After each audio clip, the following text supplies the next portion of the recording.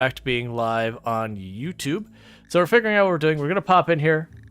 So we're gonna do a run. I haven't said anything ridiculous. So for a if we're doing a run, now we're talking about tree hugger, no eating animals. I forget what the name of that run is.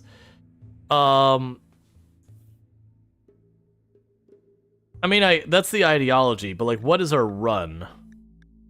Like, what start are we doing? Like all that. Like that's a challenge. There's like 30 different things you got to come up with when you start a brand new run that you have to decide on before you do anything. Rich Explorer, we could do Rich Explorer. I haven't done Rich Explorer in forever. Lost Tribe Standard.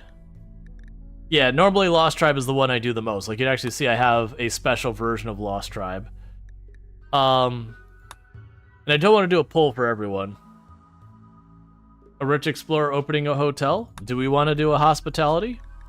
Because that's a catch. Once we get in there, I have to exit everything out.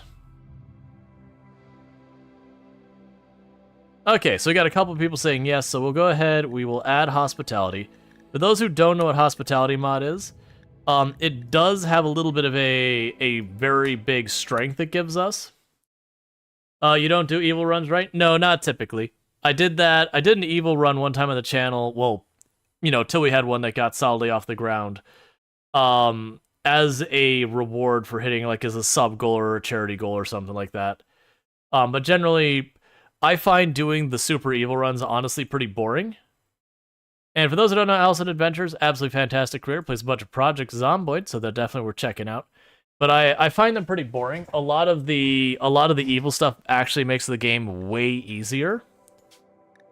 So that's a negative. So we're talking about a rich explorer who wants to own a hotel. I'm on board. We'll do commitment mode.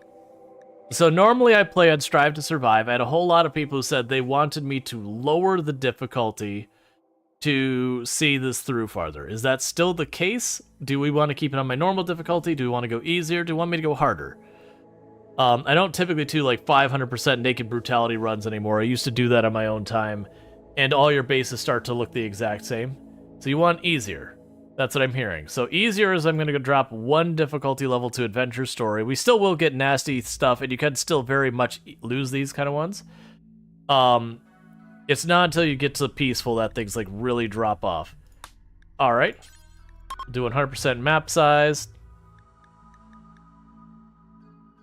I'm going to chuck out the groups that can never, ever, ever be friends. We're going to set everyone else to hating us, though. You know what we're actually doing? That's what we're going to do. Everyone here is going to dislike us to start.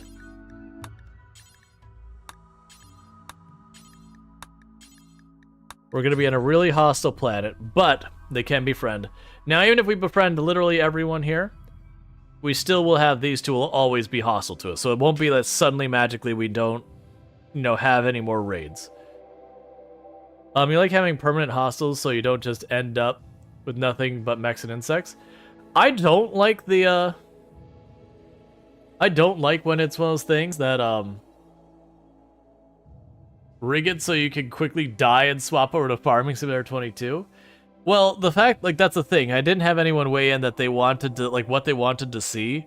We're gonna play this and just go with it for a while. But, if it does one of those things that we can't figure out a run to do, and no one's, like, chiming in that, like, I would like to see this kind of thing, then, you know, if the interest isn't there, that it was just strictly to not have Farm Sim, then we'll just go to Farm Sim.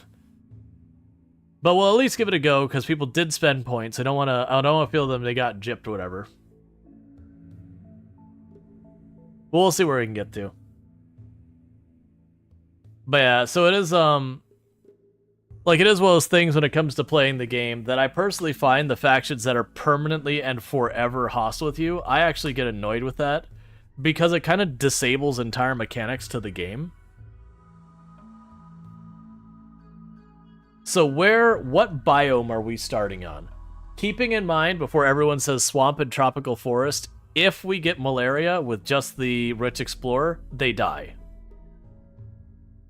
So just know in advance, if you choose one of the disease tiles, there is a chance we just RNG die. Well, I got cold. Are we talking cold? Or cold-ish? or Luke Cool or whatever. Arid Shrubland.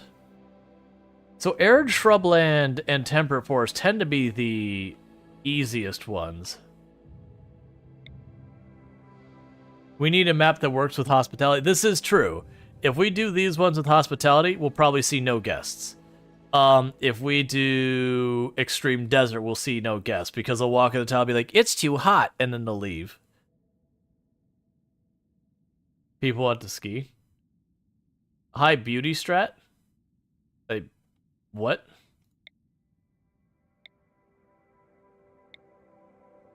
Oh, and people... Well, that's a really weird one. Oh, it's a whole area of soft sand? What is that nightmare? Oh, it's a dry lake. It's one of the... It's one of the special ones. That would be awful. Because you can't grow anything on it or build on that. It just means you'd be building down here near the edge of the map and making really weird tiles. I actually don't think that'd be a fun one to play. Not from a difficulty, but that's useless ground you can't fix. We've also done the atoll ones, which can be interesting if you actually get a grow area on them. That's fun. We don't want to be on an island. If we're on an island, you can get a situation where you can never actually defend yourself. I remember doing the max pollution hospitality one was interesting. Ice cap run. Do we want like ice sheet? Because there's ice sheet. Ice sheet is totally doable. Sheet or sea ice on the other hand, that is a booger. That is the stars have to align for you to succeed on that one.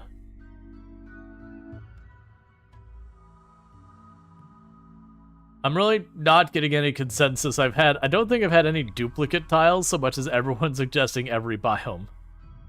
Won't get many guests? Yeah, that'll be a whole thing.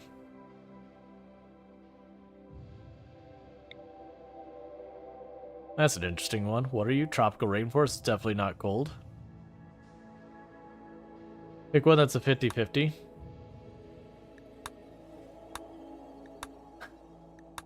But nothing but hot. Yeah, no, I looked at the island. The problem is those island ones, you just end up not being able to build a whole lot. I wouldn't be against doing some type of, sandbar kind of place. That's an interesting one. So your coastal dunes? That'd be buildable on. The downside is all this dark blue that can never be built on ever. Let's take a risk and do jungle.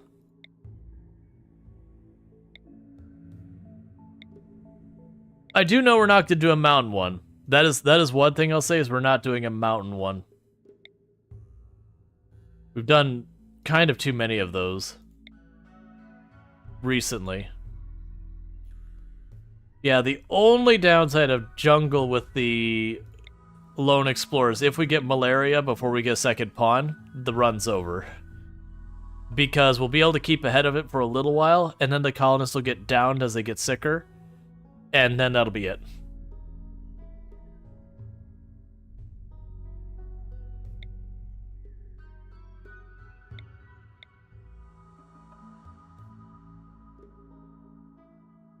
I'm doing pretty good. I'm kind of thinking tropical swamp, actually. You know, it's similar to jungle.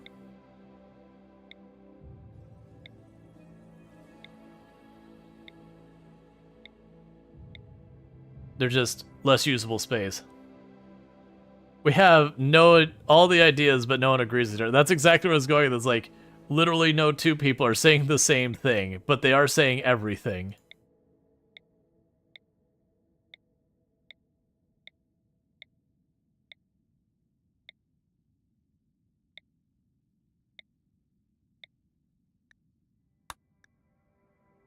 We also have the Oasis, which is not much. Go to the tile that has dirt. Oh, okay. Oh, I messed up. I actually chose a tile without dirt. Oh, man. It's easy instructions, too. You really want to see you do ice sheet run to see how it works? I mean, we could do that. It wouldn't be hospitality, which is totally fine. I'm not against that. Because what we'd do is realistically, the better way to do is choose a tile like this where there's at least some hills. You dig into the hills real fast. But what you're looking for is a geothermal right away, and you put a little box in your geothermal immediately. The big thing is you've got to kill animals to get your food every time they show up as best you can until you can manage to beeline up. Oh, right. The Rich Explorer's going to start with a whole bunch of research, aren't we? That's always a bummer. Your vote is either Boreal or Rainforest. I feel like you do Boreal a lot, though, because Boreal is one of the easiest tiles in the map. Its Temperate Forest is kind of the easiest, and then Boreal and Arid Shrubland would be, like, right after that. I've done a lot of Boreal recently.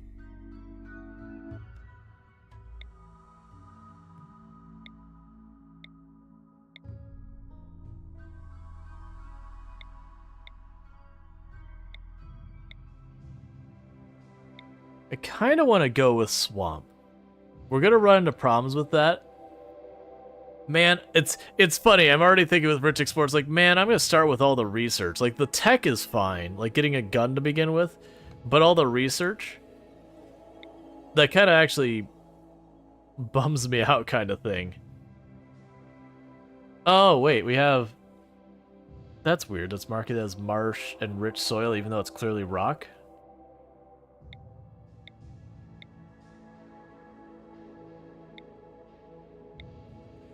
Oh yeah, the Swamp Hill. I was meaning to do that, where like literally all around is just swamp and mud. That's what we're doing. It's settled. Swamp Hill it is. So.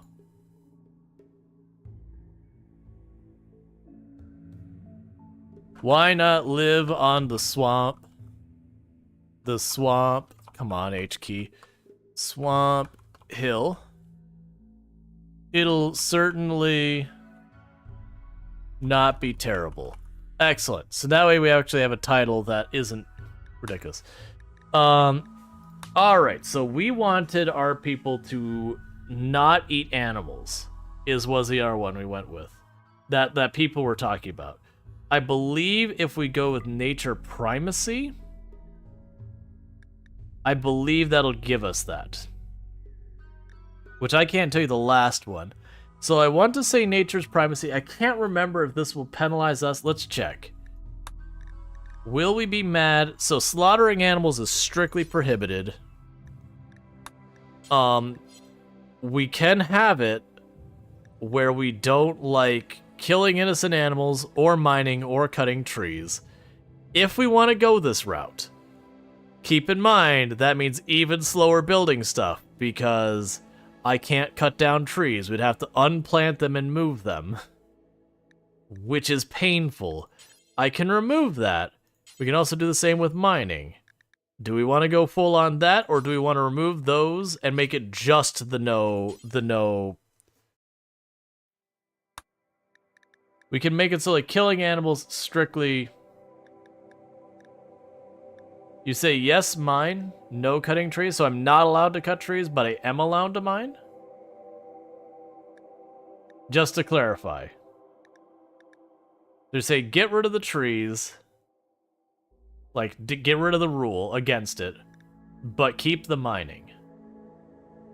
Is that, because the way you wrote that, I could actually read that either way. Remove the trees. The mound provides.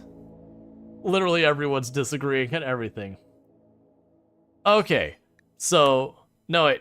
We literally have one person saying they want the mining, but they don't want the trees. The other one's saying the opposite. Ah, chat, never change. I think because we chose jungle, I am going to sit there and say, literally we're not allowed to mine, but I can cut down the trees, because I can tell you from doing that in the past, when I've done that, it is obnoxious. Because you have to say, unplant that tree, move it here. Unplant that tree, move it here. Unplant that tree, move it here. And it takes forever. Alright, so we're going to move forward with that. We have our one person who is definitely not going to be a pacifist, because that is 100% not going to have a chance. So this pawn is going to have to actually be a decent pawn.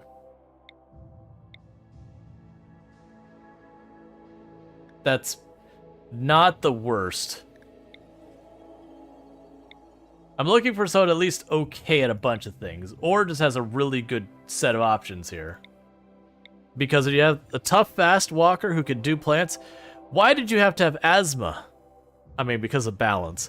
But I was like, tough, fast walker, can cook, can grow plants, can do all that stuff. That's amazing. Asthma. Which isn't the worst world. What does asthma do in actual stats? I think we literally just tend it. And as long as you tend it, the punishment isn't bad. Old? I mean, 54 is not bad. But yeah, I think the asthma's a miss.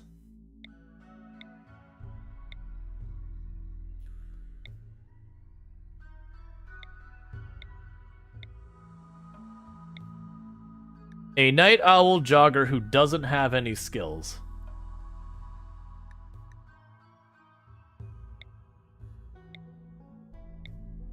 Kind is amazing. You are a night owl optimist who can plants, construct, and mining. I think we have our pawn. This is our pawn right here. They don't have medical, which again, if we get malaria, it's game over. Like right from the beginning, it's game over if that happens. So let's hope we just get like a simple flu and we can glitter world it out of the way. Until we get a second pawn. Once we get a second pawn, then things get a lot less awful. Alright. Okay, so before anything else, go grab your gun. We will go here, we'll choose orders, we'll allow everything. What's the worst that could happen? We will release the donkey. Because I'm not going to use it anytime soon. And I can't slaughter it. My character will be unwilling to do it because of our ideology. Alright. So, who is our first contestant? Who is the one who showed up here? Congratulations, Ushze.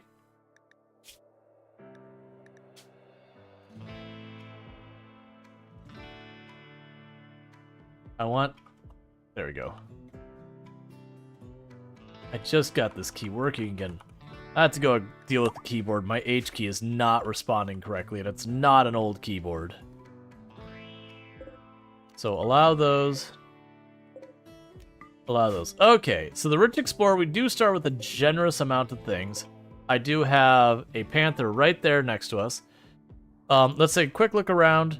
So this is what this map is. All of that is marsh out there. It is awful. I can get that land and use it, but I have to moisture pump it all. We don't have an obvious ancient danger that I'm seeing.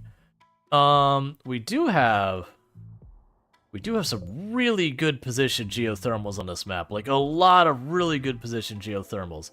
The downside is we also have a panther right here on top of our faces. Okay, so where are we gonna drill in? I think we're gonna go in here. So we'll start making our home. So for the moment... Oh, yeah. We said no. What happens if the animal will attack you and you can't kill animals? Do you accept fate? Oh no, it's no longer considered... So if I engage on this before it starts attacking me, then we will get really upset about it. Actually, they might not be willing to do it. But if on the other hand, it attacks me and I defend myself, then there's no consequence because it's considered a guilty animal or whatever you want to say. It's not innocent anymore. Of course, that builder right there. All right.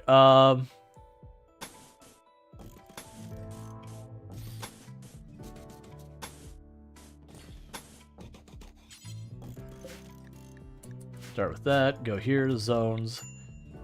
All right. So start here by going 9 by 9. Delete that spot. You could be rice.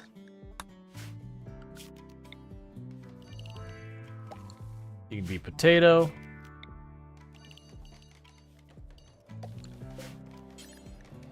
And you can be heel root, which you won't be able to do.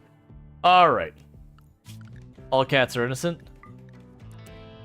Look, you didn't have to out yourself as a cat right now. We know the truth.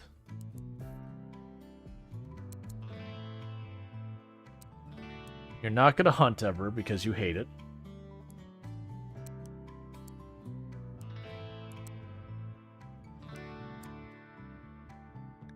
Alright, that'll have to do for right now. The handle is up there? Yeah.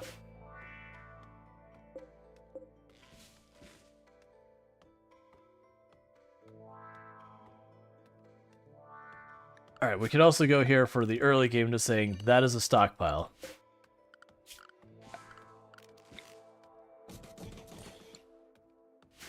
Alright, I was like, we'll dig in here real fast. And I was like, oh, right, I can't do that. Because what we chose for our ideology is with our ideology. Hey, Element, sorry, I thought I already responded, but I realized I didn't. We did say I'm literally not allowed to mine. I'm not allowed to kill innocent animals. But we are allowed to cut down trees. So that's good. I believe we still get a mood bonus for being around... Oh, right. Schedule. I need to fix your schedule. You will sleep during these... What's the hours you need to sleep? Night Owl, what was your settings? It was like... 11 to 18. So 11 to 18 is your sleep schedule. And then that's all fine. And first thing you'll do when you wake up is you'll do recreation. And for right now, that'll just be that in your room. A mood bonus for destroying trees? That we chose nature primacy, so... You know, in this case that wouldn't apply. We chose the other route. People wanted me to be the friend of trees, and we are now the friend of trees.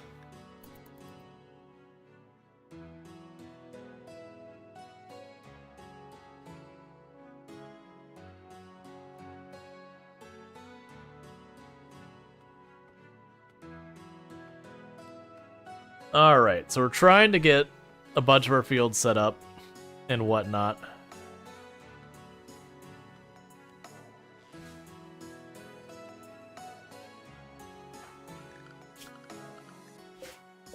But I need to get some of these fields growing as soon as we can, because since we won't hunt animals, if I ever run out of food that's like plant-based, then bad things happen. We'll just leave it at bad things happen. This also means I won't be able to build a wood stove for a while.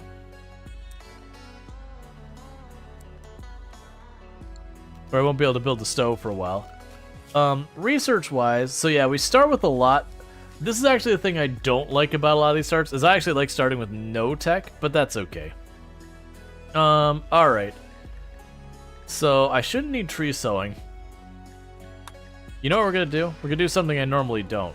Well, actually, I take that back. Geothermal. This run, we are going to mess with that.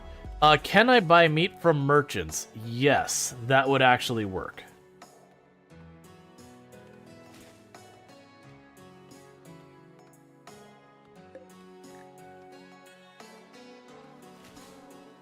But I may not hunt or anything like that.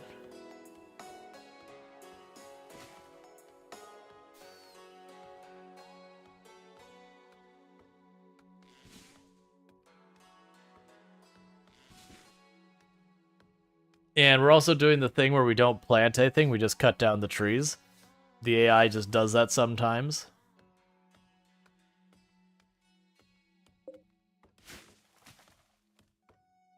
So it's got to live with that part.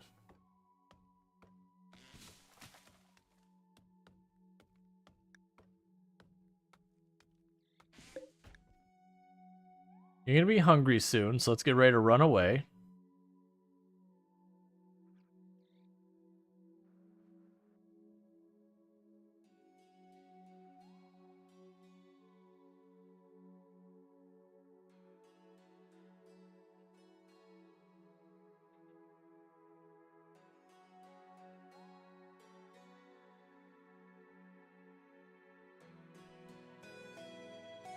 Actually, it looks like you might be fine.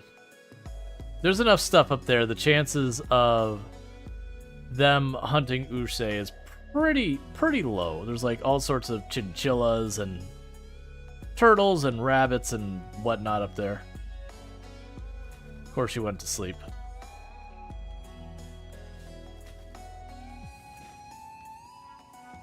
Don't be anywhere near that, please.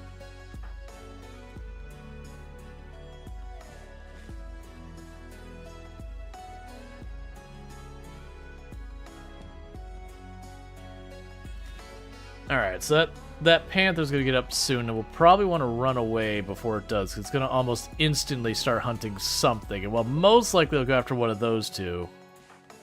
We don't know that, so the farther away, the less chance it'll pick up on us.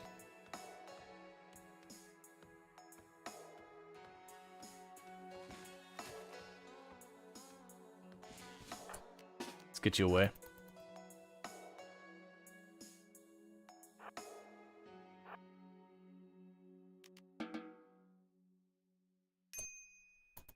You have all the animals and you eat my rations? You jerk. Panther's all like, go out there and hunt my own food. Why? You box it up for me right here. Stupid panther.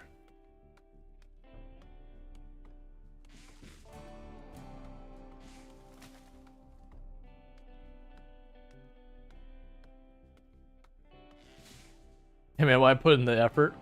Oh no, absolutely. That's just like basically it's like, hey man, you got my food ready for me. Why would I do any more effort than I absolutely have to? We're still just cutting down trees to try and make things. We haven't planted a single crop, by the way. With technically they're doing growing right now. But it's just the AI, for whatever reason, will prioritize cutting down every single tree in a field before it plants a single one. Sometimes. Refuse visitors until I have guest beds. That's the hospitality mod saying, hey, we'd love to stay. It's like, yeah, that's not gonna happen.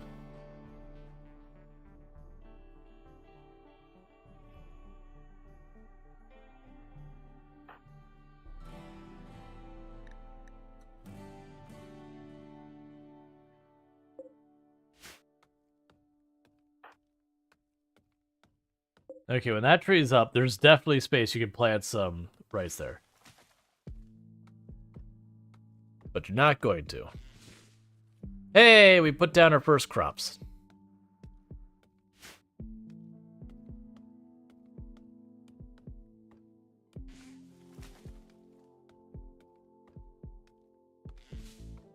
Alright.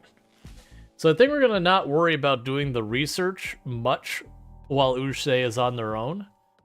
Instead, we'll focus on just trying to expand the base enough that we can hopefully provide for our guests.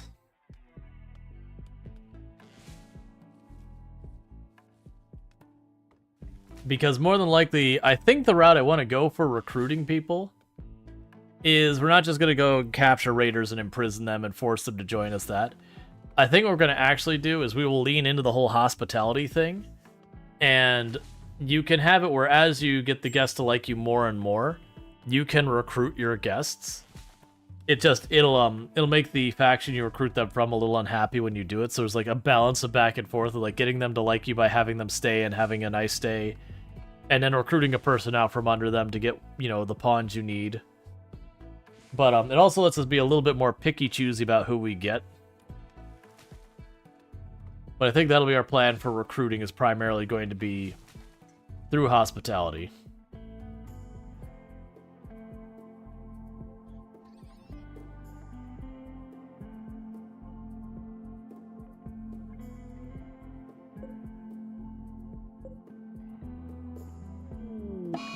So we have Mad Rat.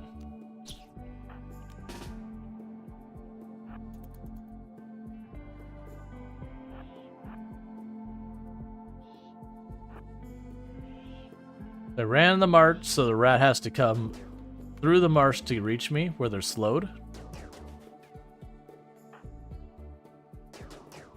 Please hit it. Please hit it. I say overcommitted in that one. Cool.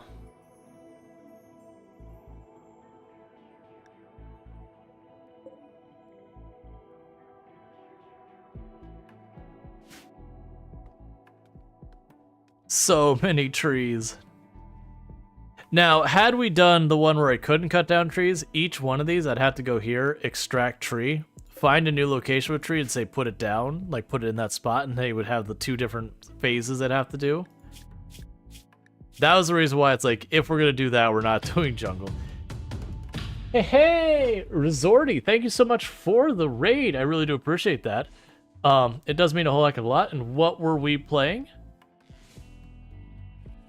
So we can go ahead and get a shout out for Resorty. I'd really appreciate that. But what were we playing? How was your stream and all that good stuff? It does look like Twitch is telling me it might have been RimWorld. A little game called RimWorld? Gotcha. What kind of colony were we doing in RimWorld and how did it go? We are just starting a new colony where we're doing a map called a Swamp Hill. It's one of the mod geological formations. So basically it's, you have this spot here, and if we were to look at the ground, it sucks. All of the ground sucks. All of the ground is terrible. You don't want it. But, you know, good. Let's see if Resorty admits to what he did. Gotcha. Yeah, so if you're looking for more RimWorld, you can find it over there, as well as it looks like Resorty also playing Chance of Sonar. It just disappeared me. Chance of Sonar, among other things.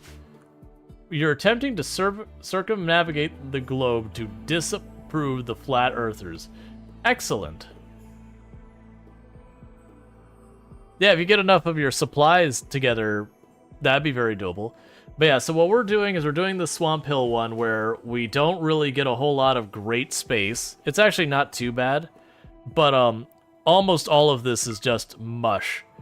All that area that's orange doesn't support much weight. The red and blue can only support lightweight. So I've got just this little pocket here, little pockets here and here that I can actually build on. Sure, Rhinoceros, I don't actually want you. You're gonna eat me out of house and home.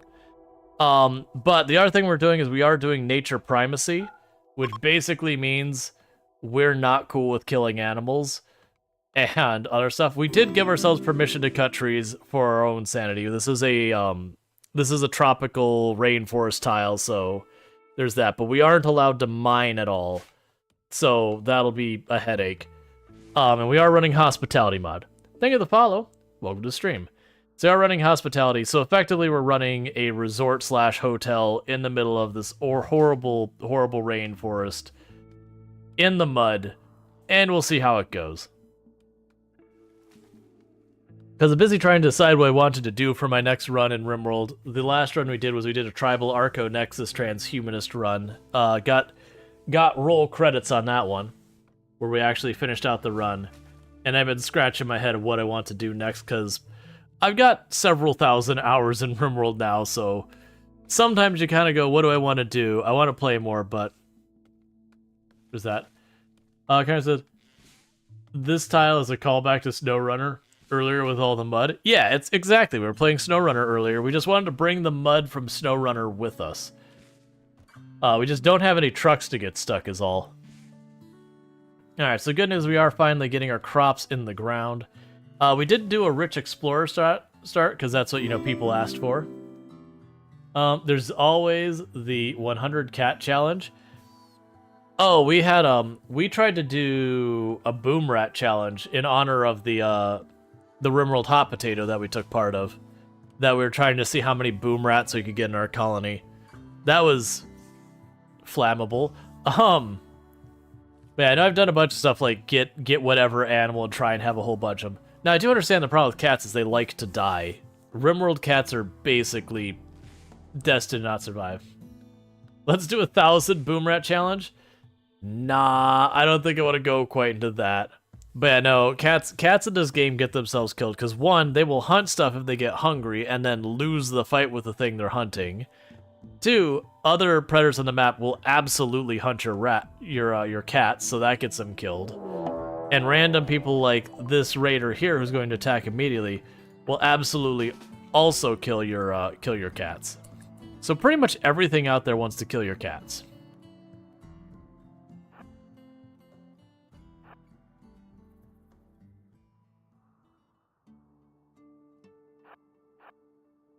All right. So since we got Rich Explorer start, we do start with a charge rifle. The character is actually a pretty solid combat pawn to start with. We didn't like designer it, but we were a little bit picky on who we accepted.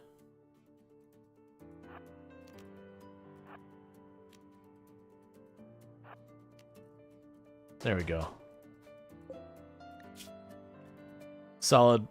Where are you going? I just shot you in the torso. You're bleeding everywhere.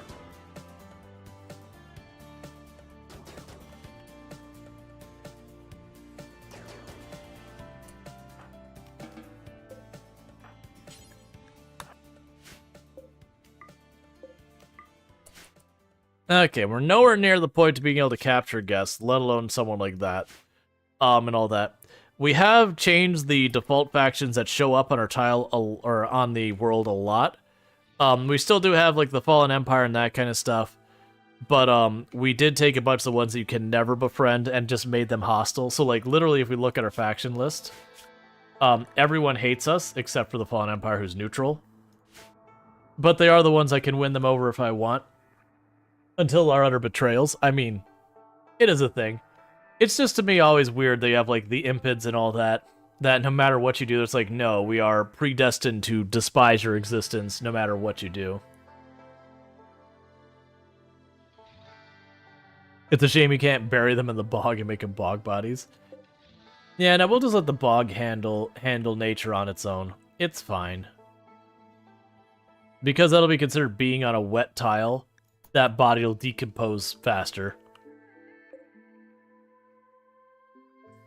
I do wish the Cobra wasn't trying to live inside my house with me. Leave it to the impids to burn bridges? Absolutely. It's just what they do.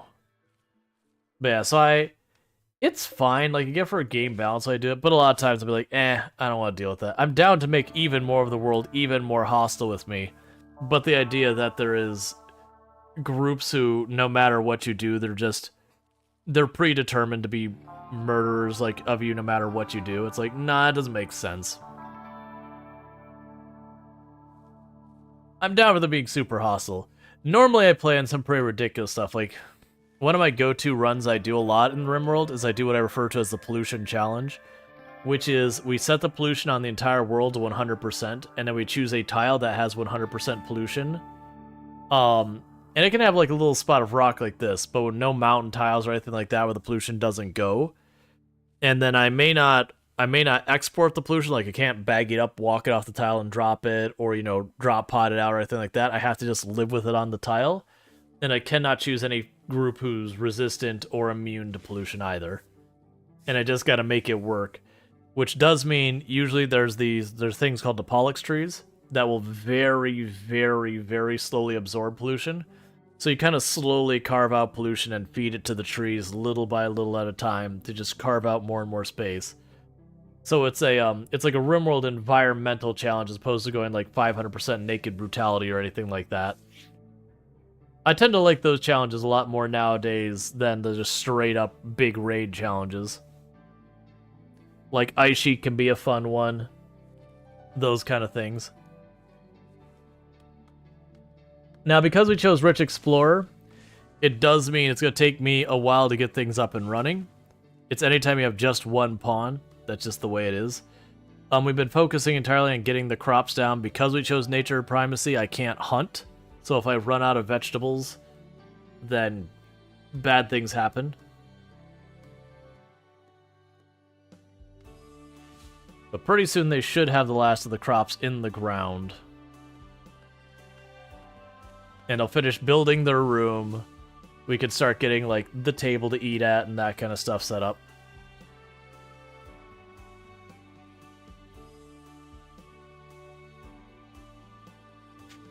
But we are probably going to lean on hospitality as a recruiting method.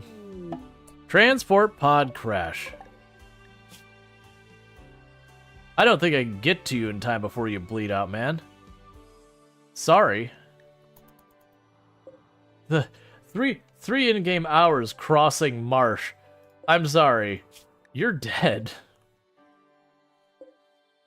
Dairy animals might be good eventually. Yeah, the only challenge you run into is with having it where you won't hunt or kill innocent animals is they won't do the auto slaughter thing. So it does mean you are going to have to manually release the animals as your population gets higher or do surgery, which is fine.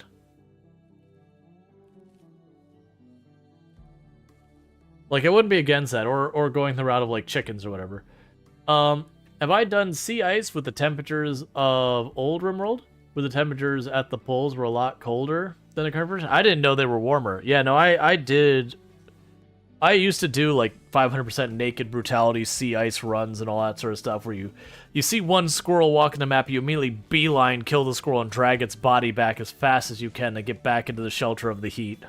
Or, yeah, like the geothermal vent or whatever. You know, if some person wanders by, you kill them too, because that's what you do on the sea ice run. If it's edible, you're going to eat it.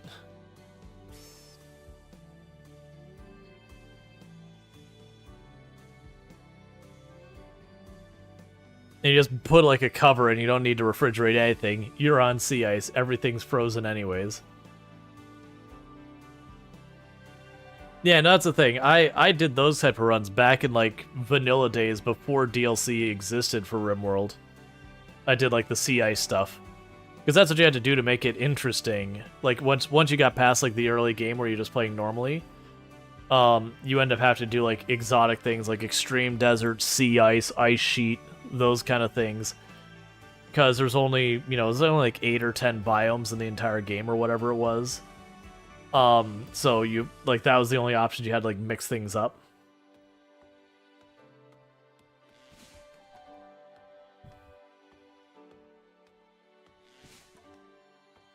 But yeah, no, I did all the different biomes when the game was new and all that. That was all off stream. That was long since, long before I started streaming.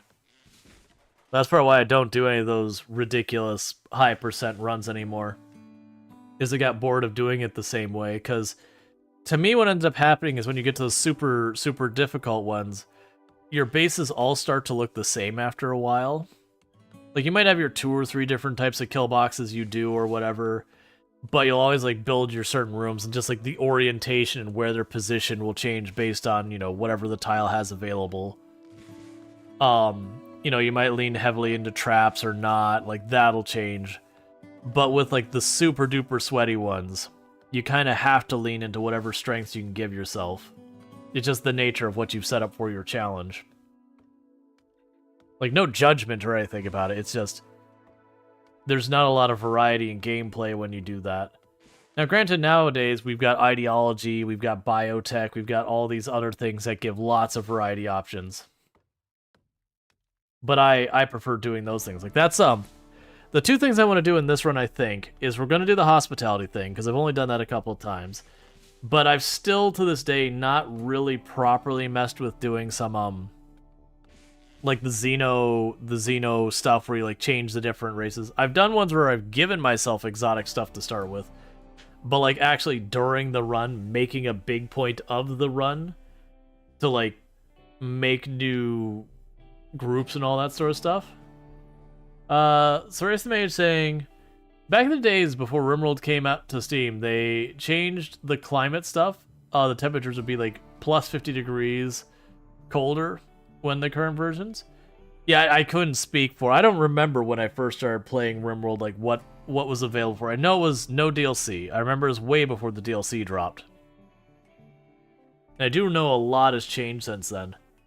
But yeah, no, it was rough. Like, I remember it being, like, way in the negatives that you literally had to put your little box around the geothermal vent, and you'd run out just long enough to do one thing and run right back, and it couldn't be that far, or hypothermia would start costing you fingers and toes, or potentially down your pawn.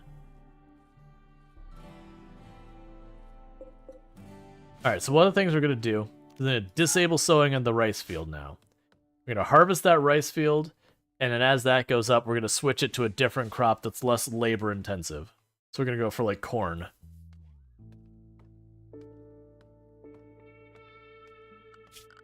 Alright. So we're going to have that. So we'll do production. I'm saying we're going to do a fueled stove, but that's not going to happen anytime soon. We're going to have to cook on a fire. Because we can't mine, it's just not a thing that's going to happen. We're going to do the fire outside, though, so we don't kill ourselves in here with overheating. Like, right now, it's 50-something. But we are in the tropical rainforest. So yeah, we're basically at the coldest time of the year at this, like, 50-something degrees. You can't remember build 8, alpha build 8? I have no idea what build it was. Like, that's what I'm saying, is I just genuinely don't remember. Like, Project Zomboid, I remember the versions because it's so rare they change versions. Cool. Let's say burn apparel that is tainted. Alright, so we've got where we can cook out there. We're not going to get much mileage out of the butcher's table, but we might as well make one. Because we might get some stuff. For the tailoring tailoring bench, same deal. Base is already oh, right, we got the thing there. So we've got that. So I'm not going to worry about making it electric. We would need steel for the stone cutting. That'd be nice. Oh, actually, we started with that. That's right, we start with steel on this one. Reinstall you outside, I guess. I forgot in this particular setup, you do start with some steel.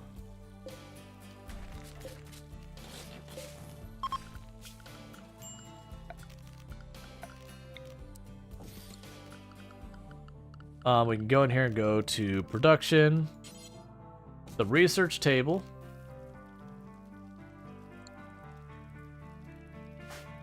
And we're going to start cooking our meals now. One thing I want to do is, thank you to follow, welcome to the stream. We're going to say raw materials not inside our building. So we are going to have to make a storage room. We're going to have to do all this stuff. And like I said, this is going to be changing from what it is over to probably corn is what I'm going to think. That's probably going to ultimately be.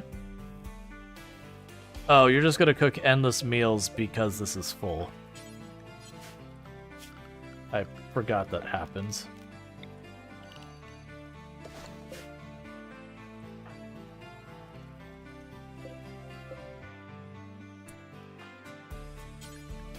There, so if I haul that back in, you'll stop cooking. I mean, other than you just ate something. But the point is, we'll get that soon.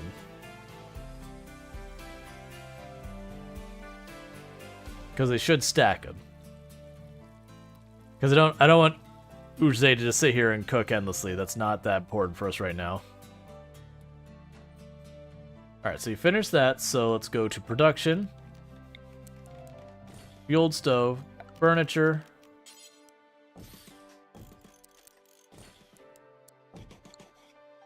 We get ourselves a little production room. We will want power.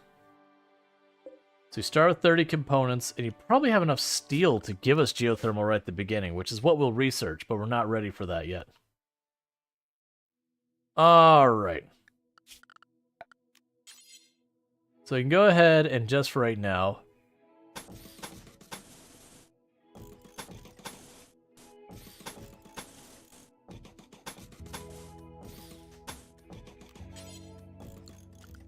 make ourselves a bedroom.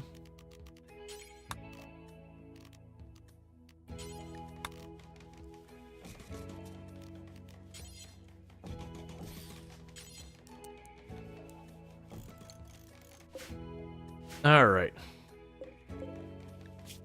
And butcher any creature you can. I don't think they'll have any negative effect. We won't be down with eating them, but butchering them I believe is fine.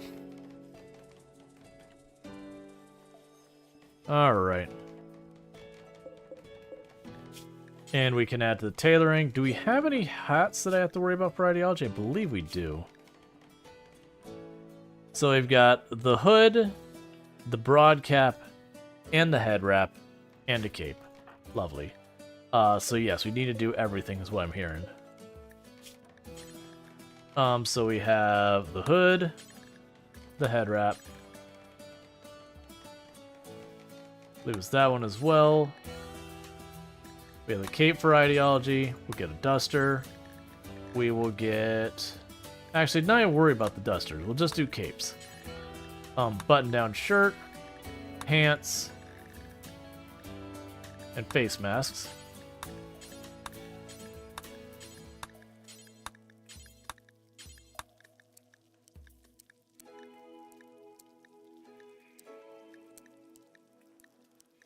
Do all this, go to our details. Needs to be over 80% hit points.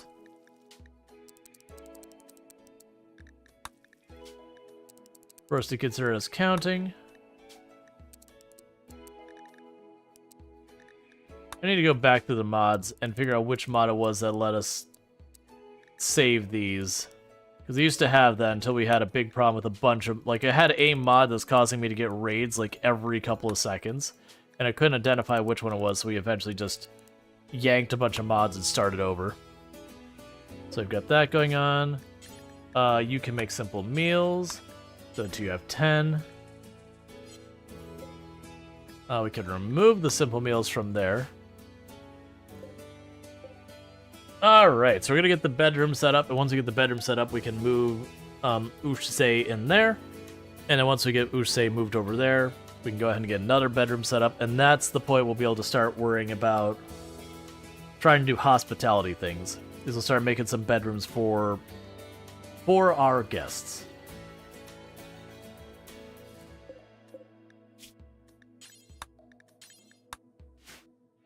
Okay.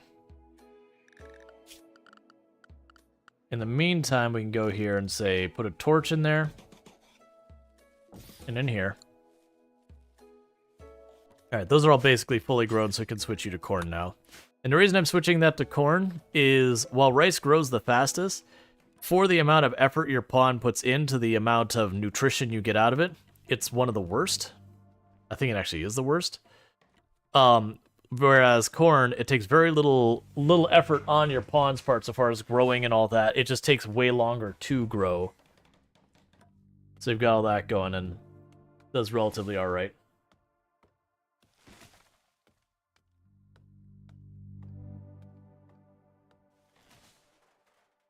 Alright, we'll want to put like a wall over here and give ourselves some type of perimeter to force the enemies to walk through like muck or whatever to get to us, so I can have all the time possible to shoot at them in the meantime. Okay, so you're already down to that. Let's go ahead and say...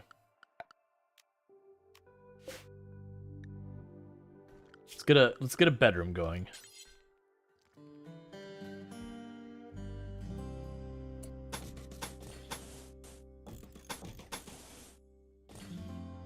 Let's move it up one so I don't have to deal with that.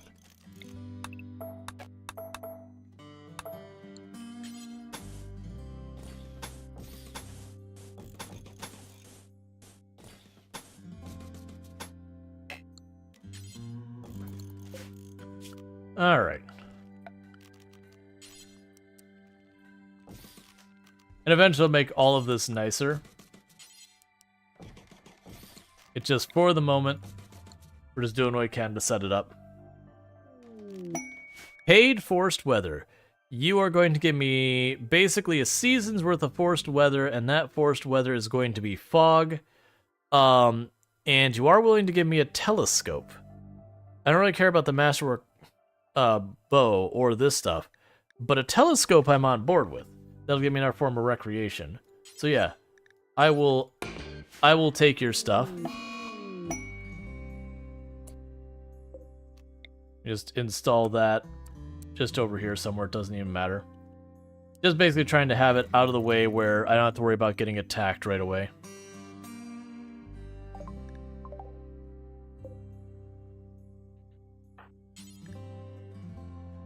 So haul that inside so it doesn't rot. Alright. We're not going to be able to mine here to make stuff. We have that disabled. Ushse can also get a title now, which will be interesting, but we'll worry about that later. Actually, you can let that fire turn off. Begin party life. I didn't look at our social stuff to see what we even have. So...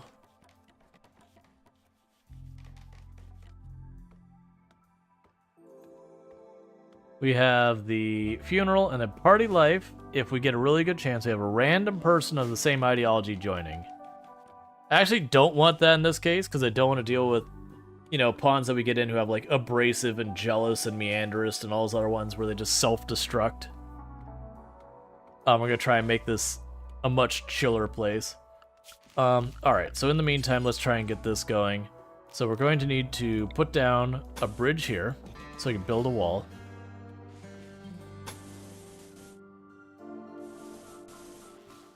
It's gonna be terrible.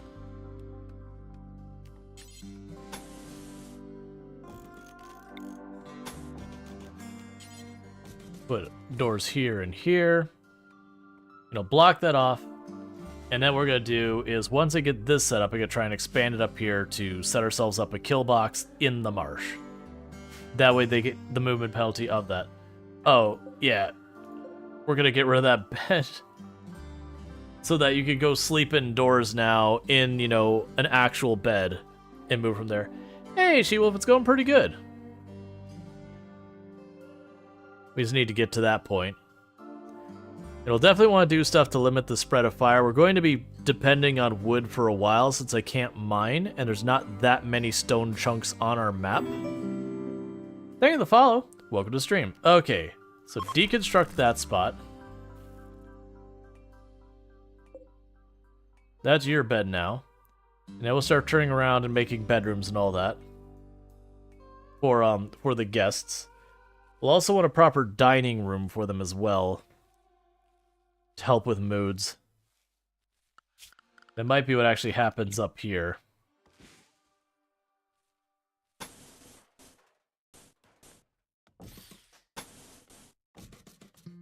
We'll plan for that to be...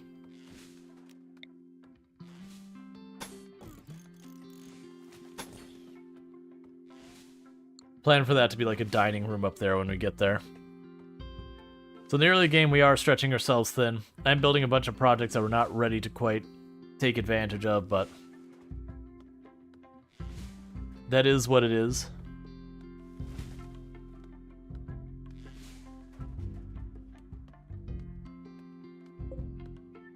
Oh, I have to turn on allow sowing. I was like, why aren't you planting that? Right. That'll take long. Just want to get the corn down, that way I've got my next batch of food coming in.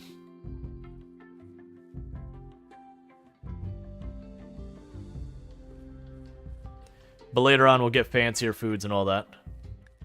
And it started to roam? I told them to release you to the wild a while back. I don't know what happened that they got unset. Did you, like, get released and then retamed yourself? It's fine. Was it Ian earlier or something? What happened to the farm? We had a poll, and people voted for RimWorld. Granted, it was a very, very close poll. But yeah, we had SnowRunner earlier, and so we switched to this today instead of Farm Sim. But don't worry, Farm Sim will be back. And I don't mean in the long term, it'll probably be like literally tomorrow. Just trying to mix it up so we're not playing the same game every single day. I've been pretty bad about, like, Farm Sim's been almost every single day for like the last 2-3 weeks.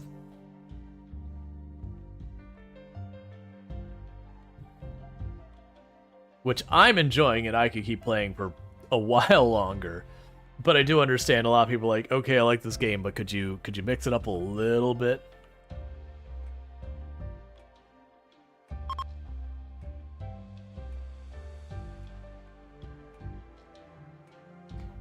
You love a good farmer? And I cannot lie. 10 stream streak? Yeah. Yeah, so don't worry. I'll probably do Farm Sim tomorrow. And then we'll do a thing where we do, like, SnowRunner, then Farm Sim, then maybe RimWorld, then Farm Sim, then maybe SnowRunner, then RimWorld. We'll figure it out. I'm going to try and shuffle the schedule around to at least keep a nice rotation like I've done in the past. I've just been bad about it lately. Oh, one thing to get ahead of this. Okay, we already got that removed, so you don't pile that up in here.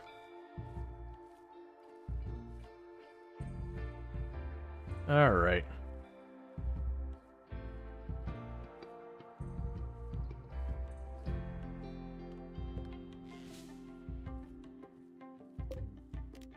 I probably shouldn't, but I'm going to go ahead and sign that for guests now. And let the pressure of the guests kind of help me prioritize stuff.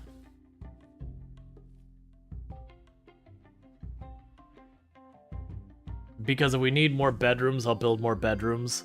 If we don't, we'll just keep expanding.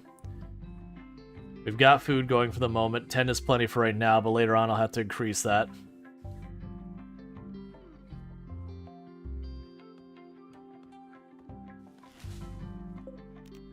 Oh, and deconstruct that.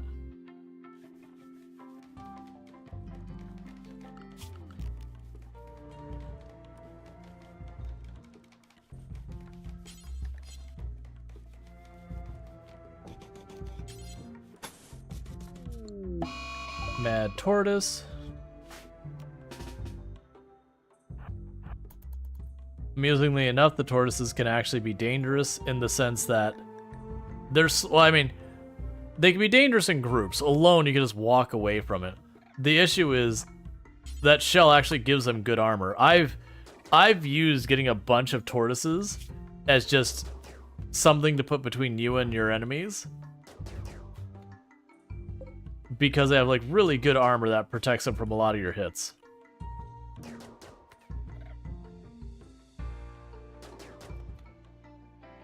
Now we are under fog, so accuracy's a problem. There we go. Scored some solid hits. But yeah, you get a bunch of tortoises, you can actually keep some people in a fight tied up for a while.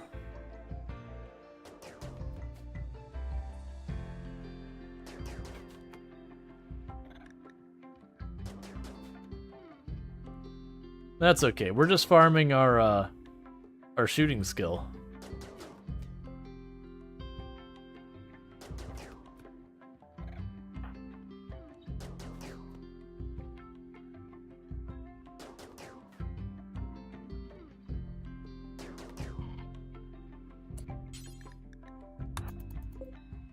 All right. There you go.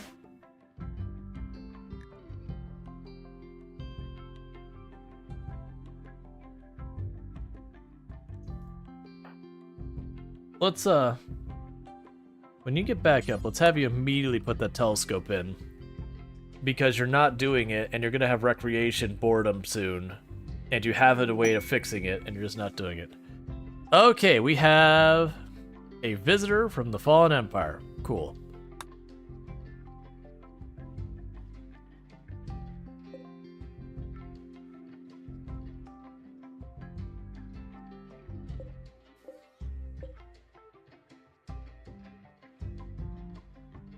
So, I don't expect them to have a particularly great stay, but we'll see.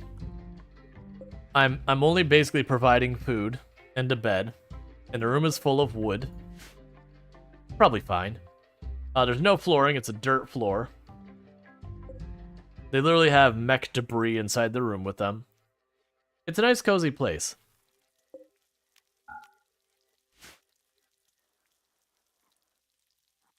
I've never messed with hospitality in the you can actually charge them to stay in places. I've never had them actually do that, and I've never really particularly tried to do it either.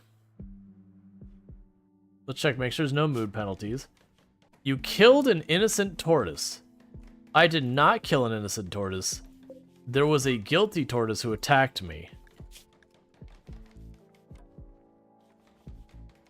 It was literally a manhunter pack. Maybe it's because I butchered the tortoise? Let's just take butchering off our list entirely.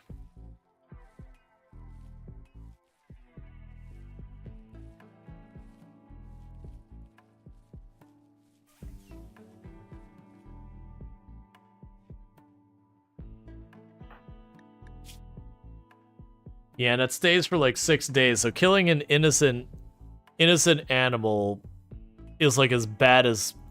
It's worse than actual murder for your people when they have that. We're gonna disallow sewing on this one for right now. Actually, those are almost all done. So I'm gonna switch that to corn as well and allow sewing. That way we can be really, really set in our food.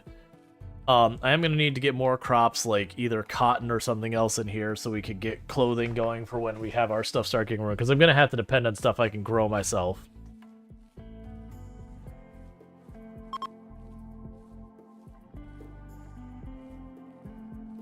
We have a deserter from the Fallen Empire going by. How are you having your stay?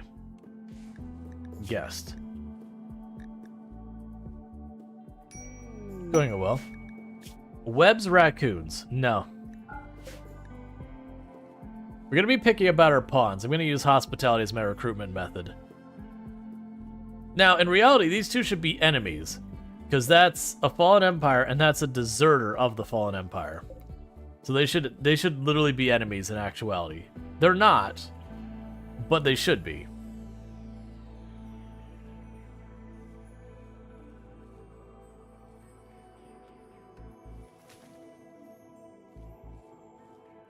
Alright, so with that, we should have way less labor I have to do for managing my food, which will be good. We'll definitely need to get a supply room of some kind going, but I think first I want to get that perimeter up. Because that'll at least protect me from just like random manhunter, whatever.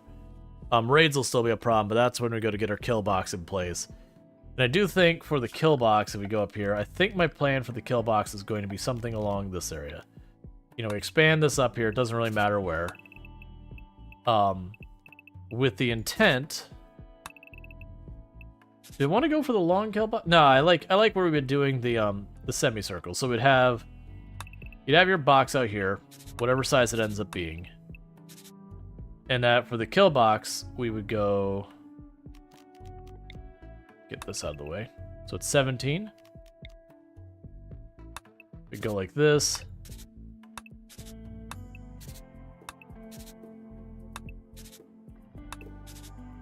I need to move far forward than that.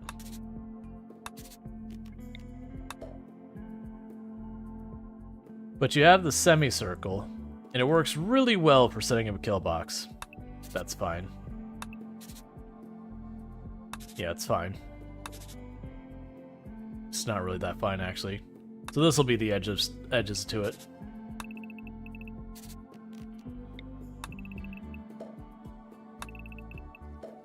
Then you have the door, like, over there. Yeah, so the idea behind... I miss spots? Oh, come on, is that why it's off? I missed the equal amount of spots at both sides? Come on, me. Work with me here. No, that's one tile. Never mind. I'm misseeing things. But yeah, so the idea behind this kill box is you usually have something like a path up here of whatever... You know, whatever. It's just basically something to, you know, slow down the enemy. It's not actually, I think, clever, like traps or whatever. It's just something that's a little maze to slow them down. They start walking through, they get slowed by the marsh. And what ends up happening with this is you can have... I have this wrong, actually. Been a while since I've started a new run.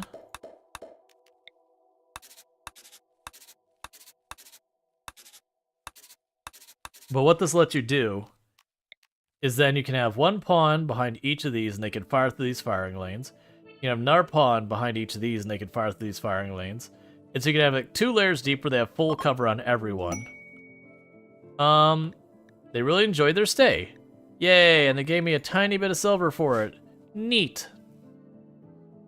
I'm surprised they enjoyed their stay. It really is a disaster that the average person should be pretty ashamed of. Just saying.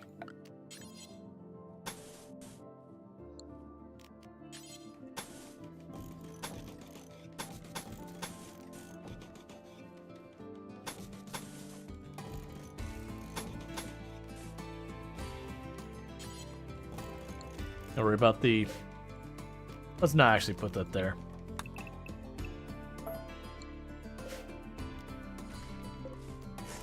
Deconstruct that for metal.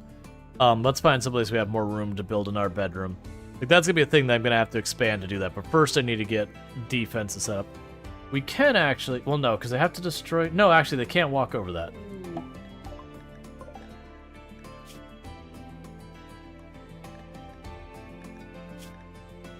I don't have a place for you.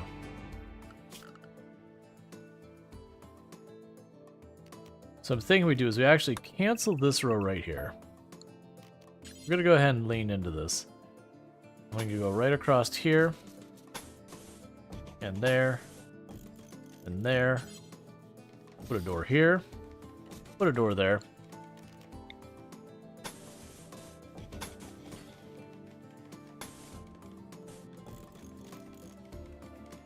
Build bridges in that part. Don't even worry about this part yet.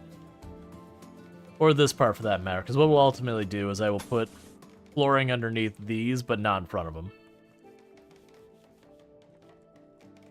Just dealing with early game solo pawn type stuff.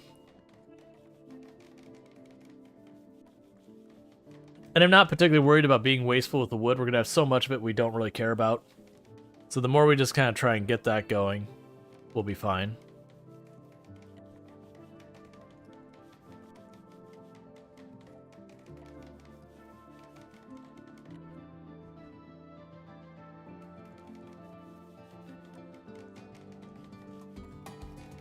All right.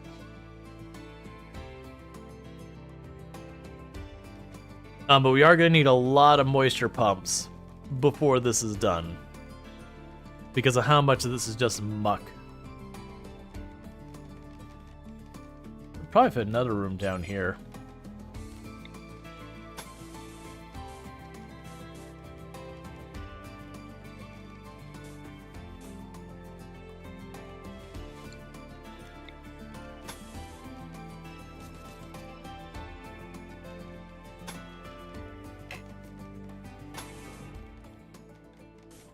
I see. And make some smaller rooms or whatever.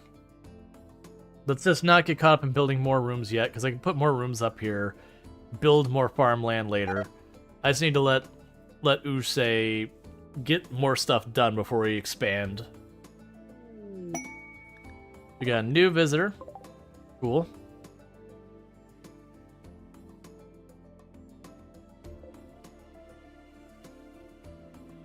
Good old Barbara.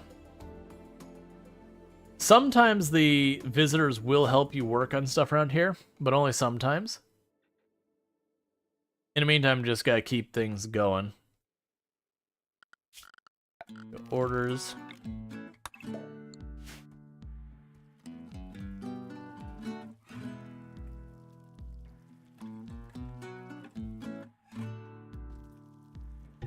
Sorry about that. Okay. We're getting more food made, which does look like... Yeah, we're doing all right. The downside is we're going to get, like, no research done, so it's going to take a little while for us to become friends with a couple of groups to start building that up. Probably, honestly, they're going to be almost nothing but Fallen Empire to start with. Because we did make most of the map hostile to us, until we're able to start capturing people, patching them up, then releasing them for standings. Or in the rare time when they're like, peace talks, come say hi. I can totally get to the point where we're able to do that. It'll probably be just like the Fallen Empire coming back again and again and again. Which is fine, we'll get there. Ship to the stars, not gonna worry about that. If we do finish this run, I think it'll be just a normal build the ship and leave kind of run. Which will be hell to do with all the marsh. You'll have to fit my ship in there somewhere.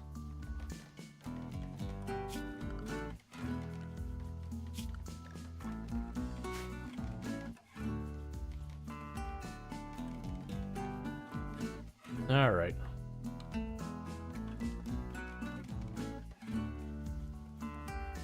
We will gradually chip away at the wood that's here, but it's going to take time.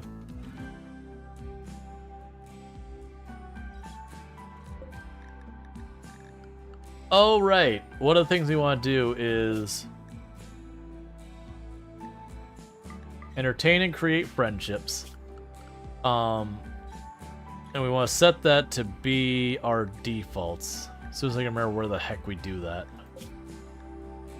Oh, make default. Okay. And the reason I want to do that is if we work on that, one, it'll get NAUGH a bunch of the social skill. But the other advantage of that is how you build up enough rapport that eventually you can be like, hey, say I don't want this pawn, but say I wanted this pawn, I could be like, alright, guest. Yeah, let's go ahead and recruit them.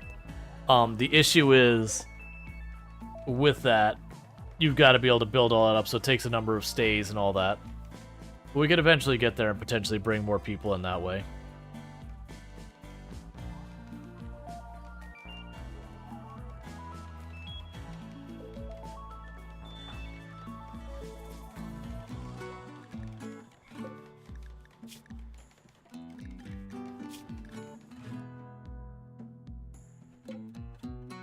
So far, the hospitality's been fine, but that's with the expectation solo. As we get farther along, it'll be harder to keep people happy.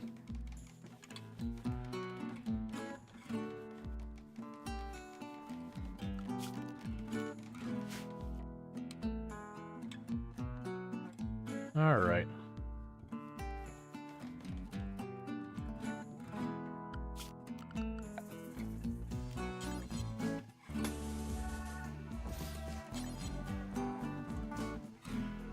So we've already got a door up there. Let a door down here.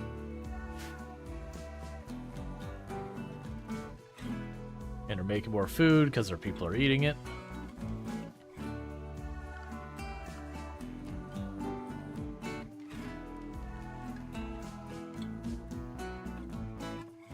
Alright. On the other good side is Urse is building up a lot of skills real fast, so that's good.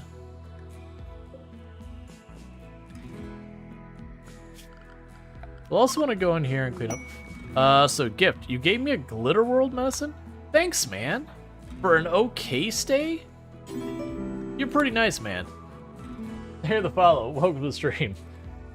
That person's like, I had a terrible time. Here, have the best medicine in the game. It's fine. Just one though. Just one. We don't want you feeling like we're too generous. How's the swamp living? It's a little swampy.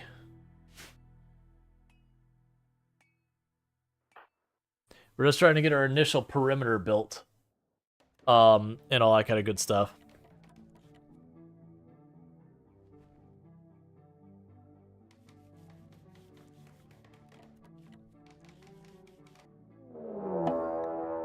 Alright, we got an attack. They're going to prepare for a while. They have a knife. How much longer are we on this fog? We're probably nowhere near it.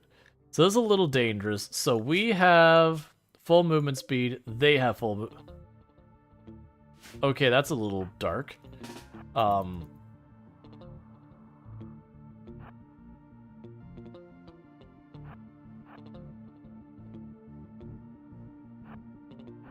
So we're nowhere near, I think, having this fog go away.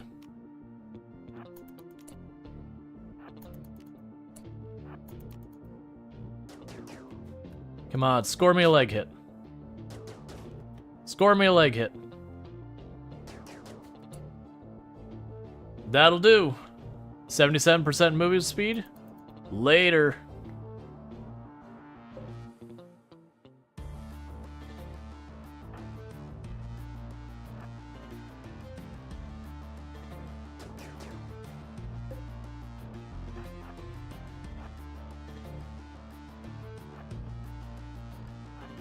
We don't need to acknowledge why this is dark.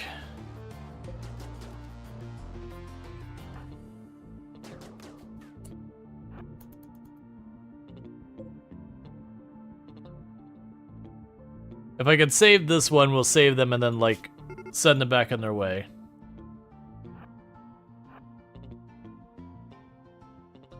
It really just depends on our luck, whether we down them or we kill them.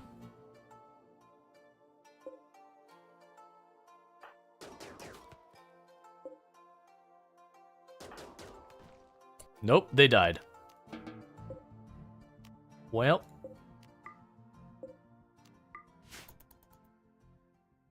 Swampy. I don't know what you mean with the abbreviation there, Anna, unfortunately. That is the downside. Unless it's a very obvious abbreviation in the context, you're just gonna have to type it out anyway, so you might as well type it out the first time.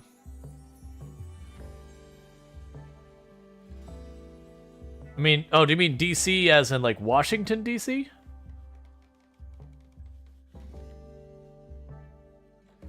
Yeah, Washington, D.C. is very swampy. Honestly, that whole area of the East Coast, for the most part, there's lots of swampy. It's either swampy or it's like really hilly / mountainous. Not a whole lot in between along the entirety of the East Coast U.S. till you start getting pretty far up north. Lots of marshy areas. Yeah, now I gotcha. Yeah, and it was one of those things, so it's like DC is like, DC is like, oh, like, you know, you have the comics, you have shows, you have all sorts of different things. So it's like, oh, wait a second. Yeah, no, it makes sense. Washington, D.C. is in fact very swampy. Alright.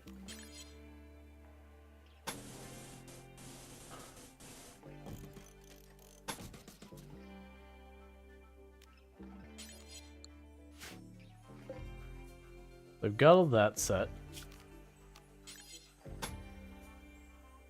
You're already set. We gotta wait till more of that goes. Alright, so we're making good progress in walling our place off. We've dealt with 2 attacks so far that we've held off. And we did take that fog for the telescope, which is not the best, but we so far managed to make it work. Because with that one, we managed to peg her in the lung, so it slowed her down. Which is basically what we need. I just needed to do anything to make her not as fast as Ushse, so if things went south, Ushse could just run away, fire at her some more, then run away more. Which just makes it more and more her fault for the attack, considering if your target is running away and you're continuing to chase them, that's on you. You've made that decision. You could have stopped.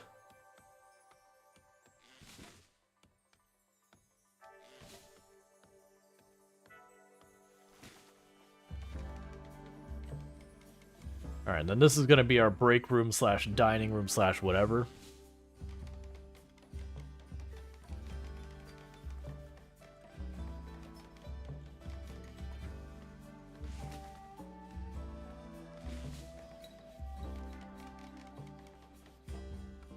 Okay.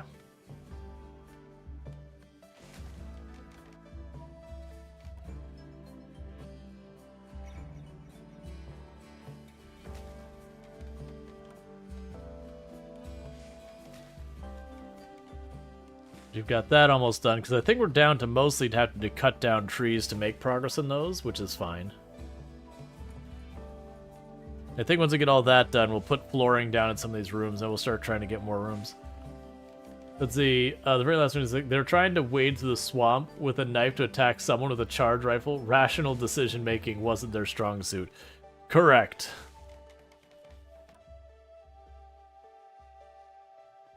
Now, to be to their credit, if they would have gotten into melee range, there's a... Actually, let's check before I make the next statement. Where are you at? What were your stats? Yeah, I know they actually probably would have done a number to me.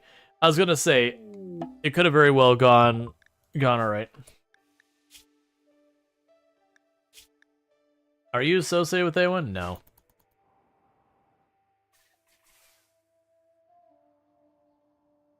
I do. It's something I used to do. I was messing with it for a while. We were trying to do what is referring to as an Adam and Eve run, where you just start with 2 people and you built up your entire colony, like through like building up a family from that. That it was one of those things that I disabled all the events that would just hand you pawns on that one. But with the way RimWorld works, it kind of rolls the dice, says an event's supposed to happen, and then it kind of chooses from your options from there. Like there's different like pools or whatever. Like there's, you know, hostile events, positive events. But when I got rid of all of the events that would give you free pawns and all that, it ended up being like just super fast events happening, because the game was like, oh no, they need more pawns. I can't give them more pawns. Just do something else. And it got to be like a real problem.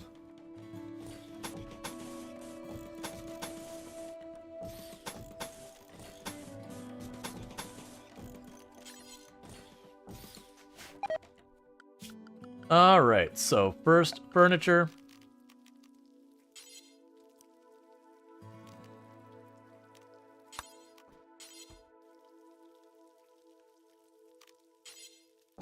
Let's go with that.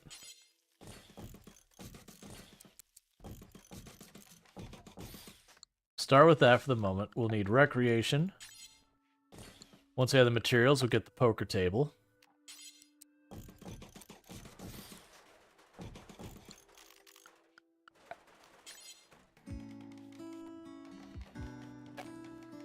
Oh, you can't build that there. I understand. Well, I mean, I already have something that serves that recreation, even if it's not the greatest.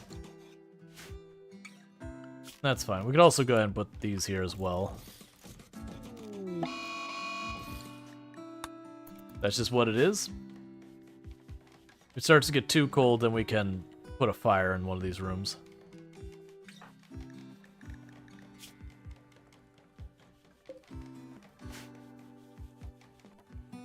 Starting to get cooler. Alright, so it's gonna probably need to happen here as we go temperatures. There we go. At least give ourselves a room to retreat to.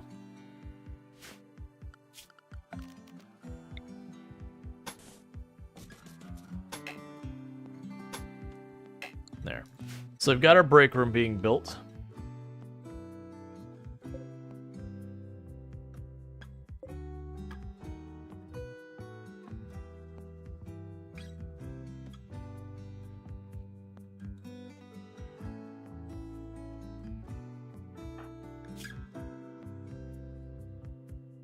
Alright. I like how we can still relax socially despite the fact that there's no one here. It's just like, no, that's fine.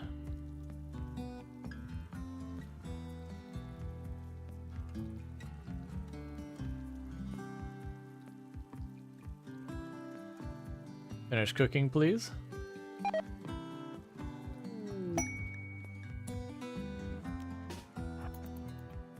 And go deal with that. There's also a really good chance this particular person isn't going to be having a good time considering it's too cold. They don't have a good way of dealing with that right now. Beyond just making more and more fires, which I'm not going to. Eventually, Usei will start dealing with other stuff.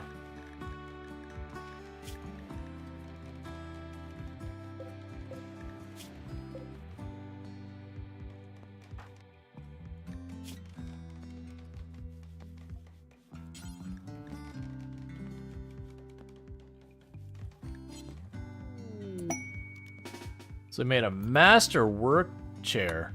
Nice. You just resumed your run with vanilla expanded mods? Wanted to kick Void butt. Gotcha. Yeah, and I don't really do much. Like, right now we are doing mods in the sense that I am running the hospitality mod. But this is a lot of modding compared to what I normally do. Okay, so at least you're not being penalized as well.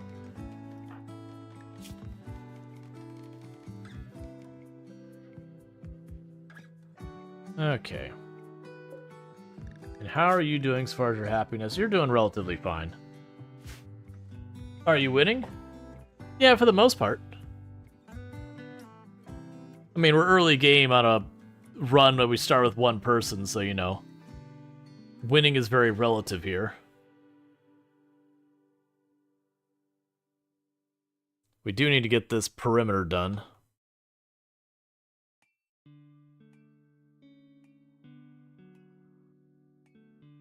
So we have like some level of actual defense to buy me some time.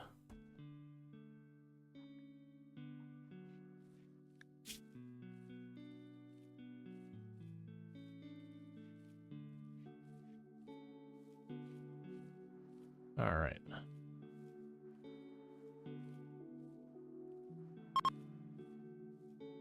Cold snap is over. Okay, stop refueling and take apart that fire and we're good. I didn't expect it to be a particularly long cold snap this early on. It's just kind of a bummer it killed a bunch of our corn and all that, which is a shame.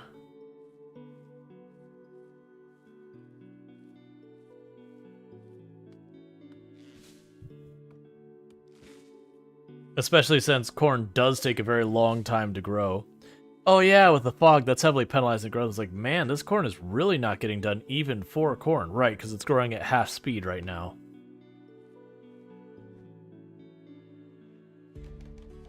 That's okay. So we have a uranium meteorite. That's fine. We aren't actually allowed to mine. We have the deserter, which I'm going to say no. If we can't see what the pawn is, we're going to say no, because I'm going to lean on, like I said, I'm going to lean on the hospitality kind of stuff. A desperate refugee is naming they claim they've been banished due to an argument with their leader. Sure. And now we need to name our colony and our faction. Thank you for the follow. Welcome to the stream. So we need to name our colony and our faction. I mean, honestly, Swamp Hill actually does work for a name. Well, it's hospitality, so we need to make it sound like a resort or something. And then for the faction, it could be like Rim Estate. Well, not estates, like Rim. Oh, come on, execute. Hospitality and entertainment. LLC. Let's see. I mean, honestly, Swamp Hills just works. Soggy Sanctuary. I was like, Swamp Hills is something. Let's see. I don't say it's the stories that meant, not the winning per se. This is true. I'm gonna go with Swamp Hills, even though it's singular. It wouldn't be a resort if it wasn't misleading by its name.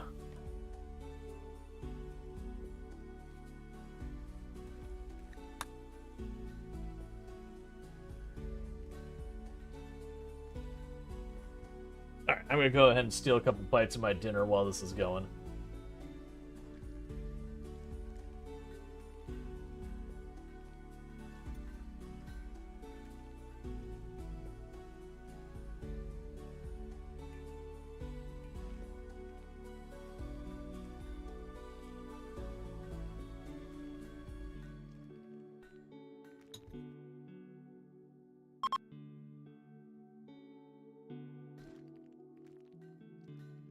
Yeah, you have your resort. There'll be something like Sunny Bays or whatever, and it'll be in the middle of the desert. So you gave me a cloth face mask. Cool. Go and drag those inside before they start rotting. I don't know where you'd even put those, actually, so they're probably not going to get brought inside. Yeah, no, there's no room for it.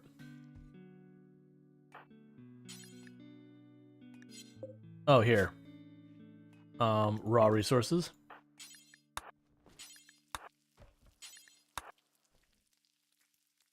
There we go. Meanwhile, as far as you go, honestly, I'm okay to just leave you with your default. What you've got there.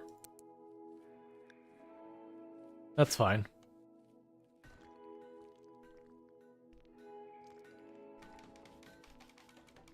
You'll do a little bit of crafting and help me out. Even if it's just making a bunch of stone. Oh, right. You don't have a spot to sleep, do you? That is an unfortunate thing I should probably do something about. And definitely not just ignore it as a problem. Definitely something I should not completely just ignore.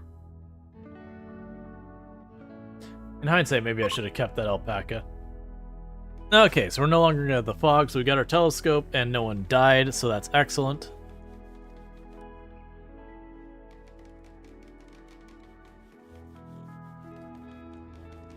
They're pretty close to having this room done, so that'll be good.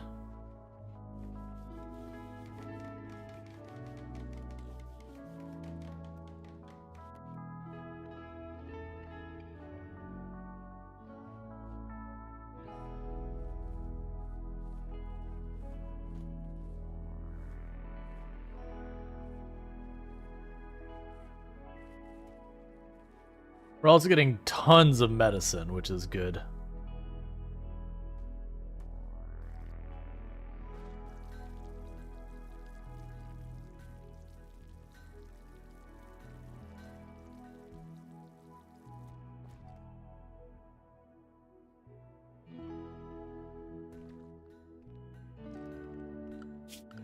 We'll do for right now is, welcome, you get to sleep in the corner. Oh, also, go to your schedule, you can have recreation, that's fine. And we got more places I need to put wall up here.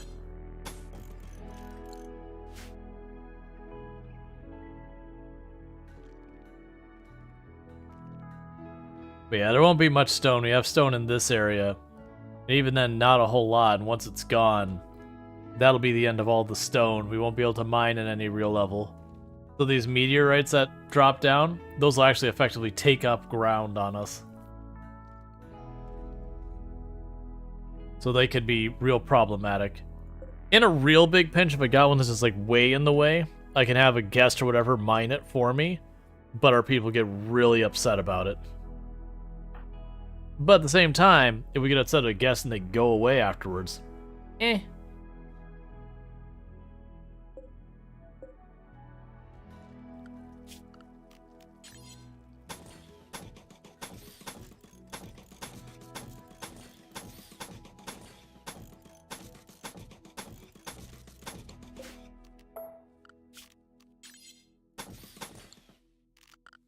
Okay, what we'll do here is floors.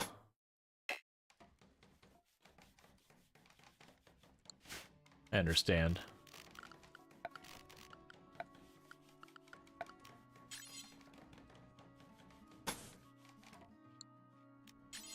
Right, because it's like this. That's not designed correctly. Let's do this all over.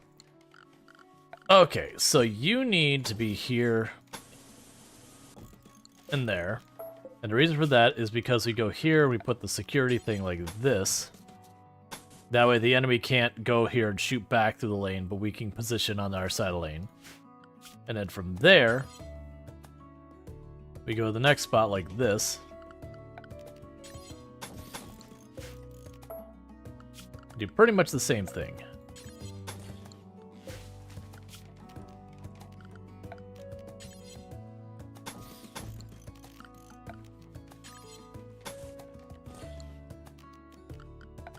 Now we do it again.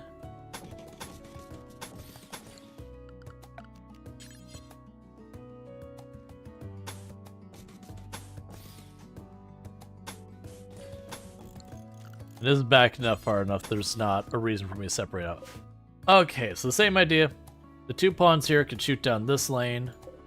The 2 pawns here can shoot down this lane. And then these ones just a regular firing lane. Versus the enemy can't stand here and like shoot back around. They can't like tuck around. They have to walk around it.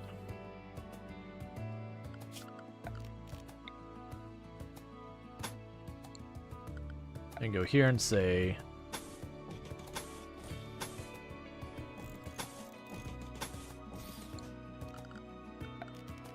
do this real fast. And that's just that way I know the trees will be clear so they can actually stand in those spots. Alright, so we got all that built, you got all this down here, so we're just really just closing out this top border, which is what Uche should be working on when they're not harvesting food. Which, since we're doing lots of corn, shouldn't be too fast. We'll definitely want to get more planted and all that soon, but right now that's not the immediate concern.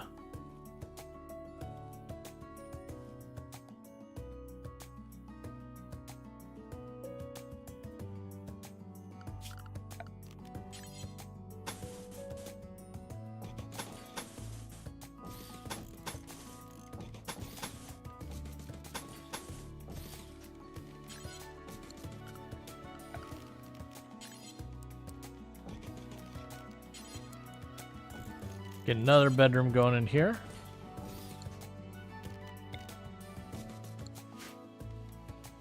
And it'll expand from there.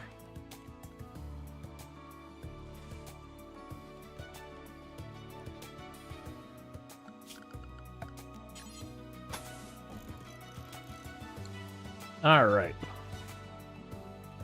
We'll also want to put down floors in all these rooms so they don't take the beauty penalty. Which right now is just going to be wood floors.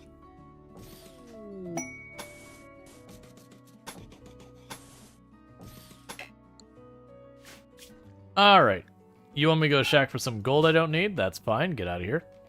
What do we have for... where are we at?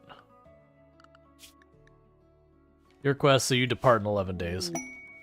Alright, so I got a new guest popping in here. And I'll keep that moving.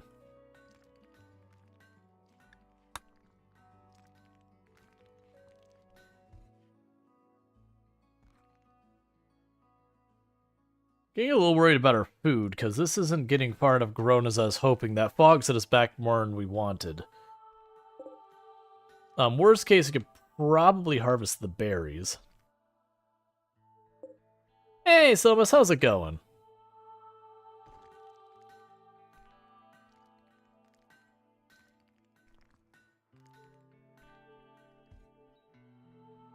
And we'll definitely want to switch stuff to stone after a little while, but we're going to be pretty limited on our stone options. You're sleeping, but alright, how are you? I'm doing pretty good. Guest has nothing to eat. Other than the 20 meals?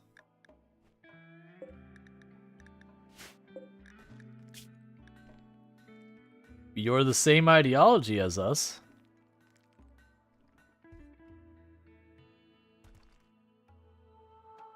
Do I have to go into guests and give you additional options? Oh. I just had to shop in the home zone. Think that'll let you buy the food from me and eat it? That's fine, whatever.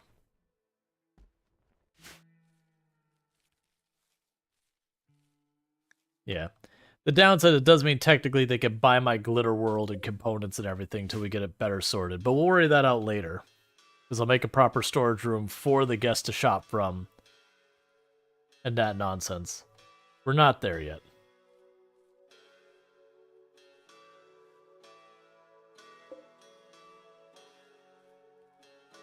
Yeah, so you're half grown now. Actually, you're about 60% grown on the farthest one. So the thing will be alright. Now that the fog is done.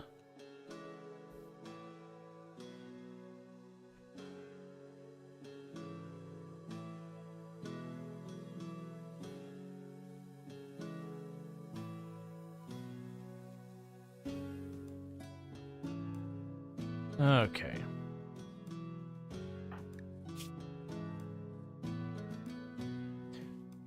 So a lot of the skills are coming along really well. That's good news.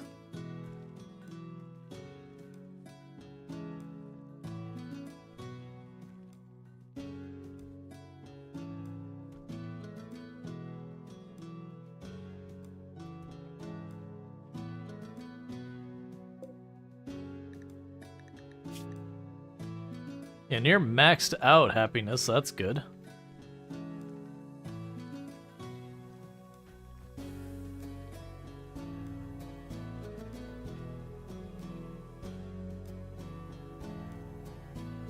Yeah, so we're just letting our the person we're giving shelter for the moment just cut up all the rocks in the map. There's not many.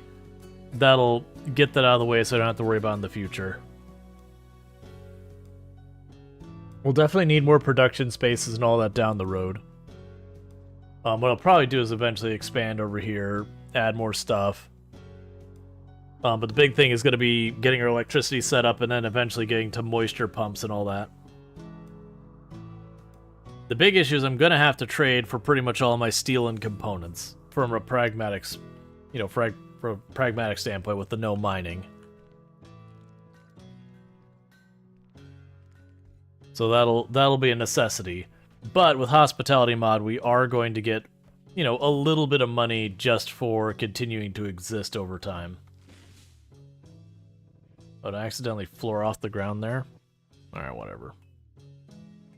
We already took the time to do it, it can just stay the way it is.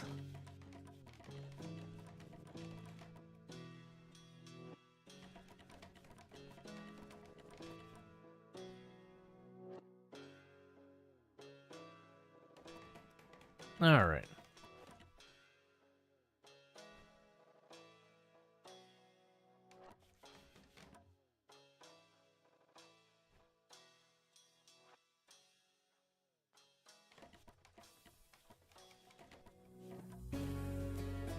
We are finally getting the stuff cleaned up.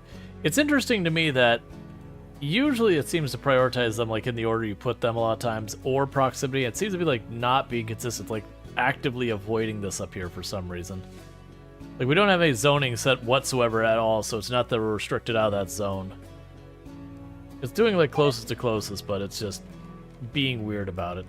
I know it has some things like it's putting up the walls that can put up easily, then the floors, then it's going to go after the ones that have trees on it. It's always just kind of a head scratcher sometimes when it does that kind of thing of like why it's prioritizing the way it is.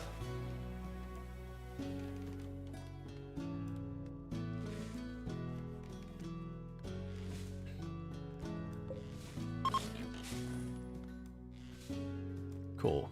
That'll make it a dining room again.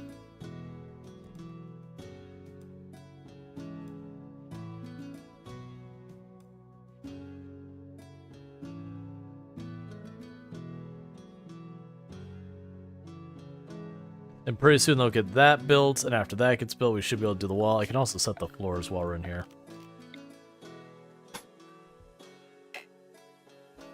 Or not.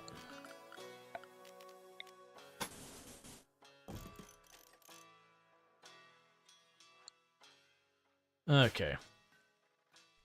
Because it's all like marsh and swamp and all that, you know, awful stuff.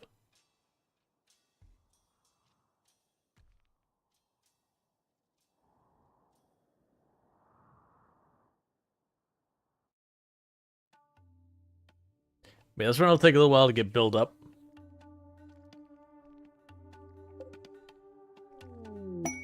Betrayal offer. You'll give me a gene pack of kind.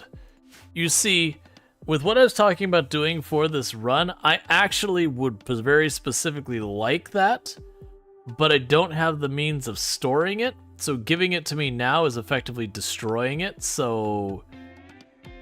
You know, kudos to you on figuring out something I want, but your timing is not what it needs to be.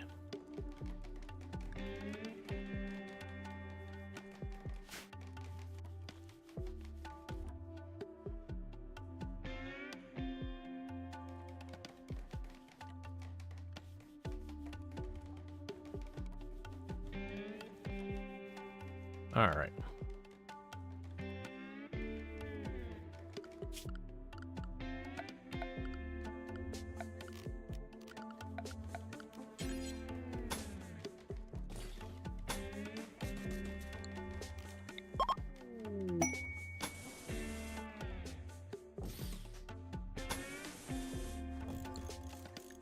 And they gave me a component. Cool.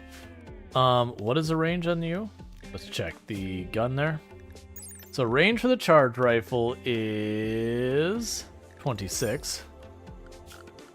Let's go here.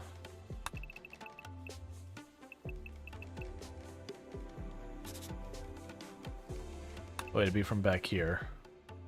Okay, it's right about right, actually.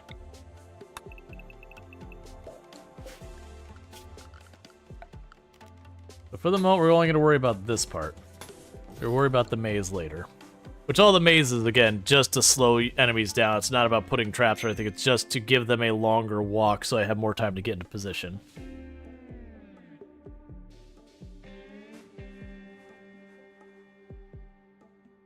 Alright.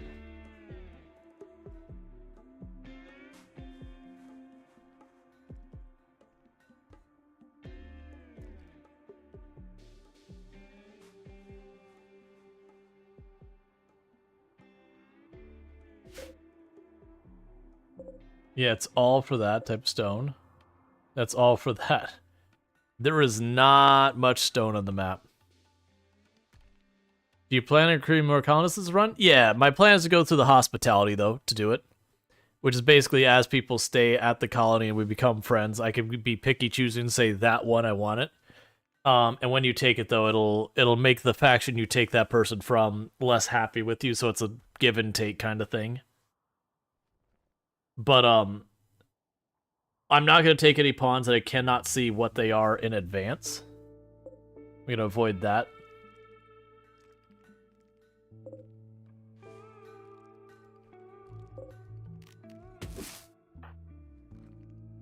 Harvest the berry bushes, we're running out of food. Thank you the follow. Welcome to the stream. Like, once we get the corn up, we should have tons of food. And I've been using hospitality for years? Yeah, so... What's the worst that could happen? Yeah, so, if you do have hospitality turned on, when you go to like the guests, I don't have one here to show you, but there's an area where it would be like, do you want me to befriend this person? Do you want me to entertain this person? And if you say befriend them, when you actually look at their stats and all that,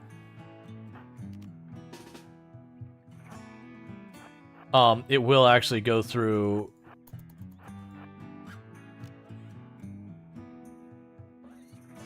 Oh, crap. I forgot you don't have walls yet. My bad, man.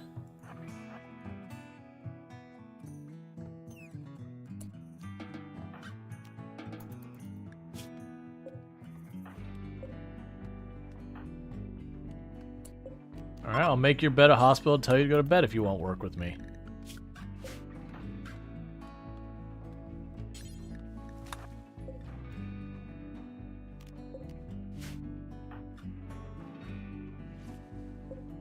Oh, no, no, no, no, no. Do not use Glitter World for that. Hang on.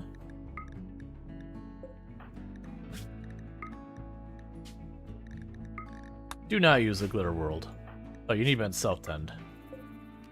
Luckily, we interrupted it before it got anywhere. I've got a ton of, like, cheapo medicine laying around here. Do not use Glitter World for a bunch of, like, little guinea pig nibbles.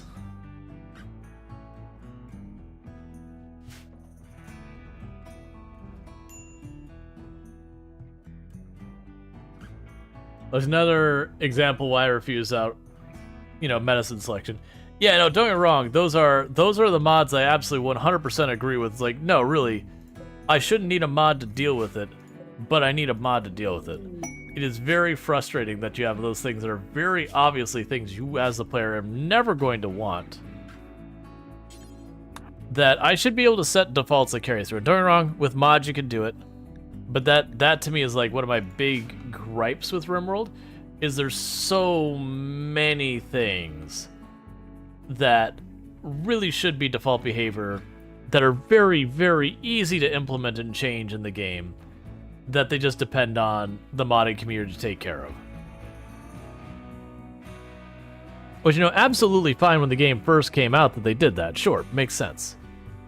You didn't know all the pain points are going to happen, or what are things are going to be like, whatever. But it's been like 10 years now. There's a certain point where you go, you know what? Never mind. I'm not going to give you the pass anymore. You're past that point.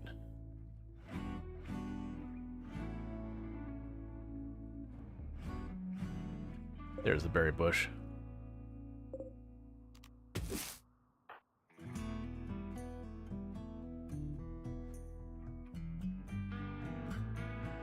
But yeah, no, there's definitely stuff that are pain points have been in the game since the beginning. That again, very excusable at the beginning, but not really at this point. Like they shouldn't still be issues. Like we shouldn't still have to depend on mods that have been used since the very first version. But yeah, it is one of the things. Expect the recruiting in this run to be very slow. That is just the nature of the beast. That is when, the moment we went for a colony that's going to start with just one person, it's going to be slow recruiting.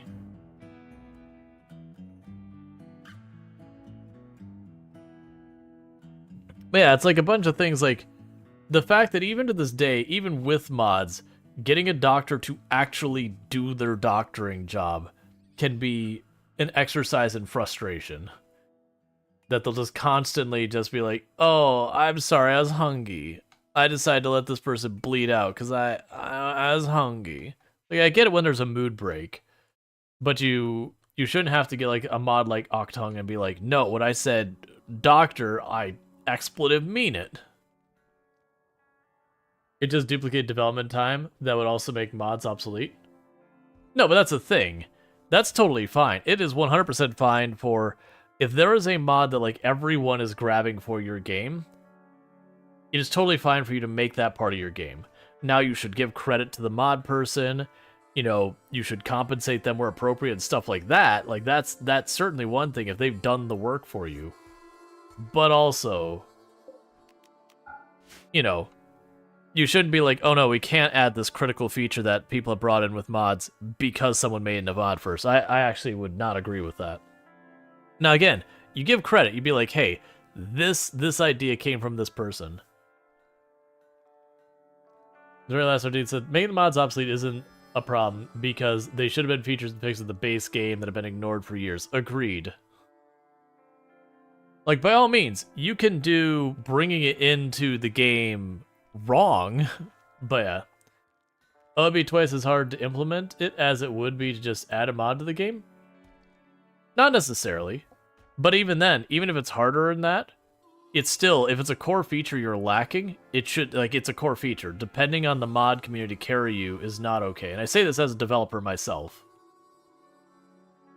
Like, if you turned around and were like, yeah, we're just not gonna allow that. Were fences brought in that were a mod? I don't remember. They brought plenty of features in that were mods previously. It's just, there's some things, for whatever reason, they've just opted not to.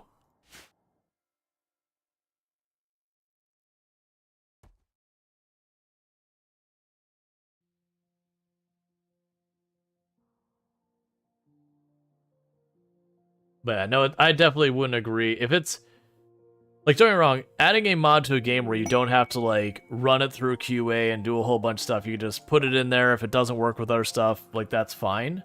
Like, yeah, they're sure. That's faster, I wouldn't disagree. Like, and that's not to say it's, like, lower quality or whatever. But, you know, if you're putting something that's sitting on top of the code, there's still that. It makes sense for some major components, like you said, but it's super costly. If it's super costly, you have spaghetti code, and that's the problem. Like, don't get me wrong, there's technical debt and all these kinds of things. But, hear me out. If you're still developing the same game for 10 years and you haven't gone back and done the cleanup to make it possible to deal with some of this stuff, that's the problem. Super costly that turns whatever features? Right, but we're talking about, like, for example, the Blight issue. Back in the day with Blight, you had to sit there and, like, zone the people, and you had to go to each and every one, be like, order, cut plants, and you had to assign it like that. Nowadays, you have a thing where you click on it, and it sets all of them. That's because we complained for, like, 2 or 3 DLC updates worth of the game. And finally, people griped about enough that, you know, like, people like me on stream or whatever, the people who effectively promote their game, enough people were complaining about that they finally were like, okay, we'll bring it in there. Is there still mods that do that? Yes. Is it part of the game? Yes. Is it still great? No, actually, it's still kind of crap, but it's better than it was. Like, I have no problem with the event, it's the dealing to micro to fix it. When it's like, I should be allowed to go, hey you, right-click, cut all the blight. And they should just do it till the blight's gone, or, you know, they get too hungry, or they pass out, or, you know, any of the other things that would cause the character to stop doing an action. But yeah, no, again, as a software developer, if someone says it's too costly to add a feature that, like, other people have modded in, that's just an excuse. That's not valid. It may not be where their priorities are, and that's a fair concern. Like, that they want to put their efforts in other things, that's a valid argument. But that it's too costly, it's like, nah, haha. If someone can slap on a mod that just adds a button to your UI, that's not that costly. Like, there's AI stuff you have to do in the background, not trying to oversimplify it. Like, don't get me wrong, them adding a mod like the Zombieland mod, okay, yes, that's too costly, that's like taking what you're doing and going way out in left field, sure. Hey, Brayden, not a whole lot, just doing some RimWorld. Having a good one. And again, I'm a software developer of over 15 years experience. Like, this isn't me just blowing it out my butt or whatever.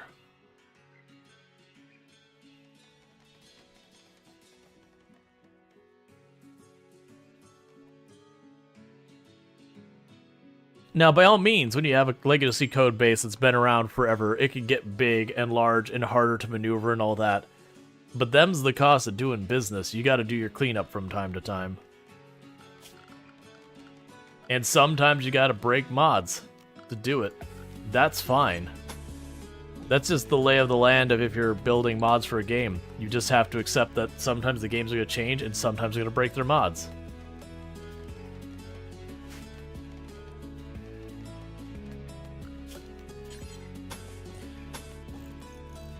Actually, let's add a door here. That way later on I can make this a melee way to pop in behind.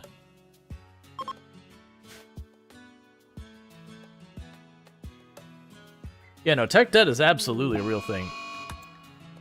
Alright, heat wave. Because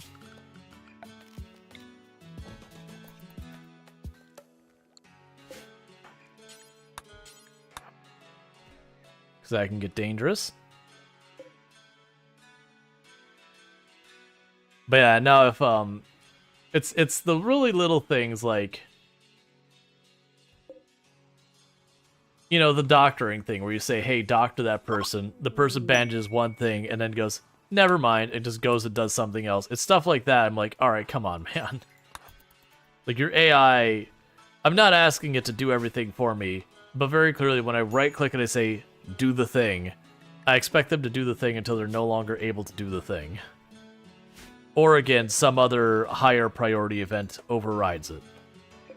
But even to this day, even with mods, you run into problems where they start doing stuff, and then they just nope out and the person bleeds out, and you're like, but why? This is RimWorld. It's a colony building game. Really good one. It does have pain points, but it's a really good one. Some of the big things that differentiate itself is you have moods on your colonists that I don't manually control as colonists. They do their thing. And I can sit there and say, here are your priorities in those. But the colonist is going to do what they want to do. I can draft them to take immediate control for a fight, but microing them to do every single one of their actions is not really the way it's played. And the other thing that happens, I don't think either of them have examples, but when you suffer injuries, sometimes they're not necessarily permanent, but you'll get like long-term injuries that making better is a significant investment that you may not be able to afford. There are some that are permanent, like death, but, you know, some injuries are stickier than others, I guess the way I'll put it. Like, if you just get a cut, no big deal, you patch it up. If you get a scar, okay, well, it takes a little bit more work to get rid of.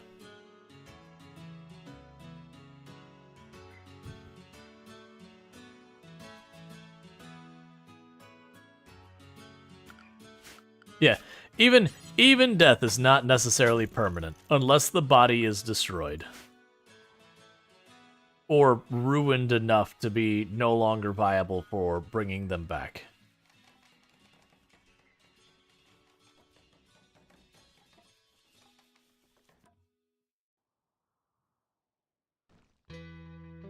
Now, I will say, taking the time to add a bunch of features that are mods that are quality of life stuff into the base game is a much harder thing to sell than DLC that has sweeping changes to the game. This I will agree, it's less marketable, but it also doesn't necessarily mean you don't do it.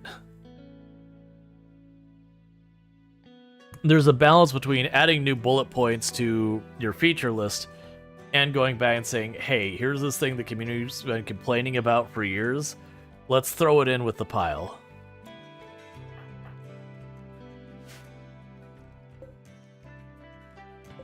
It was about grown. We went with the corn. Well, I mean, we had the cold snap, the fog, and then all that reduce the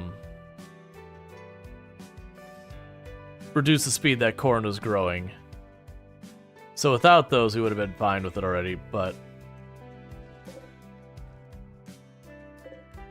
not that many. I just need a little bit of extra stuff to carry us till that corn's ready to harvest. Because I want to get the full value of the corn. And honestly, with the way the cold snaps kind of split this between stuff that's early and late, it does mean we're going to have kind of just a steady rotation of corn as opposed to you get it all and then you wait. So that should work out in the long run, but it kind of hurt us in the short run.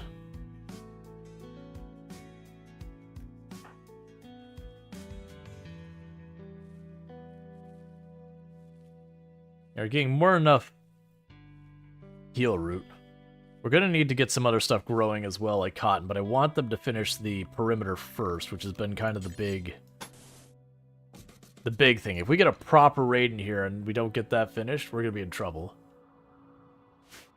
It also could draw more people who were hesitant to the game because they know about those issues, left unchanged, or stop people from quitting the game. So I would say it actually is not great on trying to bring in new people saying, hey, we bug bashed. By all means, it's a good thing that you should do for your existing player base, but it is a very hard thing to market saying, hey, all those issues that you're not aware of we fixed a bunch of them. It's a much harder sell. But it is a thing that will absolutely keep people from churning. Like, you'll especially find when you have your player base, when people first play the game for, like, a game, it doesn't even have to be RimWorld, a game for the first time, there'll be something like, oh, that's quirky, kind of weird the way it works, not a big deal, I can work around it. But it goes from that to being like, okay, it's a little annoying, okay, it's aggravating, okay, it's incredibly frustrating, okay, you're flat out annoyed by it now, and then ultimately it becomes one of those things, you're like, you know what, I don't want to play the game more. Like, you get to that point where you're like, you know, this issue has been so much.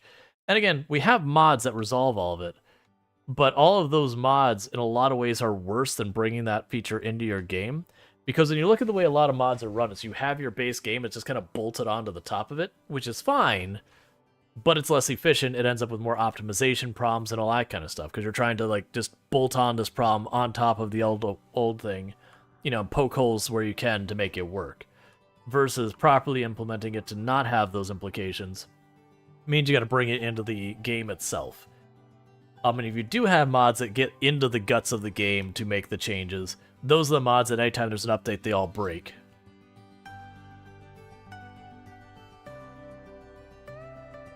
So it is one of those things. I would like the heat wave to go away. It's mostly just annoying. Yeah, this person's not joining us, by the way. If they asked to join us, I'd also say no. We're being picky this run. There's some runs that I'll take just about anyone who shows up, but this particular run, nah, we're gonna be picky. Alright, the heat wave is over. Gonna probably need a little bit more berries to get one more round of meals out. And then we'll be able to get things knocked out. And the reason why Solo Load's getting done at the speed is we are running with the whole, this is an early run with only one pawn to start with, like that's a guest. And anytime you do that, it means you got 10 tasks and one person to try and split them between. There's going to be something that gets left undone. And that's just the way it rolls.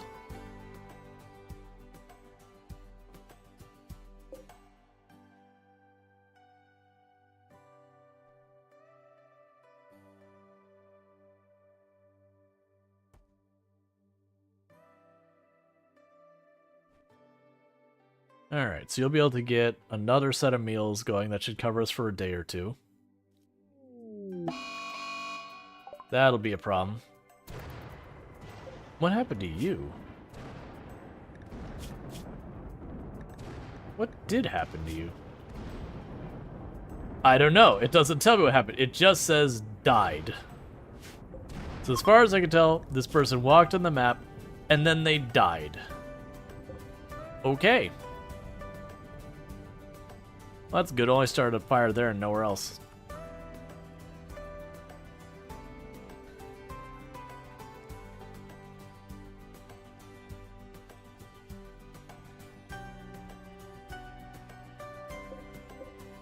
And the other issue is I've got these rhinos here.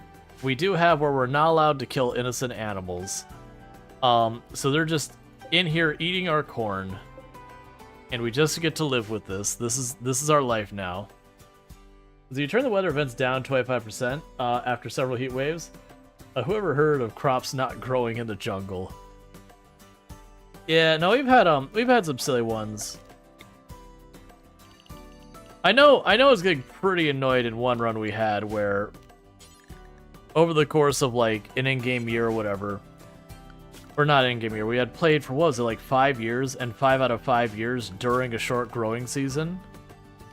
Because I can't remember, it was like Boreal Forest or whatever. 5 out of 5 years, we ended up having a cold snap in the middle of our growing season. It's like, okay, I understand it's Randy and it's RNG, but also, come on, man. Did you skip a pod crash? That's right, I did. I have been. Because I'm not just taking random pawns in. I'm trying to avoid that deliberately. I actually get very annoyed by the events that just force pawns on you where you don't get the choice. You have to banish them and then take a mood penalty. You know, it's one thing if you have an ideology. Really? Alright, so cut all blight. See, in that feature there, that cut all blight, this button, that was an addition that happened after people complained enough. Like, that was something that took like 5 or 6 versions of, like, not 5 or 6 versions, that's being unfair. It was basically, we had our first DLC or two. See, and even with that, even with them set to cut to 1, I mean, right now the problem is this. That's the problem, is I got them too highly assigned on that. That's a me problem. Now you should go and deal with that. But yeah, like, even then you have to, like, adjust all your priorities and all that. And you have to reassign every time it spreads. You have to retell it, hey, no, I actually do want you to cut all the blight. I shouldn't have to do that. The way that should work is just like fire. That you say, oh god, fire. And they start dealing with it, because it's that big of an issue. And you can tell them to ignore it. But that's still, the fact it still works that way after all these years is just really kind of, it shouldn't be that way. Like, I used to disable blight in the game because I was that annoyed with the microing to deal with it. Like, the event itself I thought was great, but because it basically deletes a field is what it does for all intents and purposes. It was the microing side. I was like, I don't want to deal with this. Refugees are leaving. Okay, go away. Actually, let's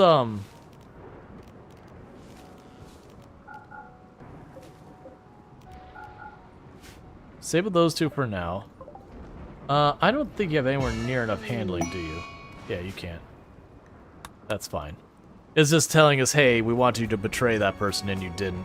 Yep, that's fine.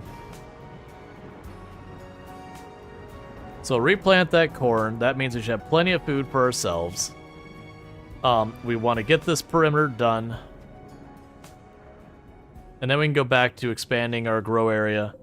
This will become a guest bedroom once that room is closed off.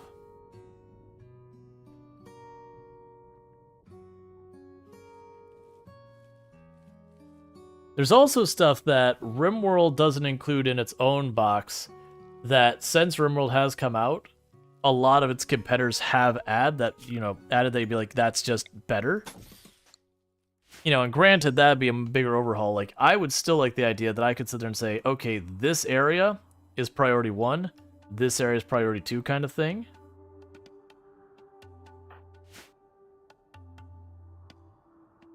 And it's as well as things that, like, just, construction being the first priority, be able to say, like, finish the job. Because it's always been a thing in RimWorld where if you queue up, like, 5 buildings, you'll get 5 incomplete buildings that have all been started and none of them will be done. Unless you micro. And one of the things I have in the channel is they say there's good and bad micro. Fighting to find your position and doing all that to, like, give yourself cover and better firing, that's good micro. Excellent micro. Amazing micro. Having to micro menial tasks, that's bad micro. If you leave space between the field and just leave the blight crops alone, will they die without you cut? Yeah, it just takes a very long time. So you just want to go ahead and take care of it, not wait. I have done in a pinch, like where your colony's in a bad place. I have actually gone through before and just, let the blight kill crops, but usually it's pretty rare that's the outcome you want. Or that's an outcome that you're willing to accept. That's usually when, you got like 3 people with malaria and, half your colony has been like destroyed in a siege attack that was really bad, and you're trying to deal with all these things. You only got like 1 or 2 people trying to run around and put out all, when I say fires, I don't mean literal fires, I mean like all the other fires and all that. That's usually the only time you're like, nah, screw the crops. Or if it's those things that the crops are on fire and a blight is happening, you're like, alright, we'll just let them burn down, that's fine. The outcome's the same. You're saving me a little labor.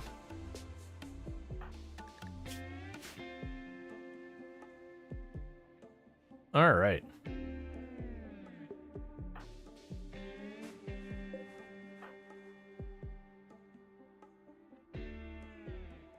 Yeah, and eventually we'll need to get some research happening as well. My plan is to basically finish the perimeter and let them get research snuck in there between the other stuff we're already dealing with. There's a time to tweak settings? Yeah, and there's that too. And I've done that. I was never one who liked to go through the scenario editor and try and add and remove stuff. Because it is unfortunately a reality with RimWorld. If you say, I don't like this event, and you remove it, it effectively increases the frequency of other events, which makes sense. But the issue is if you start like doing any in-depth customization, then you get like all sorts of finicky, weird stuff that breaks the balance of the game. And, you know, like I disabled all the events that gave me free pawns, and suddenly I was up to my eyeballs and all sorts of negative events happening because the game was trying to shovel pawns on me but couldn't, because I removed those things.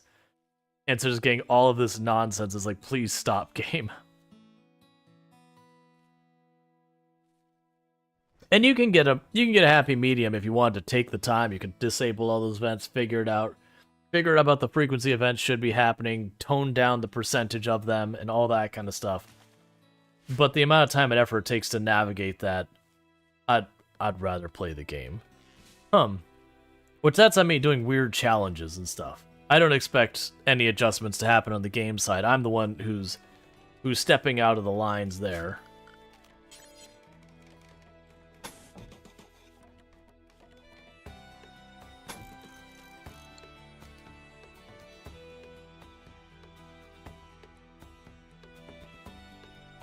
All right.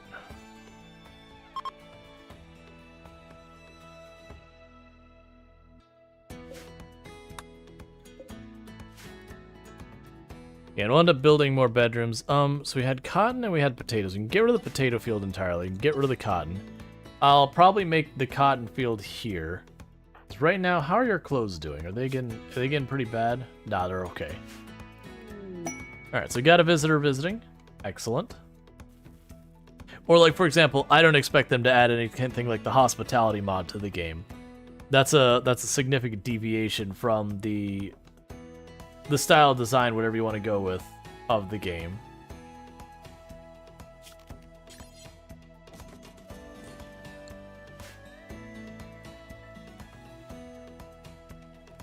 Like, that's not a basic function. That would be an additional thing to the game.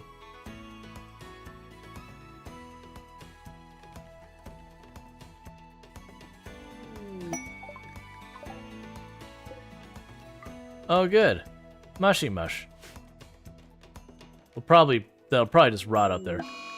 Gutworms. Yay! Everyone's favorite. That means my one pawn gets to be in pain until they go away at 300% tend, of which our first tend was 0%. That's gonna be forever with 0 doctoring. And I don't want to waste my glitter world on gutworms. We live with pain now. This is our existence.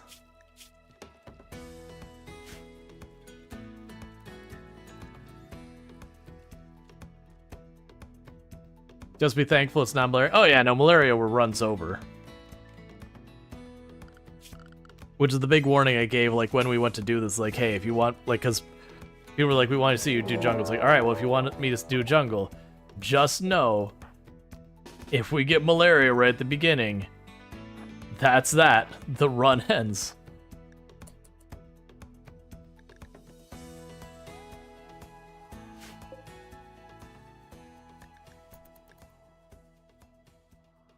Alright, so we got cover here.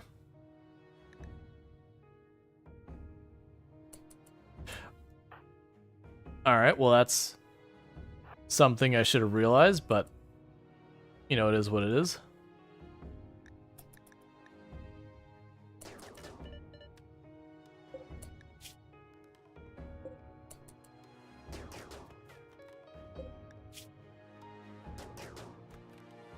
Okay. Luckily, we're just a better shot than them. Okay, so one thing here is we want to go here and say no corpses. Actually, take that back. Only fresh corpses that are animal corpses. Meanwhile, we'll just go right over here and say zone. Clear, critical, human corpses. And go here and go zone. Home zone, you are not part of the home zone. Cool.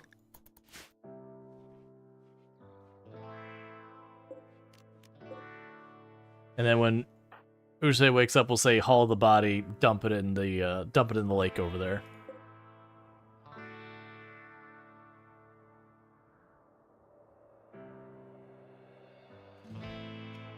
I'm so annoyed at those rhinos just staying inside our perimeter. We've just effectively acquired a pair of pet rhinos that we don't even get the benefits of having pet rhinos from. That happens. Normally you would kill them. But right now, because we have it where our ideology doesn't let us, we're just stuck with it. Oh, yeah, entertain to set... That's fine. We'll set your entertainment to be higher. We're not going to recruit anyone otherwise. We'll probably fail really badly on the entertainment early on, because we don't have much social.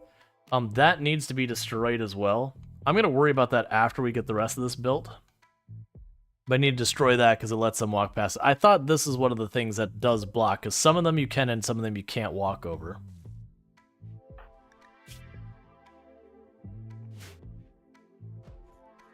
Can you let them starve, or does it prevent you from butchering? Oh no, the animal dies at its own thing. Like, the problem is if they start to starve and there's nothing in there for them to eat, which that's not going to happen. But if it did happen, they'll smash a hole in the wall and they'll leave. They used to not do that, but a while back, because people were abusing that, they did update it so that, you know, you can't just abuse that. Because that goes right in that whole thing about updating the things to, you know, get rid of the annoyances. They absolutely take the time to make adjustments when they see people doing stuff that they feel is too easy. They 100% do that. Like the breach raids being introduced and all that kind of stuff. Oh, absolutely. Having it where certain enemies would go around traps? Absolutely. But quality of life stuff? Nah. It's not that they never do it, but there's just very little there. You can also butcher starved animals. You just get significantly less from it. Yeah. The big thing is most animals won't just sit there and let you starve them. Not unless they are your animals that you've already tamed.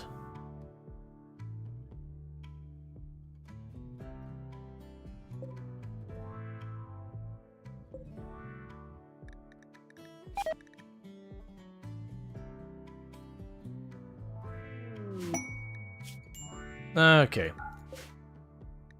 If you're wondering why I'm rejecting the quest where they're just giving me pawns, like I said, I'm deliberately not taking the random pawns kind of stuff. I actually dislike those events.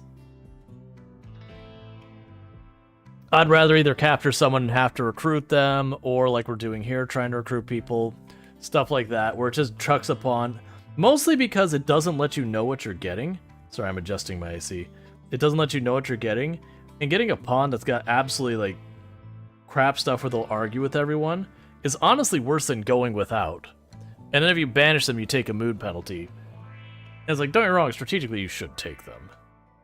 But there's the things that you don't mind in RimWorld early on that after a while you eventually get tired of. And the chain reaction, endless number of social fights because you took someone who had a negative trait. Like, I'll just do without. The number of colonies I've had where a negative trait, just endless treadmill of social fights.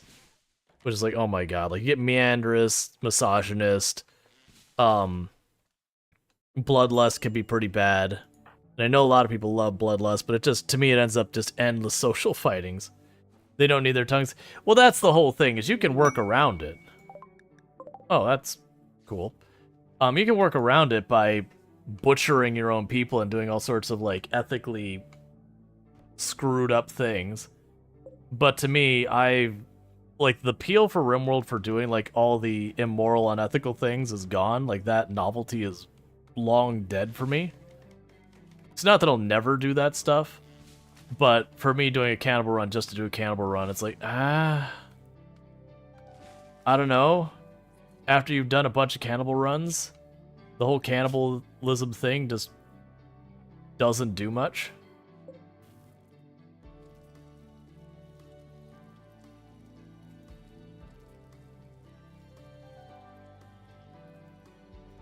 Because if we're playing with Bloodlust, I will do that every single time, even if I'm doing a generally good guy run.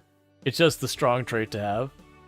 Yeah, well, that's the whole idea, is you have the strong thing where you get all the combat bonuses with the consequence of they'll pick fights with other people.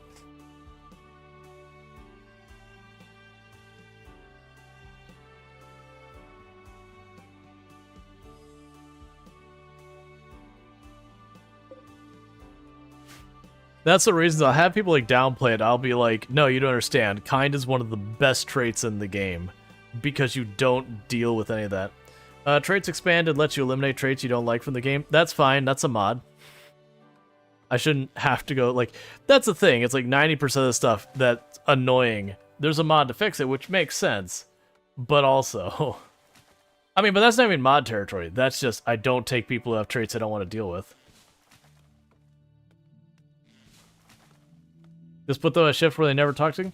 But that gets down to the annoying kind of micro being like, well, this person, I have to put them on their own shift that never overlaps anyone else, which, good luck with that. You can do that when you have, like, 2 people.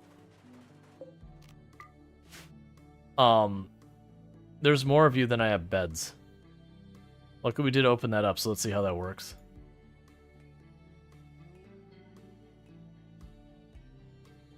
Like, there's times you could, like, shove them in a corner and hopefully forget about them, that kind of thing.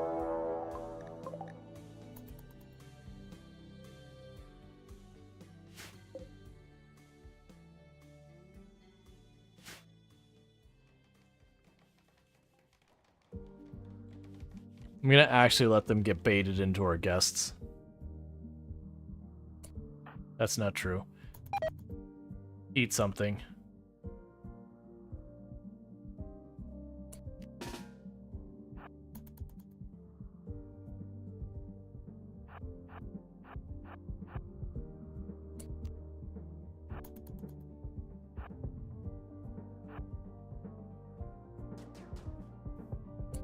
Well, that was easy.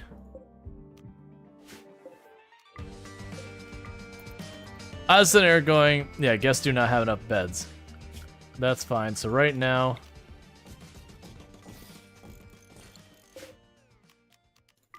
there you go. Man, that's the whole thing is like, the amount of stuff, like that's what I wouldn't even say is mod territory. Like the annoyance with like really negative traits. It's just one of those things, like those really negative traits. I'm like, yeah, I just won't take them anymore. Like I used to take them all the time, and I'm like, nah, I don't care anymore. Like just how aggravating the social fights get after a while. Like, nah, it's fine. I just won't take them. I'll just do without. It's much easier for me to deal with that than actually taking on those negative traits.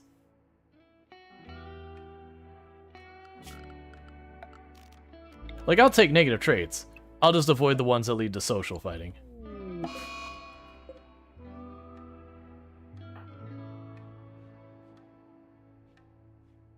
Yeah, no, I get it. There's, like, Bloodlust has the positive negative. You get all the combat stuff. I don't blame people for taking. Some of them have good stuff, but yeah.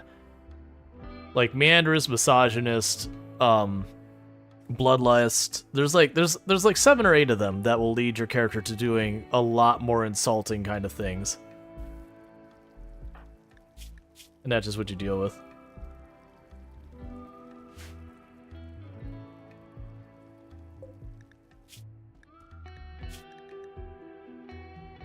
And we are upsetting our guests by trying to befriend them constantly. This is something I'm willing to accept. We are building up our social, little by little.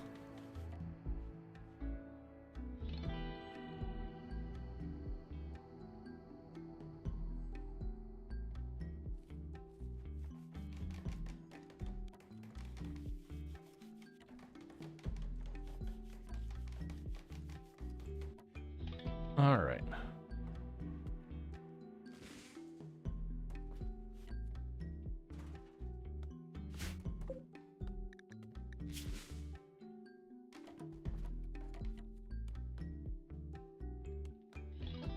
They've been charmed twice and insulted once. So you can get any percent of your gut worms? Wait for it. It's gonna be a 0. 7.3%. Heck yeah. This fight's gonna be pretty funny sometimes story-wise, and makes sense that you would in a pool of people get those that are quick to fight. Well, right, but in the real world, if I have people who are fighting and taking out each other's eyes, they're not going to be allowed to stay around anymore. And you can do that in the game, and that's fine. But, you know, it's not that you're going to put up with. But the thing is, even when you have someone who gets into a fight and they take out someone's eye and all that, and then you turn around and banish them, there's a big penalty for literally everyone that you banish the person who just... Even if they kill one of your colonists, and you banish them, you still take a penalty. See, no information. But yeah, no, you're not wrong. In real life, you get that. I also don't care about real life in games. Realism, like, you got gameplay, you've got, like, art graphics and all that kind of stuff. You got all those different things, like the gameplay, the balance, the arts and graphics, the storytelling, and all that. And for me, realism is, like, off the chart on the bottom. I care about so little.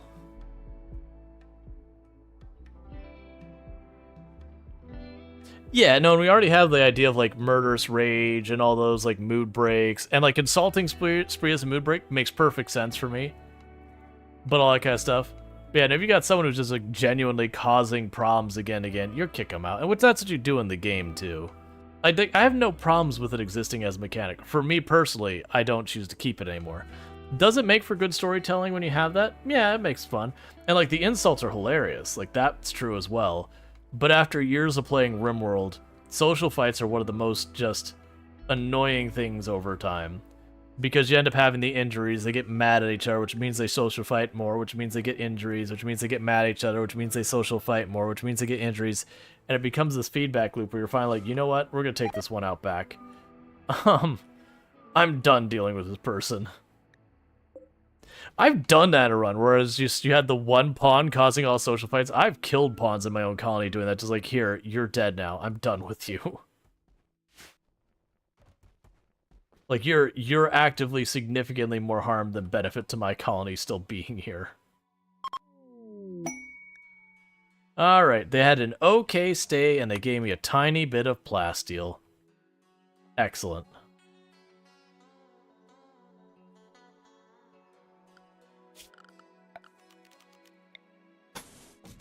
But everyone has their ones. Like, there's a lot of people who will never take Pyromaniac. I don't mind Pyromaniac. I see Pyromaniac, like, that's perfectly fine. Like, that trait doesn't bother me. And there are people who will absolutely not touch a Pyromaniac.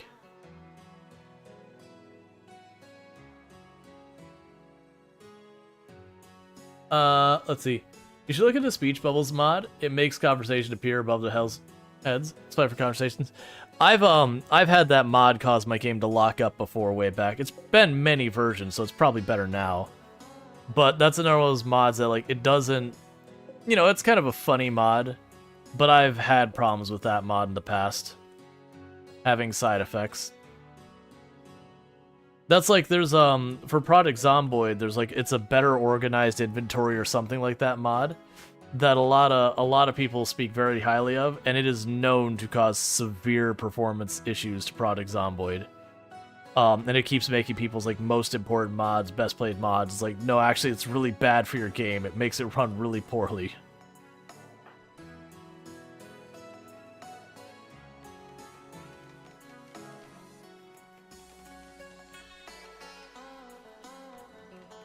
Yeah, for the most part, I only run into issues with Pyromaniacs where, like, things in my colony are already in a bad place. Then I've run into problems with Pyromaniacs.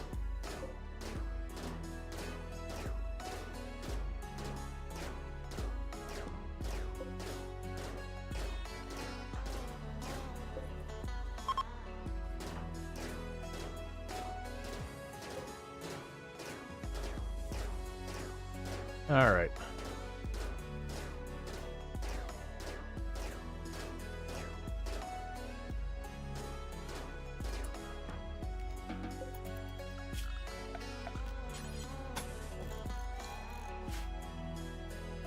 Even if I can't priority, it'd be nice if the base game had a these are urgent. Like, not to have to, like, DQ all this or manually do it, but just be like, hey, this wall, that's your high priority. I don't even need, like, the 1, 2, 3, 4, 5 or anything, just high priority. Do that first. Without having to tell them tile by tile. Like, that's, the allow tool gives us haul urgently, which is what that does for hauling. But, you know, for construction and our stuff as well.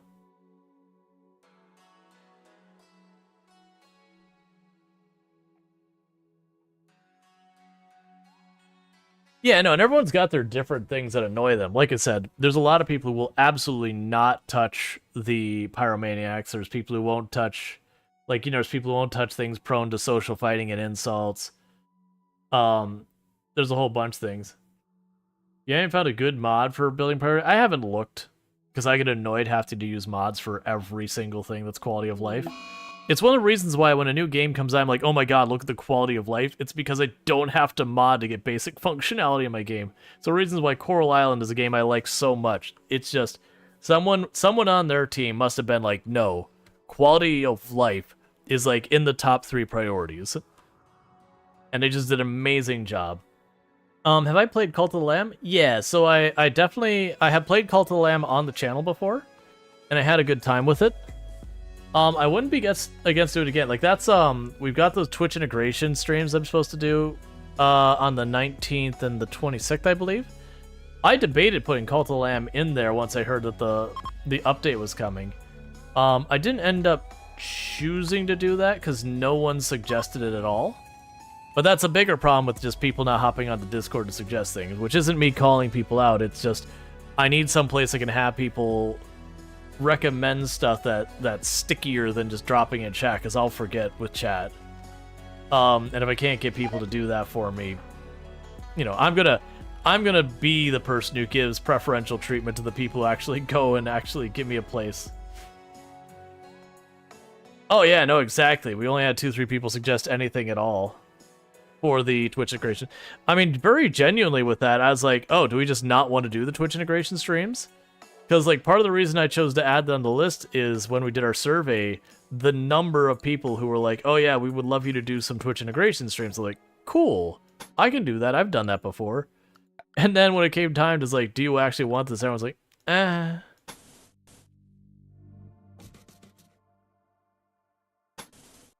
Like, and I've run into that where people said, we would love for you to do something, and then I did it and no one showed up. It's like, okay, clearly I'm wrong. You don't know what has Twitch integration? Well, that was one of the things we ran into, was there was just not that many games, which is actually a thing we figured out in the long run. You want me to take care of their pet here? Yeah, I can do that. Goodwill, give it to me. Welcome, Melvin. We're just gonna go ahead and go in here. We'll put a pen marker in here now, which is not technically closed. We'll put a caravan marker there as well. So grab Melvin and bring them inside. Man, that was the problem we were running into, is most of the stuff for Twitch integration, you had to use, oh, what is it? Crowd control. And we came to realize crowd control, if people don't pay money into it kind of thing, you don't really get to do much. And it becomes an additional expense on the channel, so that was the thing that kiboshed half the ideas for the Twitch integration stuff. So we're probably gonna do RimWorld with TTK for a stream or two, and then half of those streams will probably be Noito with Twitch integration turned on.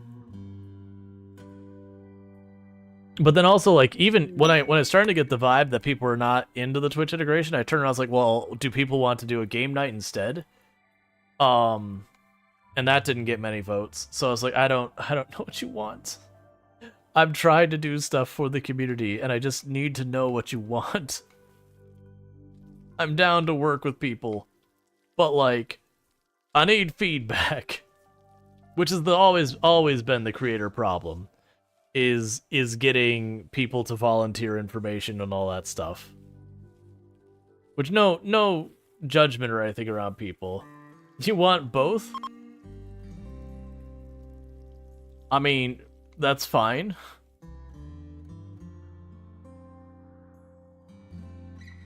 But yeah, like, what did we even have for the recommended?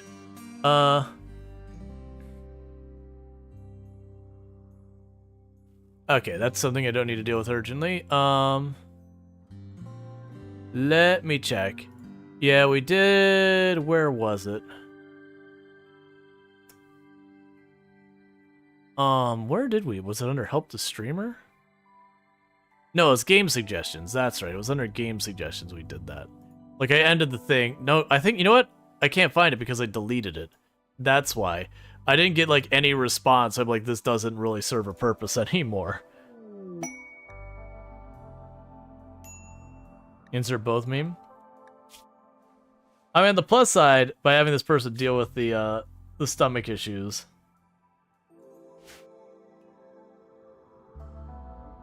Where are you? That, we are gradually building up her doctoring, which is important. Cool. You're having heat stroke issues.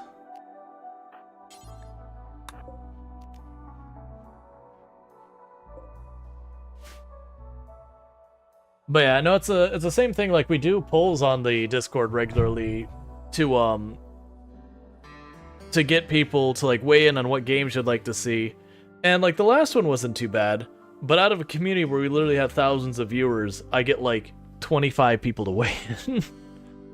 And that's not helpful. And I understand people not joining the Discord. I get it. You're in a billion of them. But Twitch doesn't give me a place here to do it, which means I have to take you somewhere. So please, if everyone could go just yell at Twitch right now and be like, yo, give us a community page that we could do polls on, like, not during stream for just a handful of people there, but like put up a poll and say, here, this is here for a week, anyone can weigh in. I would love that, because then I don't have to bully everyone into joining the Discord. Like, I can get that feedback, and then it's more, you can join if you want, versus needing to like harass people and be like, hey, I need your information. Like, I need what games do you want to see, not see. The survey went well, but that still took us like 2 weeks of, 3 or 4 times a stream being like, hey, please fill this out. And even then I think we eventually got up to, was it 57 people had responded or something like that? It was a decent number, but it was like 2 weeks of me like badgering people multiple times per stream for like any feedback. And again, the problem in my mind is the fact that I have to drag you off Twitch to get that information.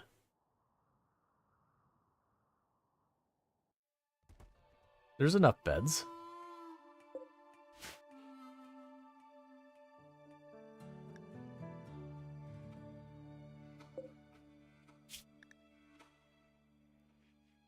Okay, we could recruit this person. They're teetotaler.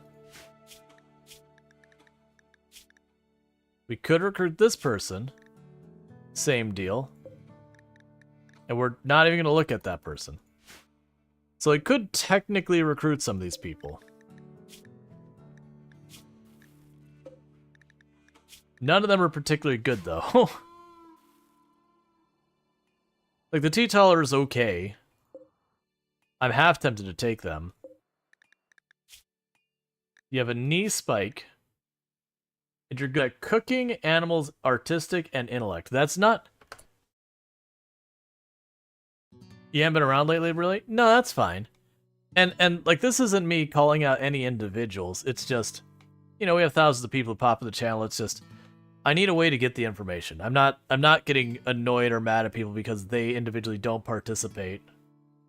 But it's just kind of one of those things that's like, I need the information and I don't have a route to get it. Alright. So, we will do 25 relationship damage if I do that right now. Sorry, 35. That'll put us in the negatives with the Empire. So we're going to try to avoid that for the moment, but I think we will try and take that person. We will gradually build up our relationships with these people as they do quests and as they have good stays. That all helps and all that kind of stuff. But right now, if I recruit, we're going to put them in the negatives, and I will literally have no one on this planet who doesn't hate me. So, against the Storm's Twitch integration? Yeah, I forgot about that. No one suggested it, though. I mean, at this point, we're already after the fact. I'm not going to worry about trying to come up with new options for Twitch integration. I put it up for, like, a week, and we had 2 people respond to it. It's 3 people, let's be fair, that were responding with it, something related to that. We had one person who just mixed up this asking for games to play on their channel, not Twitch integration, which was fine.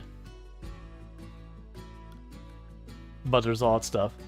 But and this isn't just a content creator issue. This isn't an everything issue. It's been an issue in everything. It's always been a problem trying to get the information you need to make the decisions you need. Has always been an issue with everyone, like whether it's game companies or whatever. Because usually people who are content won't typically respond. They don't feel a need. People who are upset are far more likely to respond, or who aren't happy are far more likely to respond.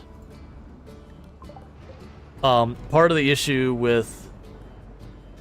Those are also kind of hard to see once they've passed. This is true. I mean, like I said, the one suggestion with Twitch integration, that thread's gone. After it went for a week and it had, like, no participation, I just deleted it.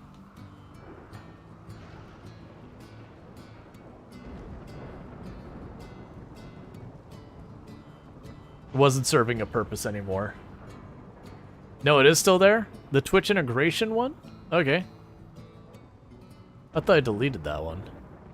It's fine either way. It's too late. I've already kind of said this is what we're gonna just do.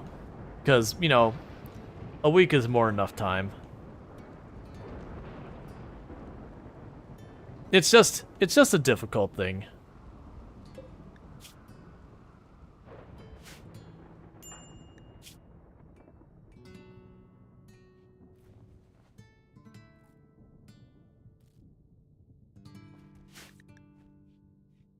You can't make informed decisions without information.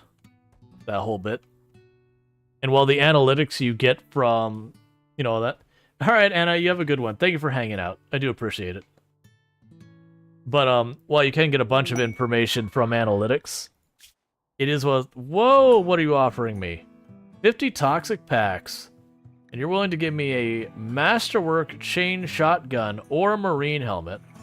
So, like, that would be nice. It's gonna sit there and just build up my colony wealth and not be usable by anyone for a while. I'm gonna actually pass on that, even though your payout is definitely worth it.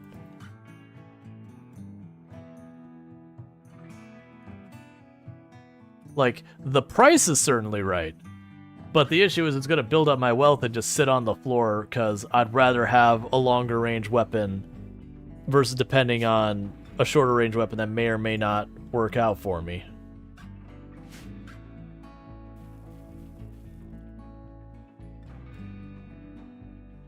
But yeah, no, it's always been an issue. Like, no matter what you're talking about, whether you're talking like software, games, content, all that stuff, that being able to get useful stuff.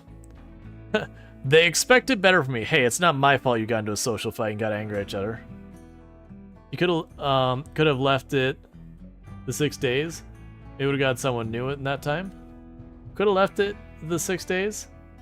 Yeah. But that's the whole thing. Like, if it's already... Usually when you post stuff like that, most of the responses happen the next day. Within the 24 hours. And I had brought it up, you know, 2-3 times during stream the entire time and didn't get responses. So at that point, it's like, there was no reason to expect more responses. Not on a meaningful level. And, you know, getting 3 people to respond instead of 2 doesn't really solve the problem. But yeah, no, it's just one of those things. Like in that one, and then I put up a poll. Well, I had the suggestions channel, and then I had the poll that was for what people wanted. I think it was the poll is what I actually deleted. Because we found out I added a bunch of stuff of my own onto it when we didn't get much of a response. Because part of it is the promise is I would do the Twitch integration this month, and if I keep prolonging, then I'm kicking the can and I'm not honoring my promises. So that was part of the reason why I had that for you know, it's going to be up for a week to, you know, make sure everyone any day can get into it, and then the next part would be up for a week, and then I got 2 weeks to actually fulfill my promise. But I ended up deleting the poll because of the games we put on there, 2 of them didn't require crowd control or an equivalent, and crowd control was effectively pay to play, as far as like viewers could pay to participate more meaningfully, and those who didn't barely got to touch it. I'm like, well, that doesn't feel good. So that's the point. I just scrapped the poll and said, all right, we're just doing RimWorld. RimWorld and NAUGH. Because I don't want to not do it, because you don't want to promise something and immediately renege on the promise because things get complicated. Like that's no fun.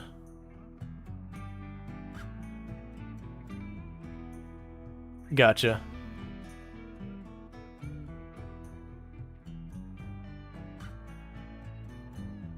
Gotcha. Thank you for pointing out where it's at, Ionek. Yeah, because that was posted there 11 days ago. Yeah, so I ran... You know, I think I ran it for basically a week, and that's when I made the poll. And then I deleted the poll. And that didn't run a week. The poll didn't run a full week, because like I said, we had put 6 options in it, and 4 of the options I wanted to rule out because it would have required people to basically fork over money to really enjoy it, and that just wasn't the intent. So I got rid of it. But now I was up there for a full week. And again, I'm not blaming anyone for the fact that it didn't have that much participation. That's whatever. That's fine. It's just the data issue is the frustration on my end. And again, I totally get people not hopping in all the Discords. I know I certainly don't. But it is a issue I'm trying to navigate. Because the alternative is I just don't ask for feedback and just do whatever, and you know, that's fine, but it doesn't feel as good. I want to have the community involved.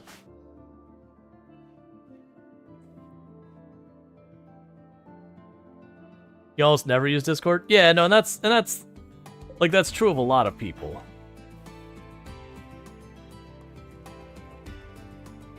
Like that's the reason I've complained about this to Twitch for a while, being like, give us a place on your platform to allow us to, you know, ask questions of our communities, to let them know when stuff is coming up, where it's right there on Twitch, that you don't have to drag them out to third party. I know a bunch of creators don't want that because, you know, too many eggs in one basket, and I can totally respect that. But at the same time, like, right, but 90% of the people don't leave the Twitch egg to go to the other basket in the first place. So it doesn't matter that you want them someplace else. They're not there. They never were going to be there. They never will be there. And I do know a lot of creators, they come up with incentives to try and really push you over, which, honestly, I wouldn't be against doing myself either, because it kind of becomes necessary just to facilitate this kind of stuff. You just wish it wasn't that way.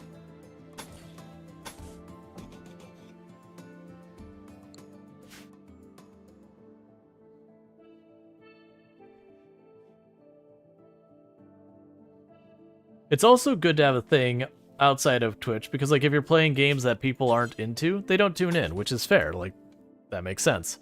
But if they're members of your community that are still interested in a lot of the stuff you do, they enjoy your channel, it's just you're playing a game they're specifically not interested in, it would be good that they have a means of giving you that feedback. So you're not asking, like, it'd be like if right now I asked, is like, hey, are there people into RimWorld? People are going to say, yes, you're watching RimWorld. One would assume you're into it. And just say, like, if it's a person for some other game, you get the problem.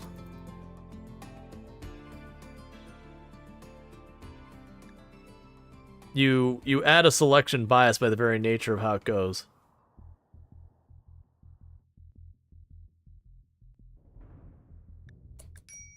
Kokoro, that's a whole set of streamer versus... I've never heard of that, actually.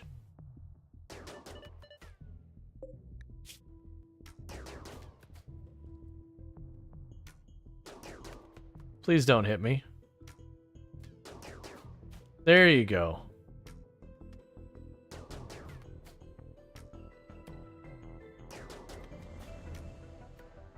Because while we have one person, taking one bad hit is all it takes to ruin everything. Alright, so you're pretty injured. So what we're going to go ahead and do is we're going to pop down here. This is now not for guests. This is now a prison. I'm going to grab you real fast. We're going to capture you.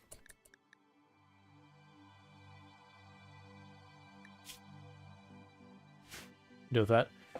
Yeah, it'd be good for one play with occasionally. Lots of like 5-10 minutes game chat involvement. That's good. Do you think it's possible to become over-reliant on analytics outside of opinions or polls? Oh yeah, absolutely. You always have to take all your analytics with a grain of salt, which is part of the reason you want to have multiple sources. The more varying sources you have for your data, the safer you can be to approach them. But if I'm depending entirely on like just the viewer analytics I get from Twitch or from StreamB without actually going to the viewers and saying, hey, what do you like? Or what do you enjoy? Then I know I can only... Like, I've got a single source. I can't really trust it. Just the same as if I'm trying to depend entirely on user polls, I also can't trust that. So that's the reason I want a bunch of different polls. So plan here is to patch up Coyote. And once Coyote is patched up, release them for the standings. Assuming they don't die along the way. They're a good one to play occasionally? Yeah. But it's also a thing that if you go purely on analytics, you can also get in trouble because no analytics are great. Yeah, I'd be down for Jackbox. Well, that was the whole thing. Instead of Twitch integration, I had pulled to see, hey, would you rather instead of Twitch integration we did like a game night, and that would have been stuff like Jackbox games and, you know, Among Us or whatever we wanted to do. Like we'd put up a vote on that kind of thing.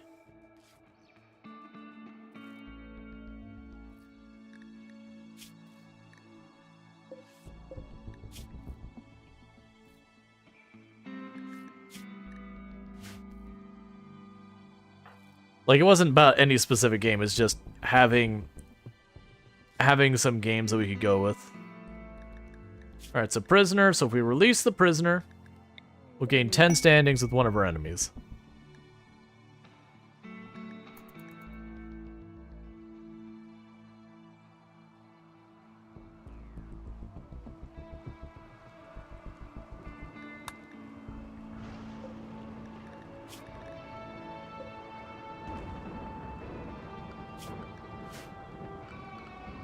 Oh, I see. That answers the question.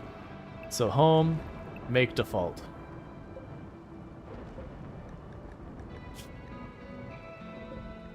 Cool. That'll let them effectively buy food. You're dazed because you're ravenously hungry. There's food, my man. You just have to eat it.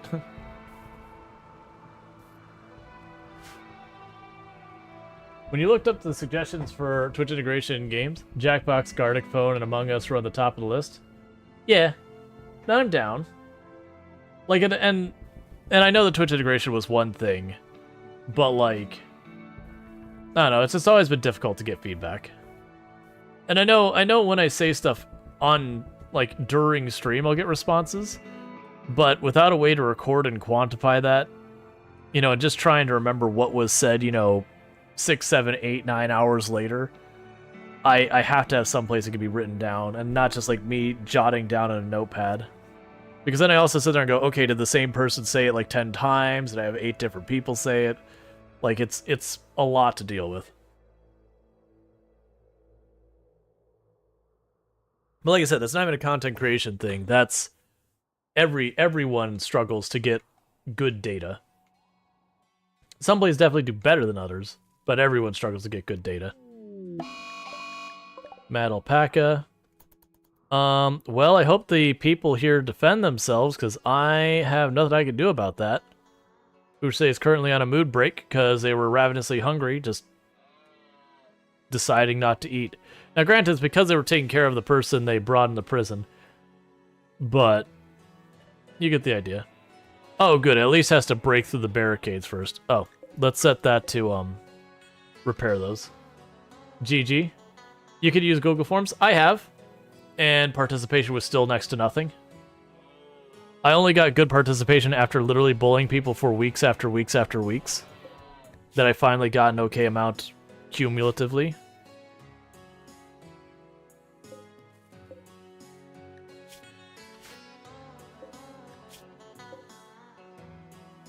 Man, I've used Google Forums, I've used Straw Poll, I've used Discord. Discord's definitely my preference because there's lots of different things I need to cover, and I could do all of those in Discord, where the other ones I could do one of those here and one of those there. And like I said, I know it's the thing that like everyone wants you in their Discord, and that's because it's the tool that works best for it. Yeah, that was my experience as well. As I even got less participation on Discord until I took the time to, you know, really bully people about it.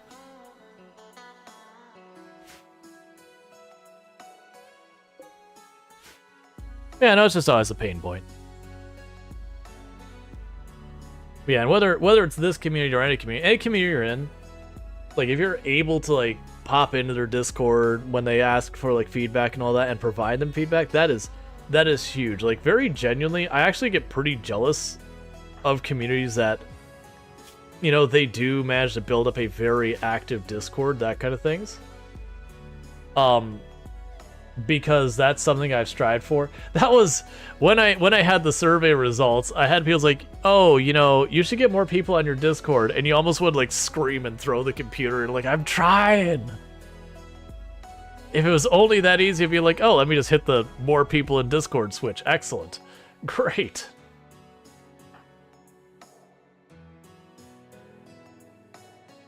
Let me just turn on the more viewers switch. I'm sorry, I forgot to turn that on. That's my bad. I forgot you had to flip that switch to, you know, get people to show up.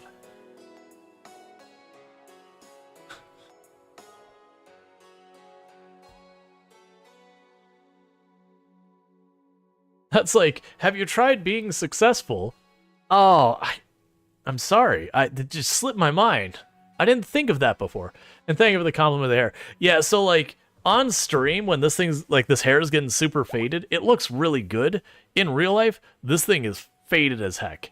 Versus when I just finished dyeing it, like in person, it looks very vibrant. It very stands out and looks good. On stream, it looks like, you know, black to dark brown hair. Yeah, Discord game nights but incentivize people. Well, that was one of the things I was planning. Like, there's been a couple things. I've toyed with the idea of just hopping into the voice chat and just seeing if anyone pops in. Just random nights. Kind of incentivize, like, not even telling people is coming. Like, very genuinely, this is me being selfish for a while. I haven't done this, by the way. But I've debated just hopping in on Discord, having some game running, and anyone who hops on, we can play the game together, that kind of stuff. And I wouldn't let anyone know in advance it's happening. So those who are like watching the Discord would find it. And then they would talk to other people about, you know, hey, if you check on, sometimes Rual plays games with everyone. But not announce it or anything. Just to hop in there. Oh yeah, no, I totally get that. Kirill is saying I would be super nervous about, like, am I allowed to go in there? I could, you know what I'd probably do? I'd probably hop in there, change like the channel name, like to like, you know, chat, you know, pop on in, or like, you know, anyone welcome or something. Why did you think I could accommodate this many people? Okay.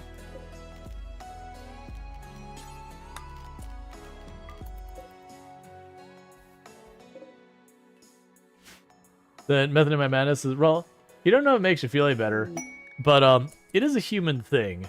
You like work in the field, a strong community component. We publish a lot and go out and publicly speak. People still don't engage unless they're angry and think that they're being penalized, miss out for non-attending. Pretty problem. Oh yeah, no, that's what I was trying to say, is it's not just a thing here. Like, I appreciate the support, but yeah, no, I've been a public speaker and all that before this, and it's the same thing. Is you'll do a talk to literally 500, 600, 700 people, and you'll get like 8 responses. You'll have like 6 of them where people are upset that you recognized a woman in tech. One of them will have sent the response to the wrong person, and the last will say, great talk. And you're like, what the hell am I supposed to do with this?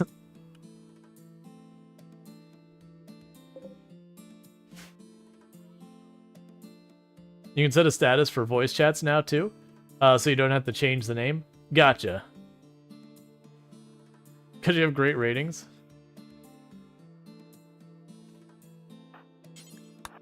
But yeah, and that was always the thing. Getting feedback is always a pain point.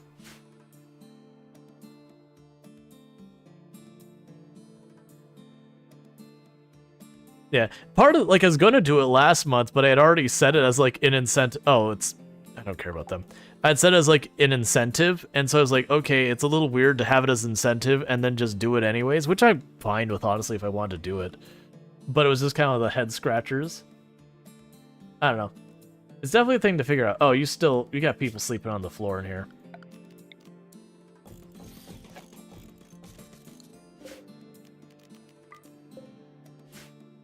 Because you notice people don't really talk in your Discord much? You remember trying to find people you want to play games with, got crickets. Well, I mean, that's literally the issue we're getting into, is just, I make it a point to be active on the Discord every single day, and to try and ask questions and try and, basically being like, hey, you can engage me here. Like, we can have conversations. But it is an issue of trying to get people active. I do think doing the game nights on there makes sense. And as much as I know people get bummed about missing out if I do a game night and I didn't announce that they didn't check it. Like, what's the strategy otherwise that you get people to be active on your Discord otherwise? Like, we've got, plenty of channels for people to participate in and all that. Okay, so you could try and rescue this person. No, you can't. We've got guests in our rooms. Never mind, they get to bleed out. Sorry. Yeah, then they check more. Yeah, and that's the whole thing. It's like I try to be active with everything. And for that, like, doing the polls and doing the stuff and doing the announcements, like, doing all of those things that, there's stuff where people could engage that you can decide what we do next on this channel through that Discord a lot of times. You do those votes. You'll notice every single time we've had those votes, the thing that leads that vote is usually what we play next on the channel, or if not next because, like, sponsors, whatever. It's a whole thing. So if you're not happy with the games you're seeing on the channel, you can literally change it by being on the Discord. Now, usually I'll have, like, a subset, but then we have the game suggestion channel, and I'll grab a lot from there. Not everything. When something falls, like, way outside the genres I cover or whatever, I usually won't add that. That's just being mindful of your audience and what you're hoping to offer and yada yada. But, like, the Discord has so much power, but I don't get enough people to participate. But yeah, no, that's, I just don't, like, you feel like it's not manipulative, but it feels that way to sit there and have, like, the thing where it's like, oh, you gotta be here at the right time or else, and I'm not gonna let you know when that is. It's not shady, it doesn't feel great. Do you play games in your free time? What's free time? I do. Lately, though, it's like all of my time that I'm not streaming, I'm working on playing games for footage for YouTube videos, that kind of thing. So very genuinely, like, games just to play games nowadays doesn't really happen. I would like it to, but I mean, I do stream 6 days a week, 9 hours a day. I've got, like, all my adulting things, like doing laundry, cleaning the house, cooking meals, all that to deal with, go to the grocery store, all the boring stuff that one needs to do to live. And then between that, I try and sneak in an hour or two here and there to record footage for YouTube videos. But I'd definitely be down to add game nights, because to me that does make sense to do. There's a reason I've been offering it as a reward on the channel for a while. One is to see how much interest people have in it. If I put something on there and a lot of people are engaging to try and make that reward happen, it's like, oh, okay, very clearly that's something worth me pursuing farther. Like, there's interest there. Versus if, dead air is the response, like, okay, maybe that's not worth me pursuing any farther. Because I do try to approach the same things as I do with my content on the channel. If I'm playing games on the channel and people aren't tuning in, I stop playing that game. It doesn't matter how much people talk about how much they love the game. If they don't show up for it, I have to move on to the next thing, because I have to get viewer counts and all that kind of stuff, subs, bits, that, it's my livelihood. And words are cheap kind of thing. But you could record, I could record it. the whole thing is the moment I'm popping on Discord where I have to worry about other people, I have to worry about what's said. You know, if someone says something racist, someone says something whatever, I've got to deal with that. There are going to be people who are very not comfortable with being recorded and all that kind of stuff. So I'm very hesitant to do that. And plus, if I'm going to play games in the community, I'd rather just play games in the community. That said, we did have the incentive last month where I'd spin up a server and we would play on stream as the community and all that. But we technically actually didn't get enough subs, or sub points rather, to unlock the Twitch integration streams. But during the channel, I got my math wrong and said we were short only so many points, and people made it happen, that I didn't want to rob it since it was my math that was wrong at the moment. Can you record a game and chat in different audio tracks or something? What a community nights and all? I could, but then you're listening to me talk to myself, but to like reacting to other people, and it makes for a really bad experience. It's the same reason why when I collab with people, I don't cut them out in the audio either. Because then you're here, it's like you're sitting on one half of the telephone call with a whole bunch of people, like a call between like 10, 20 people, and you're only hearing the one person. It ends up being a really bad experience. Like those I'd rather just not record. But no, I've also debated giving myself a second day off and filling it with stuff like that. But there's always the juggle. Okay, you take an extra day off. That's all, like, all the time people can find your channel, all the time that you can have viewers engaged, all the time that, you have people tuning in, which is, subs and bits and ad revenue and all those other things, and you give up all that for something else. And it even might make sense to do the other thing, but it's hard to take the known data that I can quantify in my hand to this might be better or might not. And so far, with the lack of engagement I've had in the Discord, the data I have is very much pushing the other way. Now, granted, I know it's incomplete data and should not be trusted, so there's that whole problem. It's a really difficult thing to navigate where it all should settle.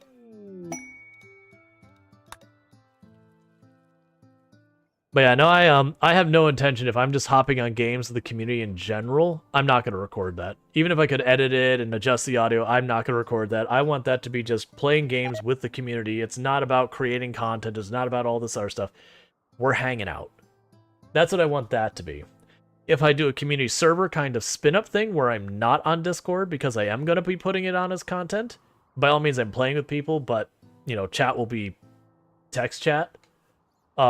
I want to keep those two separate things. Could you do something where you take half the stream off? Or something like that. Alternately, weekly being between first and second. Yeah, so I don't want to ever have a schedule that, like, this week it's this and this week it's that. Because it gets much harder for people to keep up with, and it's harder to explain, and it becomes more of a pain.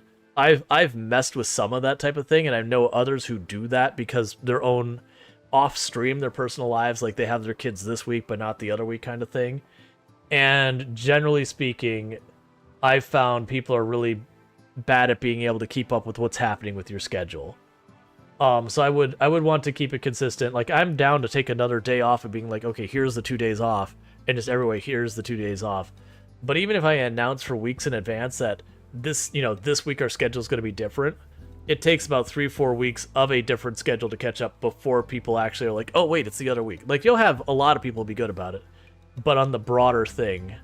So it is difficult. Like, even when you change schedule because it makes sense to change schedule, there is a delay, and part of that is because people don't check your schedule on Twitch, and people don't check your Discords. And you don't have a third option for input. Hey, Salford Sal, thank you so much for the raid. It is just party town over here today. So thank you so much for popping in here. How was your stream? What were we playing and all that good stuff? I also understand if you got to get running soon and all that kind of stuff, by all means, you're welcome to stay as long as you like. You know you're always welcome. But, we were playing City Skylines 2. Excellent. At least that's what it's saying. Twitch is telling me City Skylines 2. But I do hope you had yourself an excellent stream and all that good stuff. With all that said, how was your stream? And for the raiders who are popping in with Salford Sal, you know, what was your favorite part of today's stream? We're making tornadoes out of cars? I haven't played in a while because unfortunately for me, City Skylines 2, when I was streaming it, was crashing my computer as a crash to desktop kind of thing. Not crash to desktop, I'm sorry. Full-on reboot Windows kind of thing. And I ended up not really having time to play it off stream. So I haven't caught up. I had lots of fun when I did play of it. Just, there was an issue. The Carnado was your best part? I mean, it sounds good. I have not personally experienced a Carnado in City Skylines of any kind, 2 or otherwise. But yeah, that sounds great. For those who don't know Salford Sal, absolutely fantastic content creator. If I missed this part, you should definitely be following them. They do a lot of games like Oxygen Not Included, City Skylines, like these styles of games out there. Lots of system-heavy simulation style games and all that. So definitely good times over there. There's another one that you played Stellaris not too far back, if I'm not mistaken correctly. There's another game that's blanking that I know you played recently. Yeah, lots of good stuff. There's a spiral car park, and we discovered if you move it, it leaves the cars in a... Oh, interesting. Yeah, I built the car park. But I've never tried moving in, paying attention to what happened to the cars afterwards. But yeah, so Stardius, that's right. I saw you playing Stardius. That's the one I'm blanking on. But yeah, so definitely good times over there. For everyone popping in, I am Rual Storge. I do play a variety of games here on Twitch. I'm most known for my exploits in Project Zomboid, where I used to hold a world record for the highest kill count run ever streamed. 135,121 zombies killed in one character, one life, without harder than apocalypse settings, without mods that change itemization or vehicles. That said, I'm a variety streamer. I do play a lot of like simulation, city builder, settlement builder, tycoon, roguelite, survival, whole range of stuff. So man, that sounds good. That is what we do here. Lately, we've been playing lots of farm sim. Thank you for that follow. Welcome to stream. We've been playing lots of farm sim. That said, what? Cool, we can get a gene of being awful at cooking. That's awesome. I'll take 8 Glitter World for some rainy weather, though. That said, we put it up to a vote tonight, and it was a very close vote between this and Farm Sim, and this ultimately won. Which is RimWorld, which is a settlement building game. And we put up to chat to vote for what type of run we're going to vote. Well, I mean, it wasn't a vote. We just kind of spitballed about it. So we did start with a, you know, rich explorer start, and we are doing a horrible, horrible, awful swamp map that is, it's literally marsh all around everything around here. It's terrible. All that red and yellow, I can't really build on well. So yeah, it's awful. And we're just doing this with a hospitality mod, so we have, you know, basically hotel stay kind of thing. What mod is that? Your character looks weird. Oh, our character just has a tribal mask on. It's not even a mod, that's just a default thing in the game. If you're talking about the character looking bigger, I believe, I just went into the game settings and increased like the text size and the UI size. That way people on mobile and on tablets and all that can see without, you know, squinting their eyes and getting out the magnifying glass and all that. Yeah, the character should look perfectly normal. There's no mods there. Oh, if it's a thing on the back, that might also be the fire foam popper that we got given to us. They're wearing that on their back as like a backpack. But yeah, so we've been doing a lot of stuff in, we've been doing like Snow Runner is what we started today's stream with, so Truck is Stuck Simulator. We've been doing a lot of Farm Simulator recently where I've been doing what I call the Survivor Man Challenge, where we start with $0, a chainsaw, and a dream, and we built up a farm from that. At this point, we're actually doing pretty good. I think we own 4 or 5 tiles of land. Have like a bakery, a granary, 2 greenhouses, and a whole bunch of fields and all that. But it is a slow run. I like to do silly challenge runs and stuff. This one isn't much of a challenge run. Like, we're doing the Rich Explorer start. I'm gonna just intervene and make you build that wall. It's been sitting there forever, and something just gonna attack me right through it. There we go. That way they at least have to go through the kill box. But yeah, so we've been just kind of doing this one. Really, the big thing is I'm being very picky about our colonists. We're not just accepting everyone it throws at us. I'm deliberately not just imprisoning and recruiting people. Generally, when I play RimWorld, for the most part, when it comes to this game, I tend not to do a bunch of the silly evil things RimWorld is known for. I used to do like cannibal colonies and organ harvesting and all the other awful stuff the game lets you do. But once you get past the novelty, it stops being that interesting, and you start realizing it's actually the easier way to play the game. So these days, I actually find it more interesting and challenging to not be awful, because then you have to make those decisions going, okay, hear me out, I could do this terrible thing, and it'll help my pawn who's got like a blown out lung. I could just go organ harvest this person, or I can just deal with having a blown out lung. As the very last Lardine said, you zoned out and forgot we were on RimWorld and thought it was Farm Sim and got quite confused. I would imagine so. To be fair, I have been playing a lot of Farm Sim lately. Like a lot of Farm Sim lately.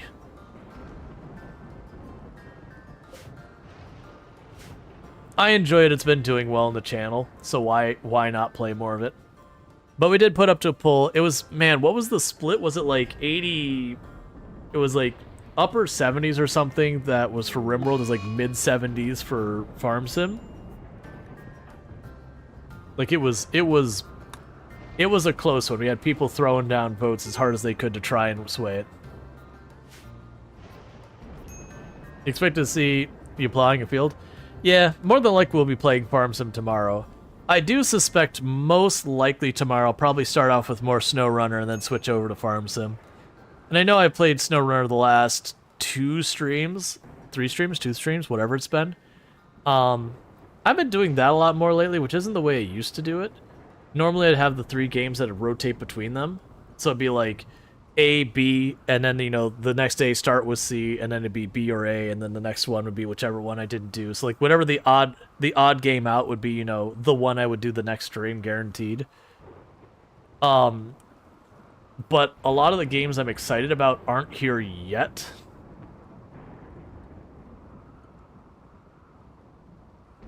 So I'm kind of in that headspace of like, I want to play Little Guardsman, I want to play Enshrouded, I want to play these games, I can't do that yet. Hey, Juices TV, can I get a shout out for Juices TV? Alright, so you got Manhunting Cat. They won't attack your doors unless they see someone go through a door. Oh no. Not 2 cats. I think they will actually go through here. So we're gonna move up here. Why are you starving? Is there really nothing that's grown? Be fast. I wasn't paying attention to the fact that you're out of food. So those cats figured their thing out. Why are you not eating? Eat the corn.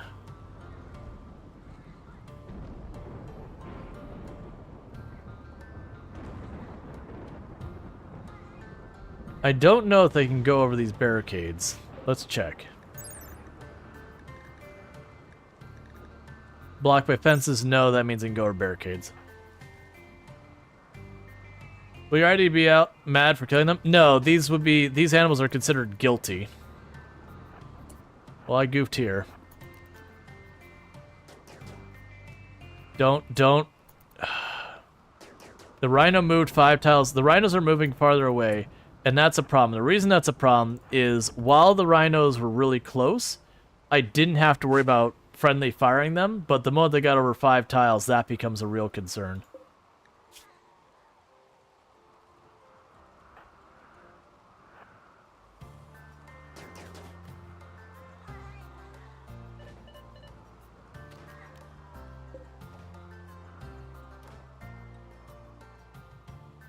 That's annoying.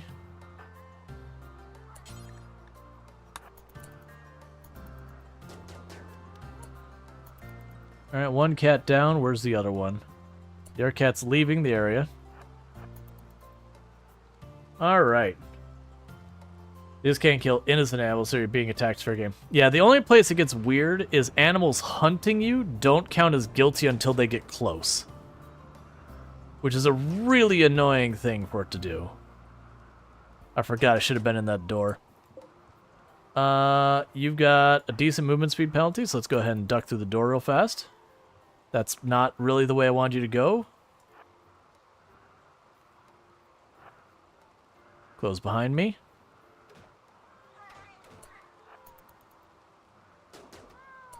Okay, dealt with it.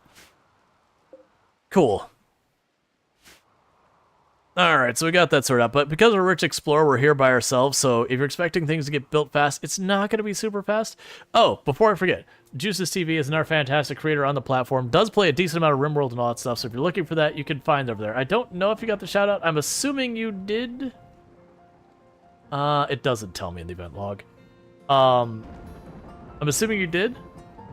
Cool. I just wanted to make sure. But yeah, another fantastic content creator you should absolutely follow. Excellent. Wicked words. Alright. We definitely want to get more people in. We are doing hospitality, so we do have guests pop in here. Let's see, weird timing to bring this up, but you've been fostering a cat this past weekend. She's coming up to me right now, and after a couple of days getting used to me. Nice.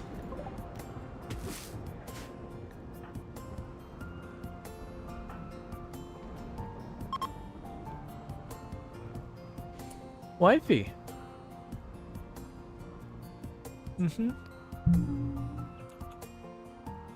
Remember the love I have for you. I'll remember all two of it. Yeah. I love you. I love you. You sleep well. Oh, hi. You're really... Hi, the very last flirting.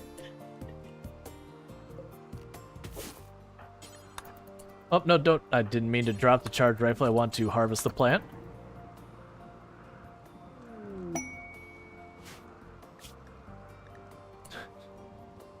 This is the person we helped previously. That was the refugee we helped earlier, and they're like, I'm in trouble, save me. I'm like, look, man, I can only save you so many times.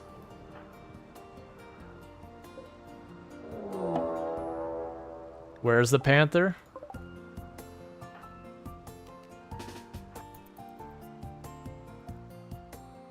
Get in there. And then get in here. And then Panther, find something else to hunt. Nicely done. Good choice, Panther. Excellent selection.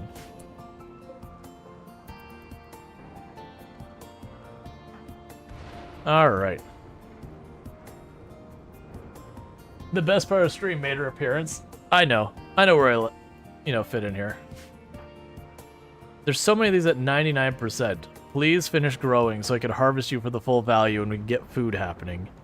And then I need to get more stuff planted. Because this is one of the downsides about having hospitality of just one person. Like, right now we're just feeding the wildlife. And normally, you would murder them. But our ideology disallows that. So we are just tolerating the annoyance of the animals. We are just feeding all of the local wildlife and regretting it.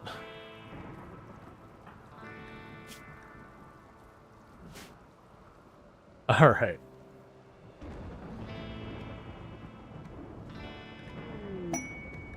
Alright, bear with me, chat. I need to take a quick 1 or 2 minute break real fast, use the restroom, that sort of stuff. So I'll be right back here in just a minute. Don't go anywhere. But thank you again for tuning in. I'll be right back.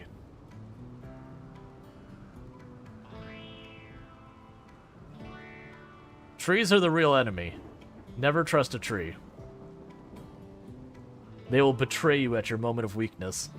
They will look you in the eyes as you reach forward and say, please help me, and they will spit on your hand and slap it away and watch you fail. And by that I mean a zombie will walk through and grab you and bite you in the face. But, sometimes you got to just talk it up a little.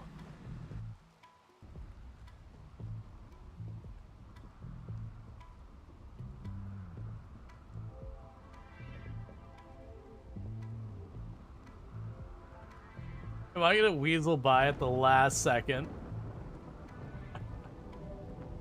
Ah, yes. Just the way it's supposed to be.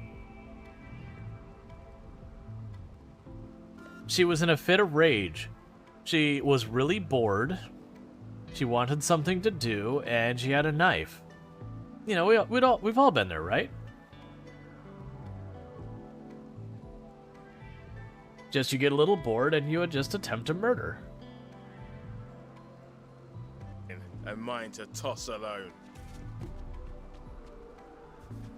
Side quest beach offensive.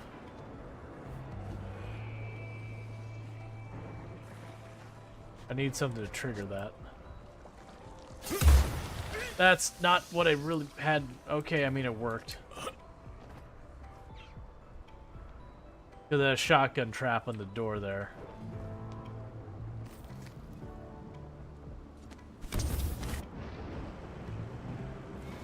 There we go.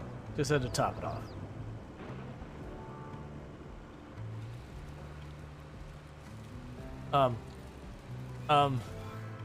Okay, I guess we're going this way.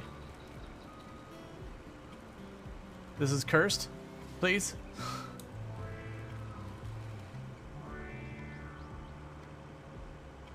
Well, that was lovely.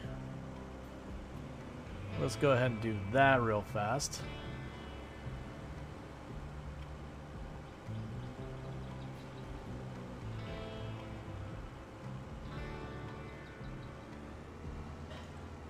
There we go. You see nothing, chat.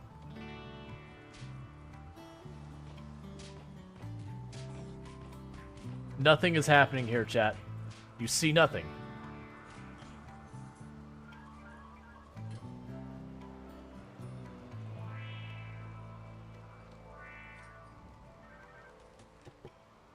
Alright, so we're back. Oh, I did not pause the game. I hit the wrong button. Luckily, nothing happened. Whoops. Okay. I did slow down the game, so at least that's true. Driving down the highway and see a tractor lose the battle with a tree. Yup. You can never trust a tree. Thank you for the welcomes back. Alright, just cleaning my glasses yet again. Thank you for everyone who's popped over and those who came over with the raids and are still hanging out and all that stuff. It does mean a whole heck of a lot, so thank you so much for that. Thank you for all those raids and everyone popping in as well. It's super appreciated. Every little bit of all that helps. And you like the content here? Feel free to drop a promise. Thanks, Very Last Ordine. You need to get better at cleaning your glasses more often. Man, I'm just having problems where I just get scuff on my glasses. Just one pawn this time? Yeah, no, we started with the Rich Explorer, and I've been deliberately not accepting the pawns that the game just practically throws at you. Instead of trying to approach this in the manner of we're going to recruit people through hospitality. The downside is it means I have one person. It's gonna be a while, but that's not unusual when you do like Rich Explorer and all that. And half the time when it gives you a pawn at the beginning, like it'll be like, here's your first pawn. They're a volatile meanderist who is also jealous, and it'll be like, thanks, game. This person is absolutely not going to just implode on my colony constantly. I appreciate this. Oh yeah, no, if we get malaria, it's over. Like, we get malaria, unless we get lucky and just nail, like, perfect 10s, one after the other, which we have 0 doctoring, so that's not going to happen. And I've come to accept the pawns that the game just gives you, most of the time are a bad time. Once in a while you get a gem in there. But, any of the quests nowadays where it's like, you get this pawn if you do this hard thing, I'm like, why would I do the hard thing for what might actually be worse than, you know, not having the pawn? Why would I actively sabotage myself?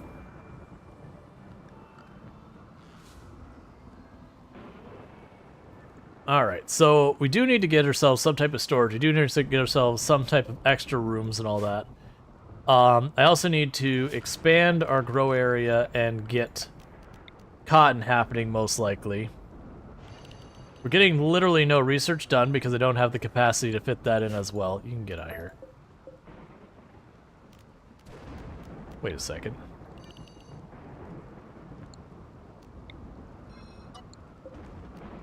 We'll make that cotton for now.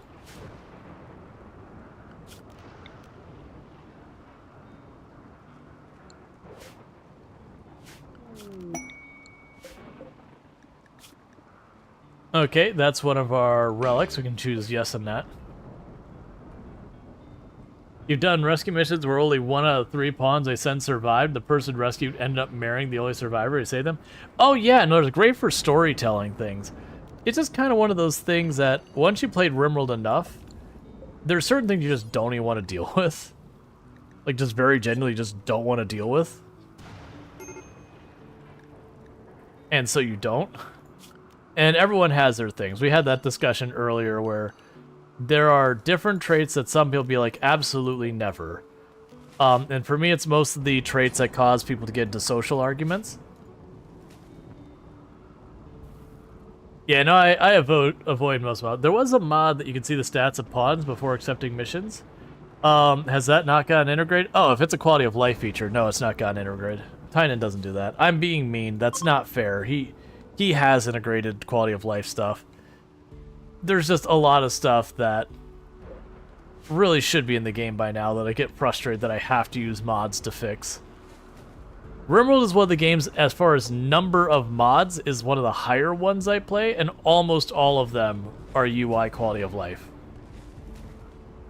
I think I only have like 2 mods that don't fall into the... Well, actually, there's 2 mods that fall outside of the quality of life stuff, and then there's 2 mods... Oh, I need to update that. I don't have Zombieland loaded anymore. That's actually another reason I don't like changing the mods either, is, you know, people are going to ask you what mods you want, and it's good to have commands that do that. But then every single time I change my mod list, I got to change my commands around, and it's not a big deal. It's just another thing in the pile of things I've got to remember. Yeah, so Zombieland and Zombieland Storyteller are gone. We're not going to have the no research random research. That's not on this one. And hospitality goes on the list. Cool. But just another thing. I also don't want to troubleshoot.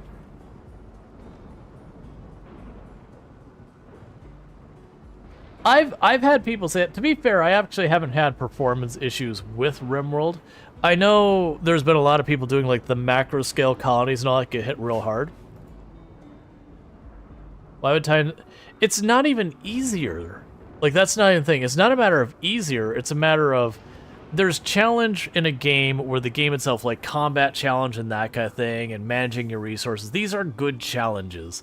Then there's challenge in the game of UI being obtuse, needing to micro that which ought not be microed. These are 2 different difficulties. One is good, one is bad. Hey, FG, how's it going? What time is it? Oh, it's not that late. Oh, it's going there. Sorry about the YouTube stuff. Not being announced, by the way.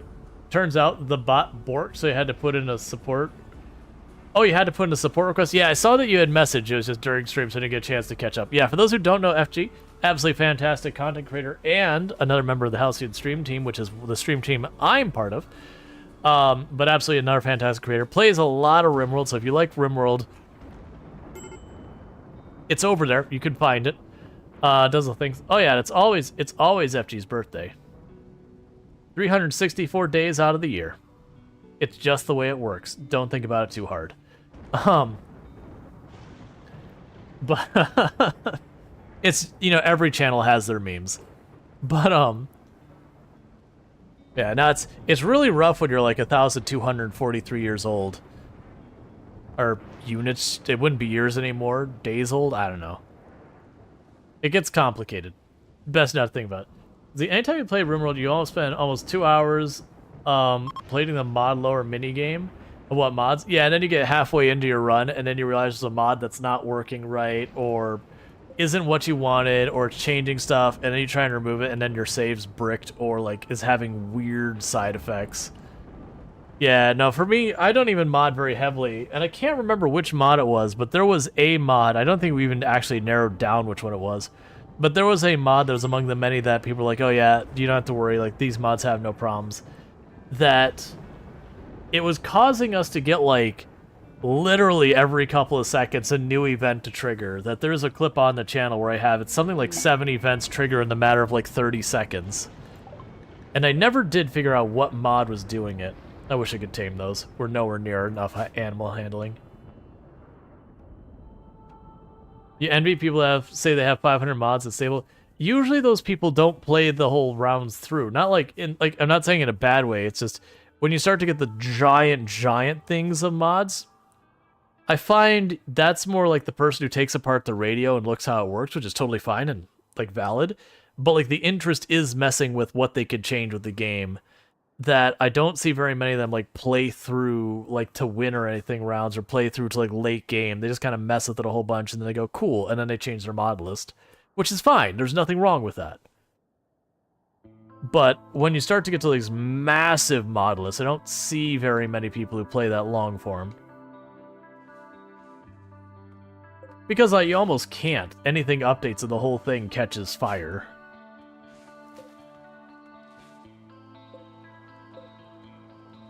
That's been my experience. Granted, I'm a little salty about it because I've had too many games get soft-locked by mods misbehaving. Like, every once in a while, I'll get convinced to be like, alright, why don't you go ahead and, you know, like, you'll play this game with a couple of extra mods, I promise it'll be okay. And then we get soft-locked and they go right back into like, nah, I don't want to deal with the mods. Go right back in my little box of being like, I don't want to deal with these mods. Does he think the heaviest mod game was like 400? But if one person updated, the whole thing explodes? Yup. The very last one he says, I mean, some of your favorite mods are the ones that tend to be the buggiest and have conflicts. Like the sidearm mods, combat extended. Yeah. Me and The Sims 4, 1,000+ mods. So that is, like, and you also have to, like, quantify mods. Like, if it's a mod that gives you, like, a different shirt, or a different pair of pants, or a different hairstyle, those ones are usually very safe. When you get into like big sweeping mods, like for this one, Zombieland, that's where you start combining that with other stuff, and there be demons. As you usually run your save for 15 to 20 years, so moving mods around is a big commitment. Yup, exactly. I prefer long form games as well, so you have to be willing to deal with a lot of that. Let's see, Panarex says, big mod lists kind of push you towards cloning the install folder and hoping the game can run without proper Steam integration. Yeah, like I said, for me, I have a background in software development. I've been doing that for over 15 years, and I did IT before that. The last thing I wanted to do after working all day, troubleshooting computers and all that, was to come home and troubleshoot my games. So I was very much like, it's not that I don't mod, but it's like light touch mods that are like you can be pretty confident aren't going to break stuff. The risk is fairly low. Are you okay with running a lot of mods because you hardly ever survive long enough to cause problems anyways? Fair. And then plus as a content creator, it's even more of a danger to like get really, really in depth with mods, because it really, really hurts, like, you know, not just viewership, but like hurts kind of your stream if you're sitting there playing and you get people invested in a run and then it gets bricked because some mod didn't work right and your save file's corrupted, or you can't continue because, you know, some mechanic is supposed to happen, it just doesn't occur, and then you scratch your head and go, well, I guess I start over. And it's not the end of the world, but if that happens too much, people won't get invested in your runs because they just expect them to never go through. So like we had that with Stardew Valley with the Ridgeside Village and Stardew Valley Expanded mods, which is one of the bigger mod things we did. And I got right up to the end of the Ridgeside Village, and it got soft locked that we couldn't continue the main story of Ridgeside Village. So we got to the point where there's portals and everything, and we couldn't go in, which is like the last major event you do before you get closure of that story. And it was just like this big tease of like, well, you got to see 95% of it. That's it for the save. And I could have just done like the regular Stardew Valley at that point, but I'd already done that in the channel, so like we ended the run and I didn't play the game for a while longer. Eventually we did circle back and redid it, but it was just one of those things that really kind of was a thing that it was a big letdown for everyone, like myself included, was a big letdown. As a tech enthusiast, and I tried everything to fix it. I was on forums for night after night trying to find any way to like kick some life back into it, like advancing the days, trying all sorts of like console commands that people had come up with, like deleting and re-adding setting files, like everything I could come up with to try and fix it. And just you know, there was just something wrong with the mod. Till they got it patched, that was that. Tech things that had their homes run by tech. Tech workers have a decade-old PC and ancient printer not. I mean, you have both. It's like the things that you enjoy working on versus the things you get stuck working on.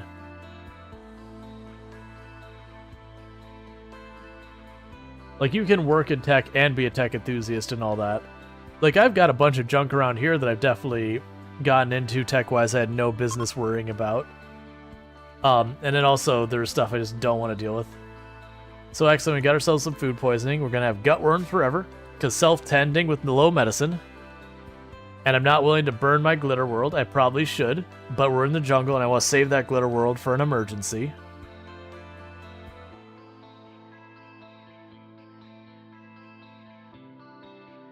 Why did I choose that we can't kill innocent animals?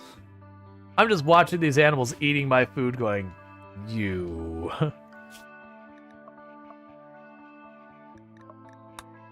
Alright, so Melvin leaves in a little over a day and a half. Well, a little less than a day and a half. Yeah, smart device is a misnomer. Yeah, connected. What are you gonna name your new tapeworm? There's lots of options. Most of them are not appropriate for, you know, for chat. Smart device equal dumb users? No, I wouldn't agree to that. Not all smart devices are smart. Not all smart devices are frankly useful. But it's just the whole thing. But having access to tech doesn't inherently make people dumb or anything like that. Like, I know there's that whole mentality. It's like, if you make the computer do it for you, then you won't know how to do it. It's like, well, no, that's not necessarily true. Also, half the stuff that people complain about that doesn't matter. Because you could try to do something about them, like wall in the farm and try to box them in and funnel them back outside. I could, but I have enough other things, like I still need them to finish my kill box, that it's just not that important. Like, this is just the bigger priority. It's just right now I have one colonist trying to manage everything, so it's just not getting done. That's a classic. Any start you do where you have just one person, unless you're willing to take any recruit you get, there's just that beginning. It's like, what on my 10 list of things to do, what's the ones that don't get done? You choose 8.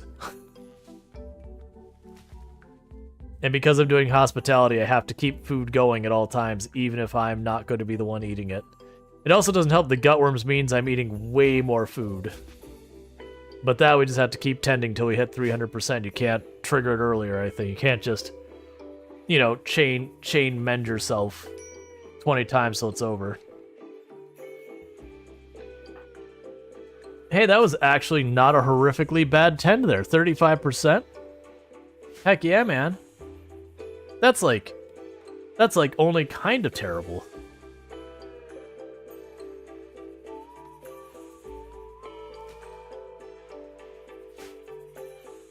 You can leave the doors outside so they wander out. Right, the problem is I have food for them to eat here, so they're not going to be likely to wander out. What's more likely is other animals to wander in because I have food.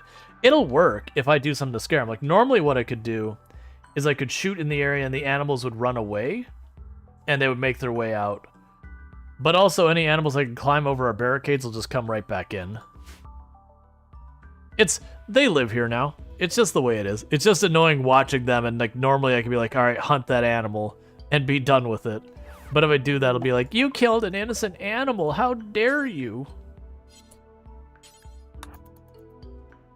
While in the farms? I mean, eventually, but again, I've got my task list. It's not that high. When did I take the really bad penalty to my reputation with the Empire? Someone must have gotten hit or died on my map, and I missed it. Because that's the only reason I'm not recruiting people using hospitality right now, is it's going to make things long.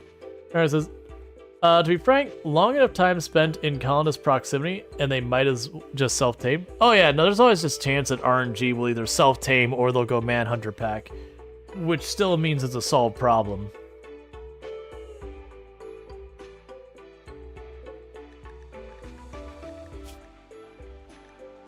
Okay.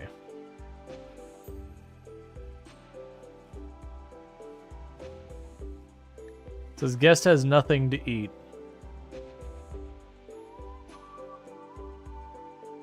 But like we have food to eat. All right. They had a really good stay, and they left me with an auto pistol. Thanks, man.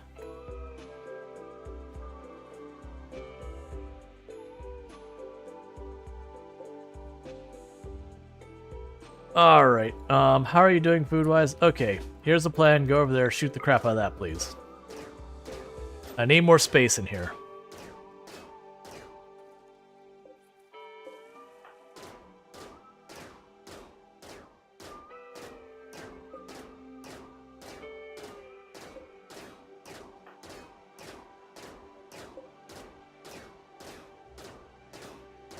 Because then I can sit there and put, like, more bedrooms up here or something. Like, I need them to get constructed there. Like, part of the problem is now is I've, expanded my farm too big. All right. You go ahead and stop with that.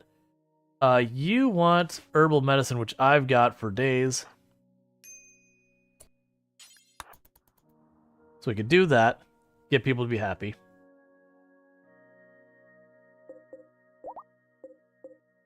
So stop sowing the potato field.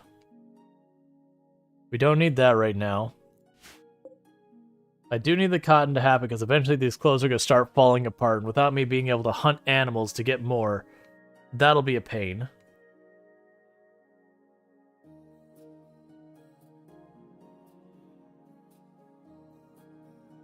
Like earlier we had a alpaca self-tame. That wouldn't be bad for us to have, actually.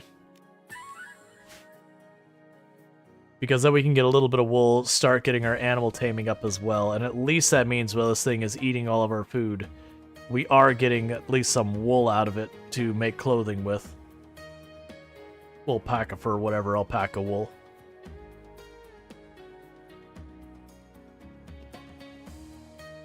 The big thing we need right now is we just need more people.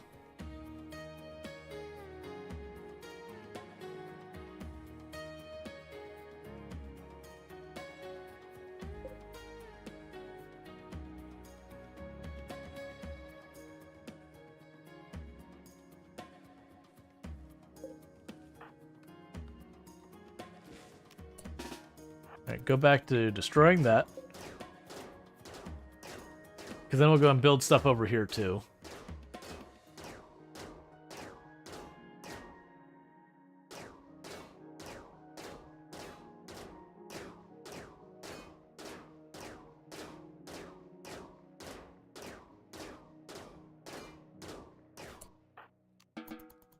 Alright. Pain meds are wearing off again. Pretty bad ear infection, it hurts. Ah, that's no fun.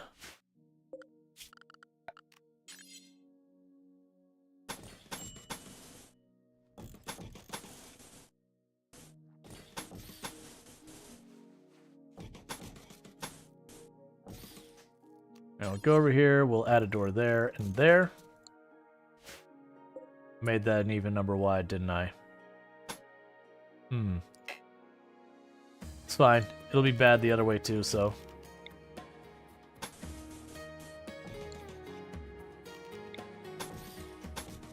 I'm gonna make that into a storeroom. So that way we can start clearing out the production room. We could go into the storeroom and put that there. We'll see if they ever get the chance to work on that. Not that it matters too much if we slow down the enemies back here right now. I've only got one person to fight. Psychic Soothe, excellent. Mad Hannah. Oh! Right, I was like, Mad Hannah's like, what the heck is a Mad Hannah? It's the donkey we started the game with.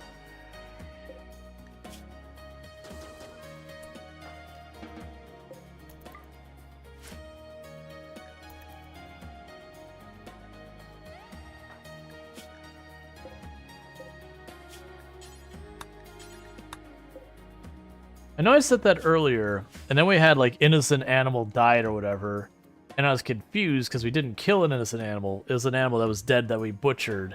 So I'm wondering if it just like it gives the wrong name for the debuff or whatever. Hey Kay, how's it going?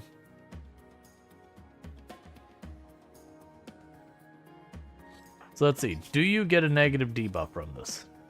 You do not. Okay, you shouldn't. But that's fine. That gives me something else we can cook. Double doors? Fair. Alright, we've saved it. That'd have been terrible to look at otherwise. We're definitely gonna need lots of moisture pumps doing the swamp hill, though. Like, this all here is gonna be terrible.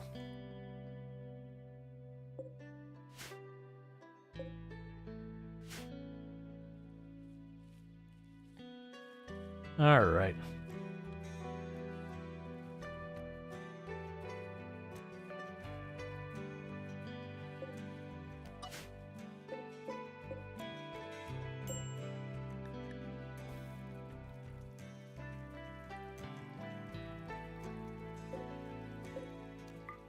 Right, these doors, actually don't leave those open.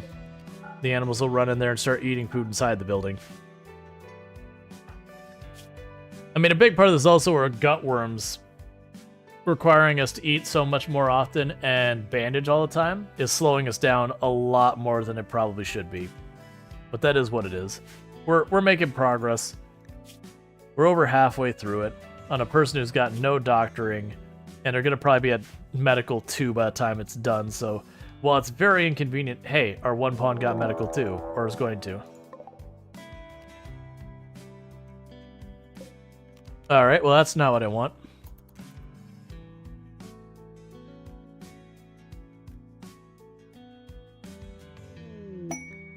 Ancient installation, we can't really afford to walk out the tile at all.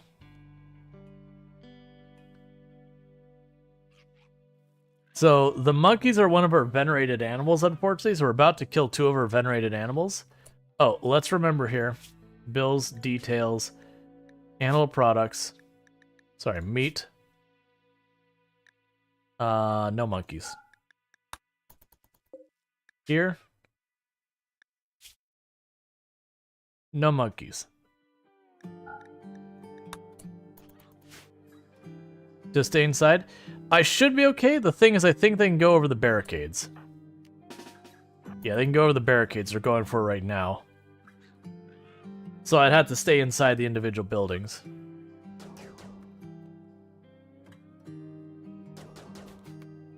No, please.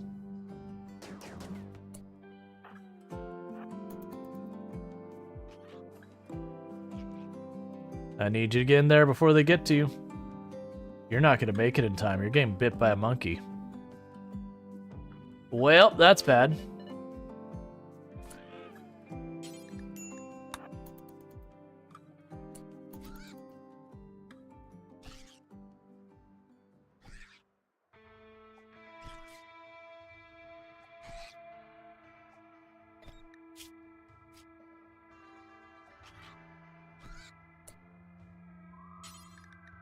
Okay, finish off the first one.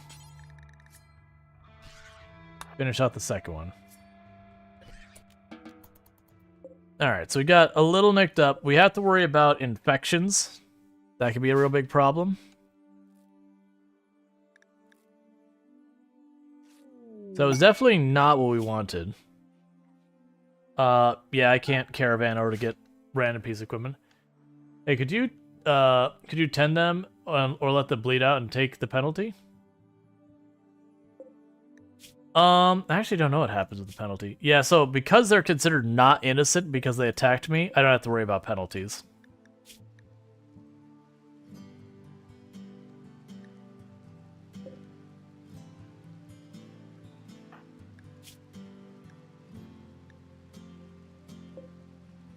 I believe they're venerated with us.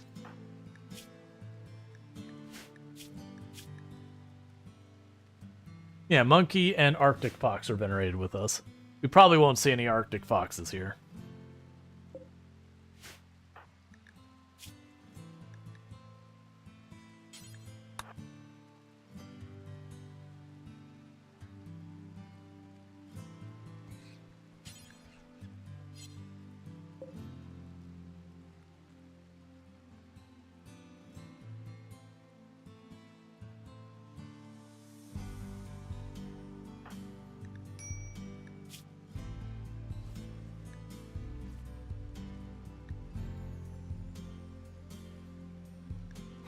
the length of time we're gonna have gutworms because this is just ridiculous.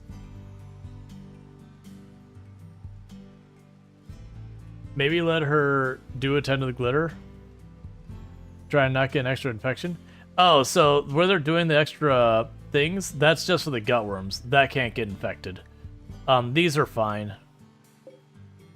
Like, I could get glitter, and that wouldn't even be a bad move to get past the gutworms really fast. But right now, my fear is getting malaria or something like that and having no medical. So as aggravating as the gutworms are, it is letting me just grind my medical. So it's kind of one of those things that's like, alright, maybe it's not the greatest way of approaching it, but at the same time, it is getting me that medical I need, so...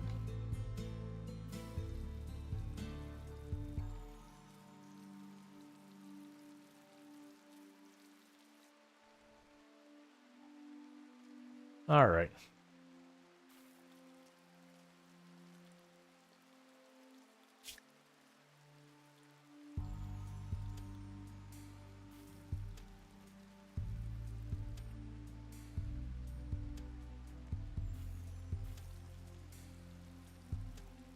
Why are you making so many meals?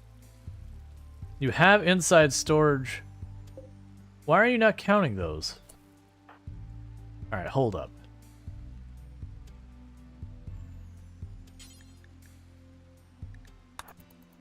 Haul the monkey away. Because it's on furniture and all that. Do you have rice planted? It might be a good counter to extra food intake. Oh no, so rice is one of the lowest nutrition foods, but it's the fastest, you know, like you can get them foods. Very genuinely... Oh, I see what's going on here. Storage. But yeah, so it's... Corn is actually way more efficient from the amount of effort going in versus the food coming out. It's one of the reasons why generally you'll end up having a lot of people do corn or potatoes. But rice is just that thing to kind of like bootstrap yourself to the very beginning part. Can I actually keep you tame? That is the question. 7? I don't believe we have 7. I don't think we're even remotely close. So yeah. Animals. Go ahead and go home, elephant. But yeah, no, we're actually good on our raw produce. It's what was happening is there wasn't a tile for them to put the food on, so it's stacking up here. So even though I have 28 meals, they were just continuing to cook, which makes them rot faster. Because these, it's something like 60 days they'll last, versus these it's like 8 or something like that. You've always been a major rice field going just in case my food supplies get knocked out. You can do that, but just keep in mind the rice is very labor intensive because you have it harvest the fastest, so you plant it and harvest it the most frequently. You're spending more and more time of your characters' like limited time to do stuff on the rice, which is why I went with the corn so heavily. Is the corn is the least labor intensive. You plant it and then you just ignore it for a lot of time, and then come back and harvest it. Hey, Ultrasaurus, thank you so much for the raid. I really do appreciate that. Man, everyone's popping in here tonight. But I really do appreciate that a whole lot. For those who don't know, Ultrasaurus, absolutely fantastic content creator on the platform. 100% recommend. Plays a lot of simulation games, a lot of kind of good stuff. So, you know, Farming Simulator, American Truck Simulator, Euro Truck Simulator, plays some flight sims, does SnowRunner, and a whole mess of good games. So definitely worth checking them all out. And according to this, you're playing Derail Valley tonight. I know you're playing that last night, but there were a few train derailments today. I would imagine that's one of the games I have not played, but it looks like fun. It's interesting though that you kind of get on the track. You just gotta like basically manage that. We almost went off a bridge. Excellent. So what you're saying is you almost had extra content. But yeah, no, definitely fun over there with Ultrasaurus. Absolutely recommend. Lots of good times over there. It's one of the channels. Actually, I've got a bunch of the people that I normally tune into on the way out for the night in here tonight. Like after stream, like FG and Ultrasaurus are 2 streams. I definitely pop in my post stream. I'm dealing with my clips. I'm like, you know, lurking, doing all stuff, kind of the stream wind down, all that. You know, definitely there. But yeah, so definitely check them out if you like the simulation stuff. Yeah, earlier today we were doing some more SnowRunner. Had good times with that. The only times, well, actually that's not true. I was gonna say the only times our truck got messed up was, you know, when I knew I was gonna get messed up. I'm like, no, wait, there was definitely one or two that didn't go as well as planned. I was going for the water pumps and I actually didn't get that done before it was time to switch games. Made you cry when you were driving the Scout 800? Why? Is that like good or bad? I like the Scout. I like the Scout. Or you're just saying makes you cry because I roughhouse with it or drive just up on the sides? You hate it so much, the center of gravity? Oh yeah, no, it definitely like I will agree with that. The big thing I notice of the Scout is it likes to roll, but at the same time, as long as I manage to not catch something at an angle, I can get away with a lot. The only time I was rolling really bad is when I was trying to do the stuff like in that super deep water or super deep muck like by the water, trying to get past that truck. I rolled it a couple times. Auto winch is required for it. Oh yeah, no, I definitely had one save I got myself where I took a corner pretty fast and just, you know, shot the winch out real fast going, welp. But I only did that once. I rolled it a couple times, but that was definitely doing the other thing. But because it was that or the Chevy is what I've got access to. Unless I buy stuff. I'm actually hoarding the money and I really shouldn't be. I have yet to buy anything with any of the in-game money at all right now. Doing the farm yesterday was interesting as well. Doing the farm yesterday was interesting as well. Oh, the going through the farm. I'm just happy with myself. The vehicle stuck in the farm. I had a lot of people who were like, "Oh man, like I quit doing this." I'm like, "Man, I got that on my second go." Now getting the stupid quest after I had already retrieved the vehicle, not realizing I had to go get the quest, that took me like a good 4 or 5 attempts to get a vehicle into this box where the truck had been. That was frustrating. Because you're sitting the whole time, it's like all I had to do before is just winch to the truck and pull myself to that square, and it would have been good. But nah, I pulled it out in the second go, and then spent half a stream just getting to where it was. You have some good food. I'm being bad at not eating the food I've had sitting here. But yeah, for those everyone popping in, I am Rual Storge, who play variety games here on Twitch. I'm most known for my exploits in Project Zomboid, because I used to hold a world record in Project Zomboid as having the highest kill count stream ever streamed. That was 135,121 zombies on one character in one life on hard and apocalypse settings with no mods to change itemization or vehicles. That said, that record has been beaten. But I do play a variety of games, including simulation, survival, roguelike, tycoon style games, city builders, settlement builders, a whole bunch of stuff. I play a pretty wide range.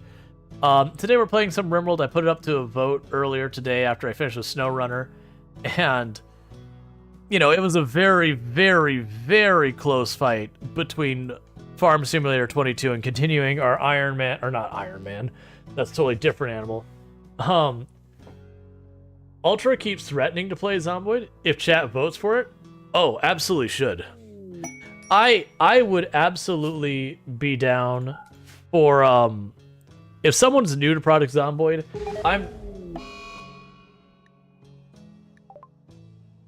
Oh, that's fine. I've already helped that person twice, and they keep getting in trouble, and so, like, the third time, like, you're on your own. We had someone, you know, vote to make me eat my dinner because I'm being bad about it. But yeah, so we are messing around with a RimWorld run, where I am basically... I started with the Rich Explorer. We are on what is known as a swamp hill, so if I hit this little thing, all that red and blue and yellow I can't build on well. It's great. And then on top of that, we went with nature primacy or whatever it's called. So we won't kill animals. They won't mine. So they're very genuinely annoying to deal with. And we're being very picky about who we're bringing into this place. So it is the whole thing. But yeah, no, if people want, like, I I am the kind of person who, when it comes to playing games with others who might be new to the game, I can pretty much stand back and let them get themselves killed again and again and just enjoy the experience. Or show them places that they can get themselves killed again and again. You know, the whole thing. But no, I would definitely check out, I'd definitely check out Ultrasaurus playing Project Zomboid. That'd be fun. It's also, you can learn a lot by watching a new player who hasn't had, like, I'm assuming Ultra's new to it. I don't think they played. If they have, that different story. But when you see someone playing a game for the first time, you can learn new things, even after thousands of hours. To give you two examples, I have two examples of this. I had over 1,000 hours in the game, and was seeing a player play for, like, the very first time. And they broke the glass in a window, and in Project Zomboid, if you break the glass in a window, you climb through it without removing the glass, you can get very badly cut and hurt your character and all that. So they took off their sock, they ripped it, and they put it in their hand, and they removed the glass, because that just made sense to them to take a piece of fabric to pull off the glass. And I'm sitting here with, like, 1,200 hours going, you can do that? Like, I am walking around with just an entire body covered in things I can remove glass from. After we saw that, we tested a bunch, we learned it doesn't matter what's in your primary hand, you can just remove glass with anything. But it was like, 1,200 hours, I had never thought to try it, because I already had my ways of solving that problem. Why come up with a new one? And then the other one I saw was I was watching another player that they were sprinting, which once you play the game a whole lot, you learn to not sprint ever. You jog, you don't sprint. And I watched them run into the wall sprinting, and their character face plants, and there's even a custom animation where they slam into the wall and fall backwards. And I'm like, that's a thing? Like, you can run into a wall and fall over? I didn't know that. And at that point, I had like 3,200 hours in the game, and I've played with sprinters and everything where I've had to sprint. It's just not a thing that occurred to me. Yeah, tripping I've done. I've done plenty of tripping. No shortage, no one needs to explain to me that tripping is a thing. I have done that plenty. But the literally running face first into a wall and just ricocheting off the wall onto your butt, I had never seen that until then. Yeah, no, I've tripped over many a fence in Project Zomboid when things get dicey. I have tripped many, many times where you're like, I am stuck in a corner and there's 10 zombies between me. Leroy Jenkins, we're just gonna go right through the middle of them and trip to the other side to freedom, which does work. It is spicy, though. But you can play a game for thousands of hours and just, you have solutions to your problems, they work. You're not going to test things that don't intuitively pop into your head. In all my Project Zomboid hours, what is my favorite moment?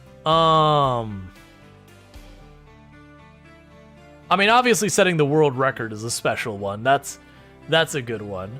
But like, more than that, I know for like just silly, ridiculous moments, I was pushing to, there's a hidden military base in the middle of the woods. I won't spoil where it is. And we were playing in the maximum zombie population, so there's bodies everywhere from the zombies I've killed. And for those who don't know in Project Zomboid, when you're standing near bodies, your character will gradually get sick. And it's not a big deal. You just need to get away from the bodies when you start getting too sick. Like, it's not like you get too far and then you're just... It's not until you get, like, feverish that you're actually in danger. When you're feverish, you're playing a game of potentially dying. And I thought it was far enough away from the bodies. I built myself, like, a little box to sleep in. And I was wrong. And so my character wakes up, they're solidly into fever, which is very genuinely life-threatening. And that's on a character at that point. It's probably at, like, 80,000 kills or so. And all I could do is the only things you can do to counter that is to overeat, because when your character is like super full, they get a slight healing bonus, and to strip off our clothes as fast as possible so we could reduce our heat. And so we're playing our characters, stripping off our clothes, running into the woods, shoveling, I think it was lard and butter into our mouth, because it's all I had on my character that I could eat quickly. And just the visual image of this person just, throwing their clothes off, running into the woods, while shoveling entire sticks of butter into their mouth, because it's all I had available. We survived, but it was definitely one of those ones that you're like, oh crap, I have messed up. That was a pretty fun moment. Um, There was a bug. There was a bug in Project Zomboid, and this is going back a year and some change, that they had done an update on their, like, it's not test branch, it's the branch is like the unstable branch. And the bug was that all zombies, if you had the normal settings, were given what's like a little bit worse than what's called pinpoint hearing, so zombies could hear you way farther than they ever had any business to the point if you were in the biggest city in the game and you were like on the edge of it and a helicopter flew by, it would draw about a third of the entire city. It had that kind of range. And I was in Louisville on that one, which is the biggest city in the game, and still in the initial pushes in on the absolute maximum zombie population setting. And I got trapped in the military checkpoint because I had more than 20,000 zombies. We did actually pull it up on a thing where I could check the number of zombies around. That one little corner had like 25,000 zombies, and that wasn't even counting the rest of the area around. And it became a problem to the point I would go anywhere near the fence and the game frame rate would drop to like 1 or 2 or 3 frames per second because of how many zombies there were. And I was trapped there for in-game literal months. Just wake up, slaying zombies, barely managing to get the gate closed, running back, going to sleep, and then repeating the process for in-game months. And it was like, I was like, do I give up the save? Do I stop playing the game until the bug's fixed? Like, what do I do? And we kept playing until we managed to knock down the entire population of the area to the point it stopped lagging. But there was fighting at like 3-4 frames a second, just going, I really hope that I've got the timing right, because it's real hard to guess the timing on these things at like 2-3 frames a second. And that was a blast. Thank you for the follow, welcome to the stream. That was some of like the most stressful gameplay, is like, because at that point that character was up there to like, I can't remember, I think when that first started going south, we were at like 35,000-40,000 zombies killed, and by the time that was done, I think we're like the upper 80,000s or something zombies killed. Like, over like 50,000 zombies have been killed and me stuck in that tile. Would I do it again? No. No, I would not. But it was pretty fun while it happened. It was a ridiculous experience. Not one you'd want to repeat.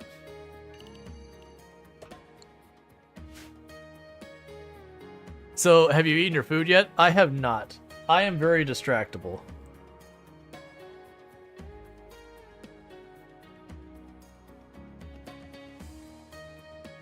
I'm just going to blame it on my ADHD and roll with it. That's half true and half excuse.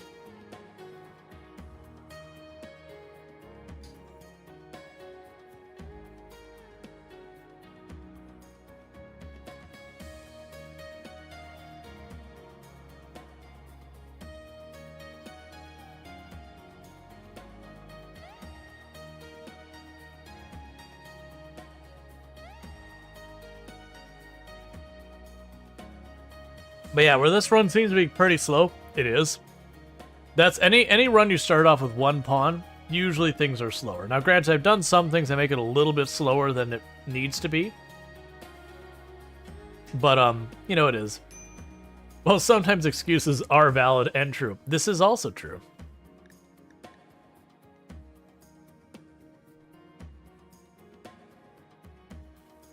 But yeah, the big issue when you have just one pawn is, they have to do everything, and you always have 10 things that need doing, which means there's 9 things not getting done.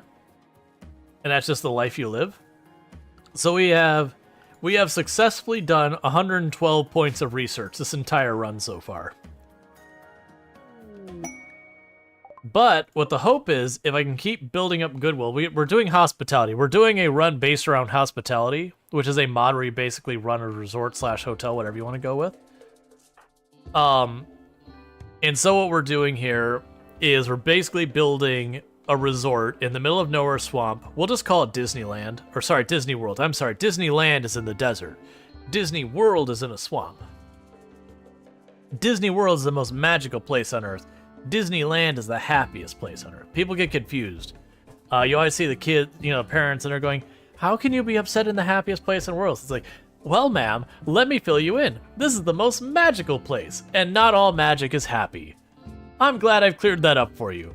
Proceed to cry about your spilt ice cream, small child. You are perfectly fine and in the right in doing so. You have hypothermia? Wait, what? How did you have hypothermia? I'm so confused. It's 63 degrees outside. Did you, wander in from the polar ice cap somehow?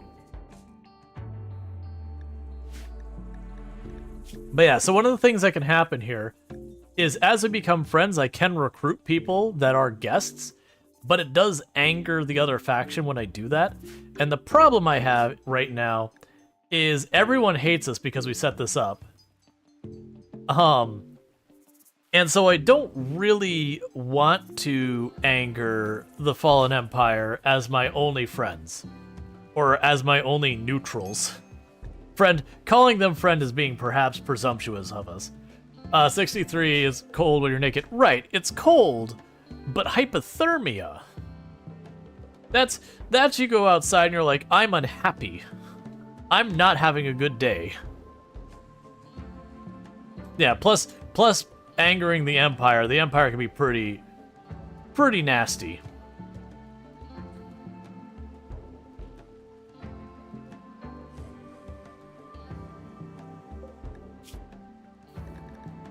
To be fair, this person, I mean, I guess that's a way of living your lifestyle. So this person is running around. They've got their knife on them. It's in terrible shape. It's a knife, the blade's all wiggly and everything. So they've got that. They've got 4 high quality meals on them, like really fine dining. They got, filet mignon and a bunch of that just in their pocket. They've got a pile of money, and then they got high yield explosive shells. So they're just sitting here. They got a flimsy knife. They've got some fine dining from their local like fine, sit down, nice Thai style restaurant. And then just in their pocket, they've got, artillery shells. No clothing. No, none of that. You live a lifestyle. I'm not sure what to make of it, but you do in fact live a lifestyle. Meanwhile, you've got clothes, a revolver, some EMP shells. What? Alright. The odd person out, what do you have in your pocket? You know what? You also have EMP shells. Okay, so everyone's just walking around casually with their ordnance on them, I guess.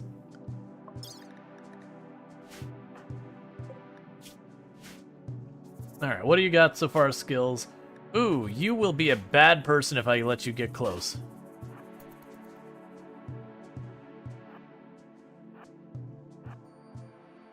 One under each armpit. You never know when you need a mortar, I guess. So let's hope we can get a couple of hits in. We don't actually care about downing this person. We just want to get just enough hits in to slow them down so that we can run away.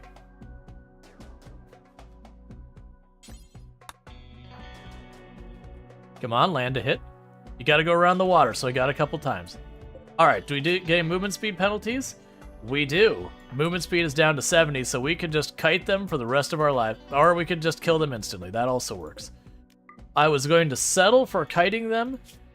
Instead, we blew out their lung and made their torso very not livable. It feels so weird to see single-person raids here, and I'm probably going to be getting to 2 and 3 people raids soon. Because while I do have only 1 pawn, we are building a bunch gradually. That said, we're not playing at our normal difficulty. It was pretty much universal. Everyone's like, we want you to play at an easier difficulty than you normally do. Normally, I'm at Strive to Survive, and chat pretty universal is like, yo, we just want you to take it down. We want to see a silly run. It's like, okay. Easier for me. I can get behind that, I guess. We should be seeing more. Like, don't get me wrong, adventure is not like super duper easy mode, but yeah, when you're used to Strive Survive or harder, Or like, was it Blood and Dust or whatever? That, it feels easy by comparison. I think big part of it is the fact that I've still marked as having only one pawn. The game is going easy on me. Thanks for the axe, man. I don't have a place to put it, but sure.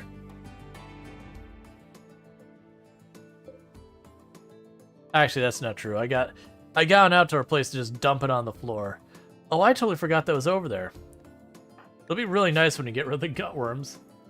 Does having gutworms affect rage? I don't think so. There are mechanics in RimWorld that, like, if you take serious injuries or have losses, it kind of flags your character to be like, oh, you've taken some penalties, like, back off a little. But I don't think we've had anything that would flag under that. I'd be surprised if gutworms qualified. Usually it's stuff like losing a limb or having a pawn die or get kidnapped. It's stuff like that that flags, that's like, you know, tells the game, it's like, all right, cool it down, you know. You've got one go easy marks. And those, you know, fall off after a little while.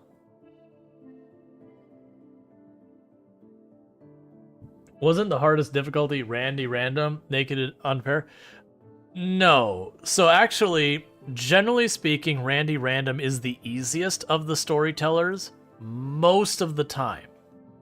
Now the catch is, because Randy Random is random, Randy can sometimes decide to escalate to 1,000,000 and be harder. But generally speaking, Randy Random likes to throw things in a dozen different ways that most of the time the dice roll will work out in your favor. There's no suitable animal pen for the... You're in a pen. Now, even Randy does have some buffers not. Yeah, you can just stay there.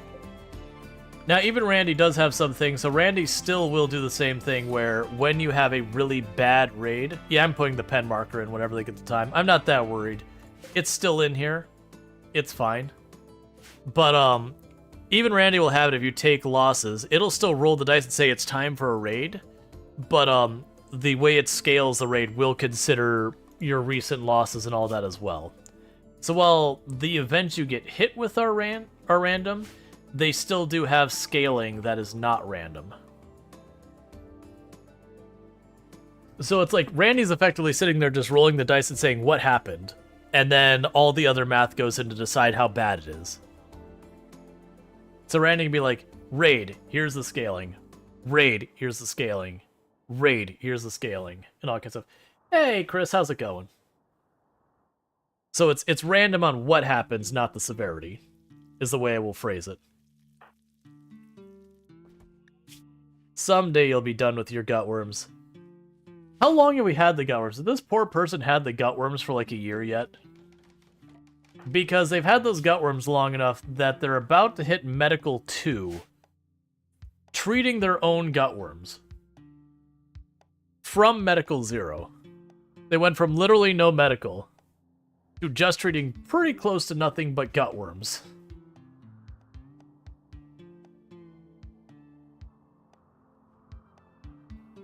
The very last 13 says, I've had a Randy run that only had one initial raid, nothing for like 6 years, and then a giant raid where he had no combat experience. That's actually the reason I stopped playing Randy Random on stream. Is we had more than once where I had a stream where it's like literally I went through an entire stream without being raided. Randy just went, I'm not feeling it today. It's just not my day. I'm just gonna go back here. I'm gonna sit over here. I'll throw a blight on your plants and, it's just, I don't know. It's just, I'm not in the mood.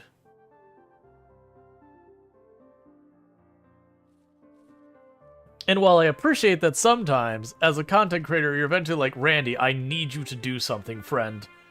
Like, I can carry a stream for a while, but there's definitely a point I do need more to happen than you just sit in the corner and sleep it off. Hey, new type of entertainment. We got ourselves a billiard table. Or not billiards, that's poker. Very different. Not even remotely similar to one another. So the good news, we're actually starting to get some construction done. We finally caught up on the plants. I don't really need these berries over here. There you go. Just get rid of that field entirely. Just let it rot. Would quest offset Randy's lulls? They can, but the quests are also RNG. And the game will sit there sometimes, just give you quests you don't care about. Like, that's kind of thing that ends up happening, is sometimes you'll take quests and it'll be like, okay, here's a reward. The reward is a stick in the eye. You know what? I'll take it. It's something to do. There's definitely times where, like, the quest will be like, alright, well, I'm going to hit you with 3 times mech raids, and what I'm going to give you in return, wait for it, I'm going to give you a glitter world medicine. And you're like, that's not worth it at all. Why would anyone accept that? I'm exaggerating, but there are definitely times that the game is like, here will be your reward for putting yourself in all of this danger, and it's like, no, that's terrible. Why would I ever accept that? That's an awful reward.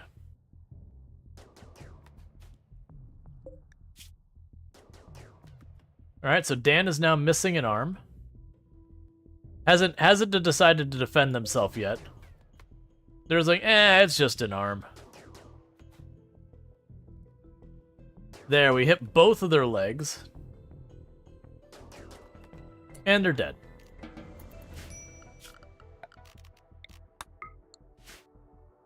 I'm still waiting for one of these ones for me to run up and they to take a hit of go juice and just be like, well, nice knowing us. Because that's the way that'll play. They'll take that hit of go juice, and unless I manage to kill them before they reach me, it'll be over. Because once they have the go juice, they move faster. Well, to be fair, if you got your arm shot off, I'd probably panic and run through the swamp too. Well, right, but they just kind of wandered around. I mean, we'll just pretend they were in a daze. Losing an arm, kind of a big deal. Kind of a hard thing to process, I would assume.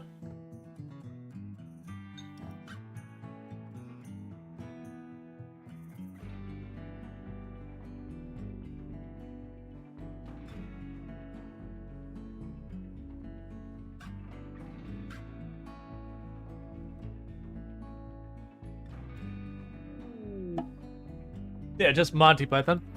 'Tis but a flesh wound. A flesh wound? Your arm's off.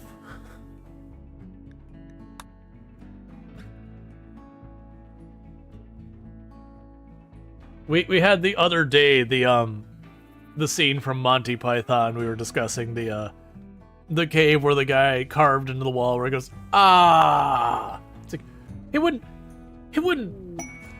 write ah on the wall. He would say it. And it's in stone. It would have taken him like hours.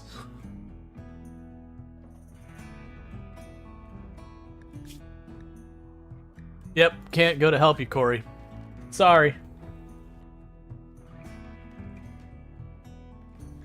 Good old Monty Python.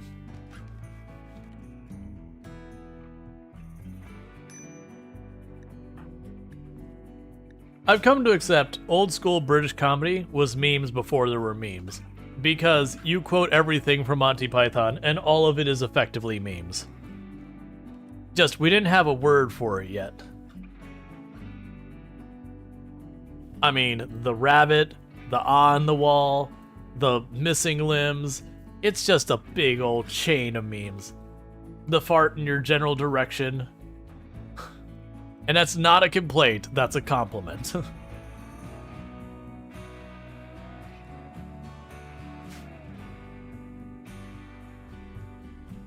It'd be really nice if the Empire liked us more.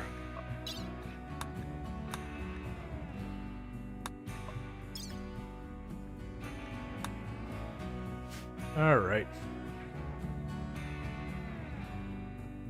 Yeah, no, we started a run with just one colonist. And I'm being very picky about who I'm letting in. So the game keeps going, we'll give you this colonist we won't tell anything about. Like this. This poor person. Hey, look, like, that is the game really trying to give you a colonist. They dropped it inside my defensive perimeter. They said, here, I am giving you this person. Please, I beg you. I mean, chemical fascination's fine. A lack of caring. I mean, actually, that's not a bad pawn. Like, chemical fascination will get you in trouble. But I mean, I actually don't really have any major complaints, and that's enough for a thrumbo. Alright, fine. You've convinced me, game. You've been trying to give me pawns for a while now, and I've been shirking them. One after the other. I will rescue this person. If they join, they can stay. If they don't join, hey, that's their own free will. I'm not going to force it. They are old, though. What's their backstory? Their backstory is they were a vengeful child, and they are a herder.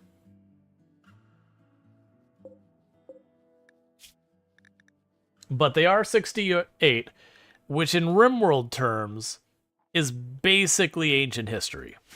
RimWorld is quite unkind when it comes to age. Like, right around, it's like the 65, 68 mark, they start getting, like, bad back and, you know, like, all sorts of things, like asthma and all sorts of, I don't think asthma. They get a bunch of stuff, Alzheimer's and all that. Like, the game is really mean to people with age.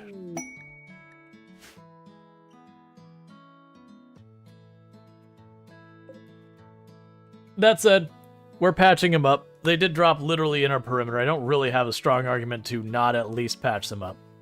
If they join, we'll let them stay. They'll probably get a bad back immediately and then die of a heart attack a year later. But that's RimWorld doing RimWorld things. They have decided to leave. Look, here's the rule, Davidson. I would like you to celebrate your birthday here. You've got 3 days. And then it's your birthday.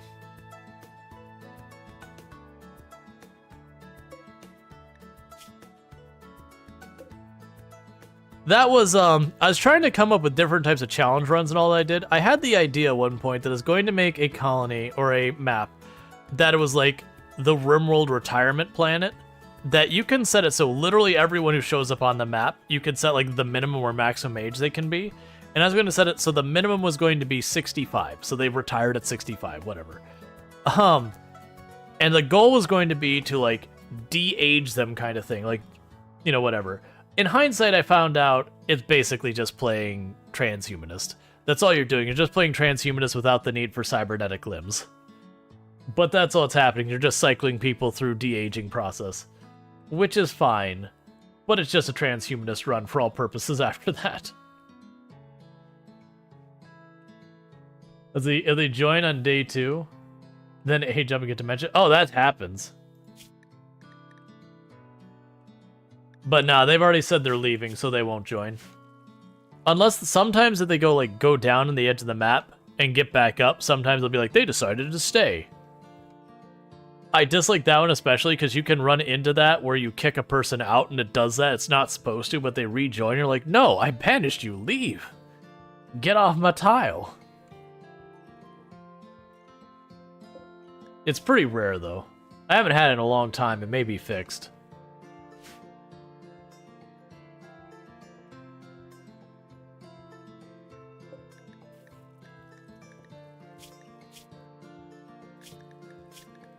Alright. Yeah, this person keeps coming by and tempting us. I don't mind having a teetotaler. That's fine. But they would give us a researcher and someone I could dedicate to cooking and all that. Which would be progress. But right now, if I take it, it angers the Empire. So I'm trying to just get the Empire on my side. And then I'm going to immediately snipe their people out from underneath them. Please. The gutworms. Get rid of them. 9%. Yes. Yes, after what's probably been like a year, we're finally cured of our gutworms. We're suddenly going to be able to get more done today because we won't have to eat an extra like 2 times a day and then medical ourselves 2 times a day. Which mostly that's just having to go back into the room and deal with it.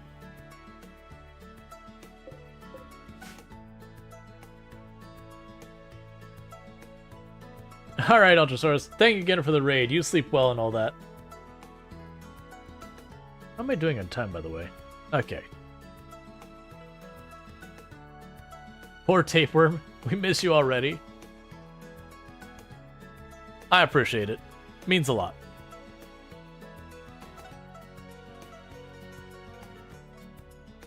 Not as many animals inside the base now. Thank you for the follow. Welcome to the stream.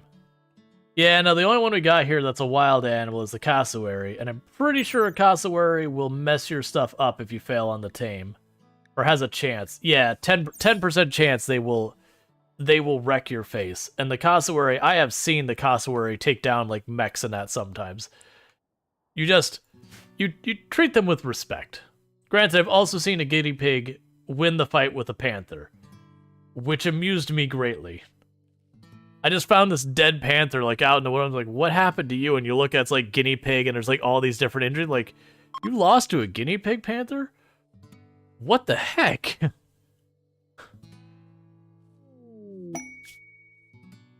Yeah, so this one, I don't take these pawns. If I can't see it, I don't take it.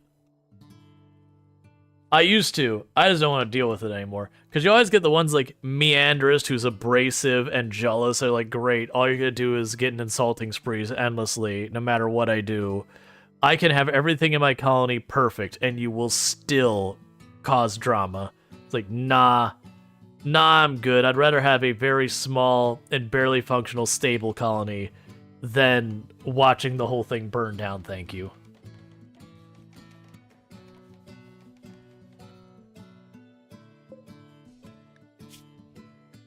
Just a little bit longer, and Davidson's going to be 69.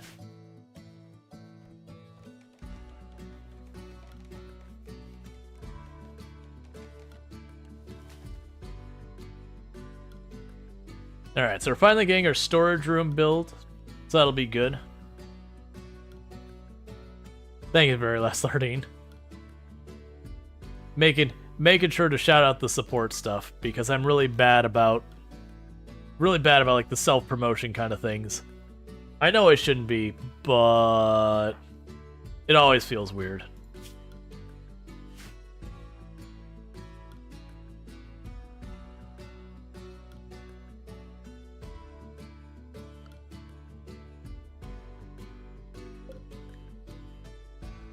But the other trait you hate is beautiful because everyone flirts with them and they get rebuffed constantly and send them into murder rage. Yeah, beautiful is definitely one of those traits that on paper looks really good and in practice is a mixed bag. For that exact reason, is you just end up with like everyone getting moody because everyone's trying to hit on everyone else and getting shut down because they're already in relationships. Or worse, you can actually have it where like affairs happen in your colony, which then leads people to despising each other and breakups happening. It's just like, oh, please. All of you are too much. A little less drama in the colony, please.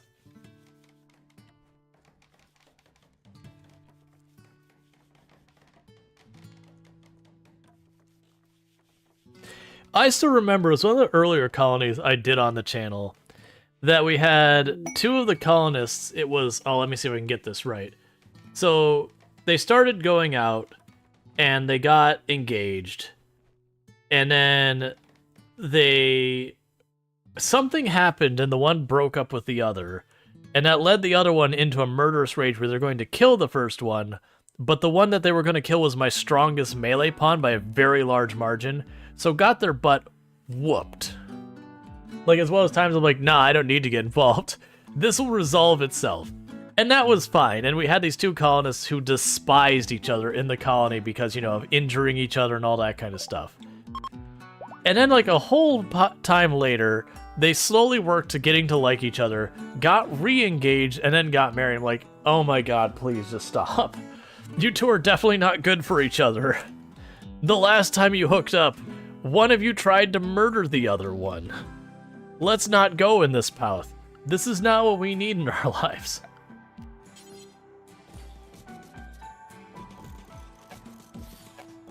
We're going to add the column so they can't stop in here, and they will slow down.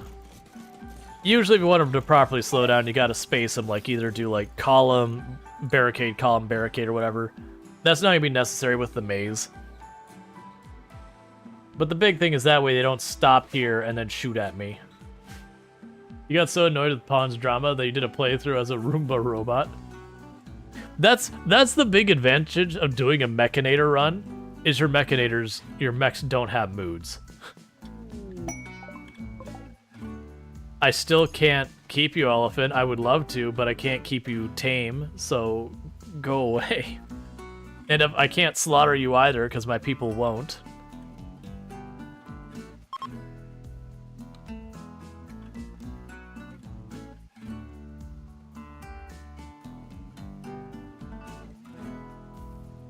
All right.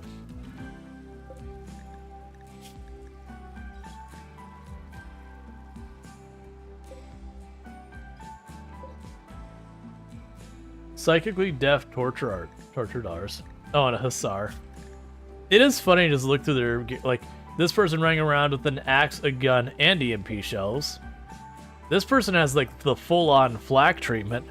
This would be a pawn I would potentially recruit, take their stuff, and then send them on their way. Be like, thanks for the full suit of armor, man. I appreciate that. I don't want you to stick around, but you know, thanks, man. Pain block side trainer. Cool, they gave us components. You had a pawn kill his mom, then hook up with one of her exes. That was a weird one. Yeah.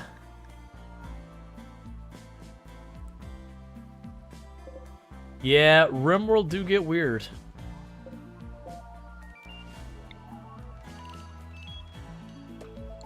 But that's like the fun. Like the story generation side of it can be fun. It's just sometimes the dealing with it is annoying. Which again is part of the whole thing. Is the whole thing sometimes just catches fire and you just go, well, here we are. Let's hope for the best. I do think tomorrow is going to be a SnowRunner farm sim day, and then we might get RimWorld back the next day after that. I'm going back and forth.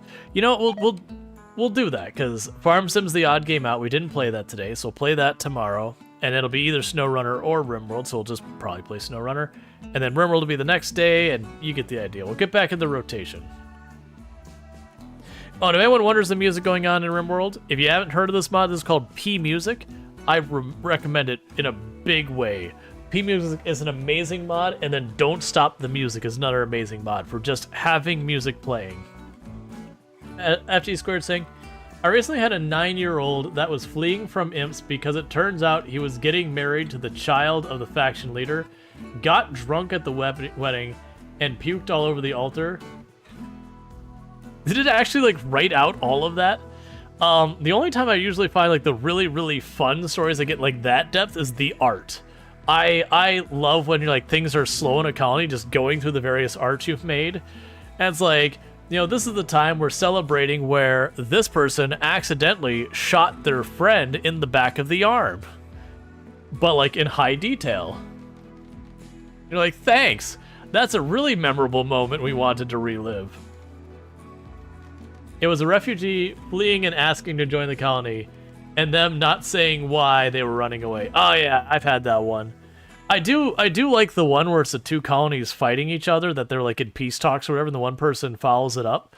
Because I've had a lot of times where those two factions are still enemies when they show up on my tile, and it's kind of like you just close the doors and you step back and just go, I'm just gonna let this play out. Brent said, we had the one that had 2 ex-wives and 2 ex-lovers all in a colony. Oh, man.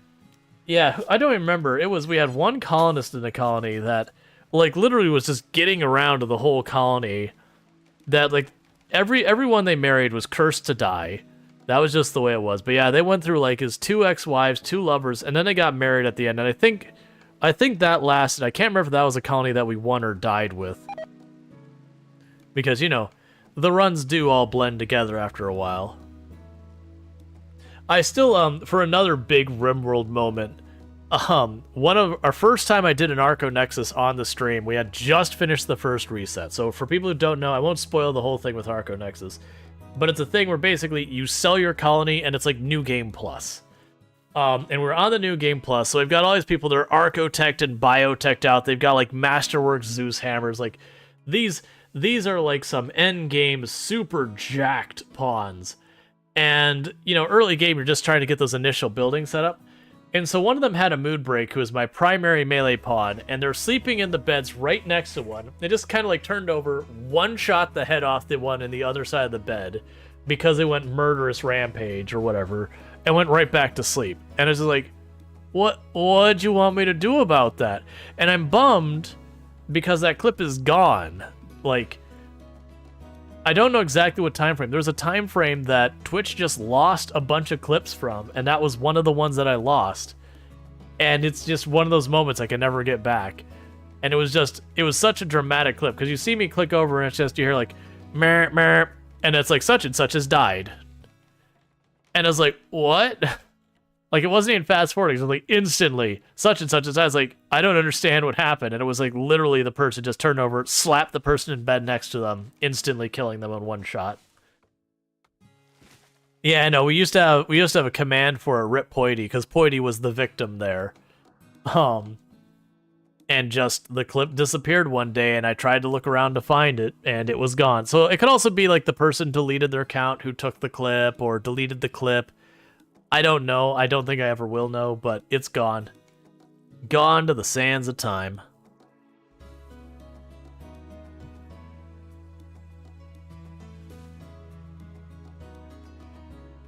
I've had a few good clips I've lost. I really do appreciate that now. One of the big changes they made is if I take the time to like name a clip or highlight a clip or something like that, the clip stays. Like, even if you delete it, it stays. If it's my channel, that is, to be clear. And I appreciate that.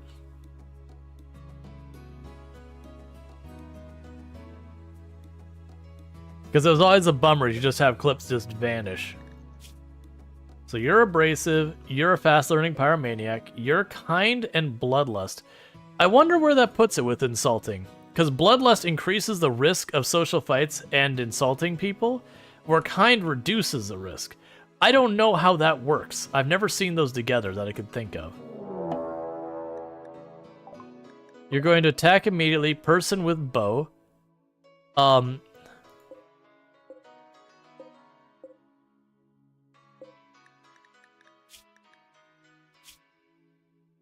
I mean, honestly, you're not a bad pawn. I don't mind Pyromaniac, even when my bases are made out of wood. This would actually be a really good pawn for us.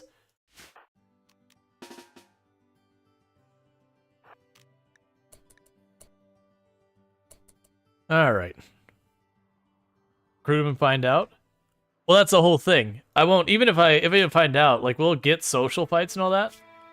But, it still won't tell me, like, what the calculation is. I don't think there's a place here where it's like, there's a 10% chance of social fight or anything here. Like, the base game obscures that, just, they have a higher chance. It won't tell you what that higher chance actually comes down to. Are you still on your way? Look. I don't have all day.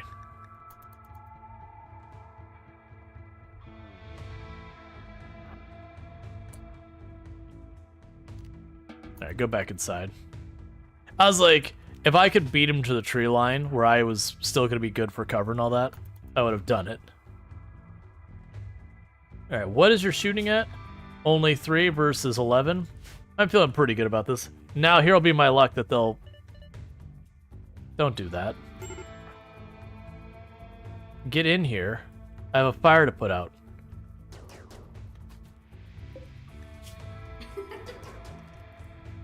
And done. Go deal with your fire. Hey, I need you to not bleed out until after the fire, alright, buddy? Because I need to find a place that I can temporarily make a prison. So I can patch you up and kick you out for... Alright, this is not going to make our colonists happy, but we're going to give up our bedroom. We're going to capture this person, we're going to patch him up, and then send them on their way, because a lot of times we can get reputation for that.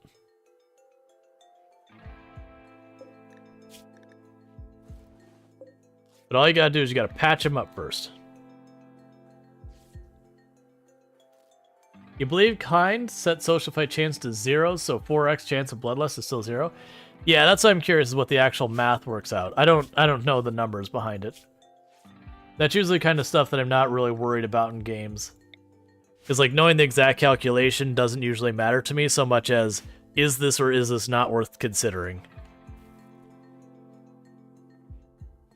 But yeah, kind of bloodlust. If it does work that way, that could be interesting. Where are you at?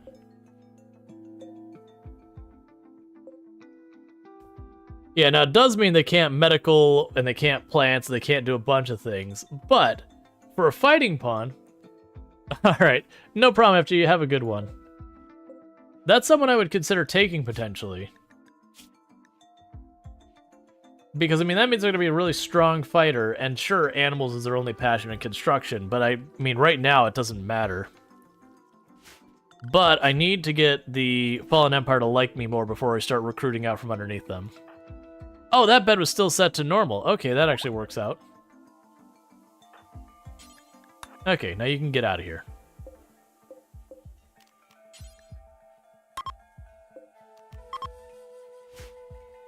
Cool. And we'll get 12 standings for that, so one of the factions will like us a slightly... I mean, they'll dislike us slightly less. They still hate us. But now they ever so slightly hate us less.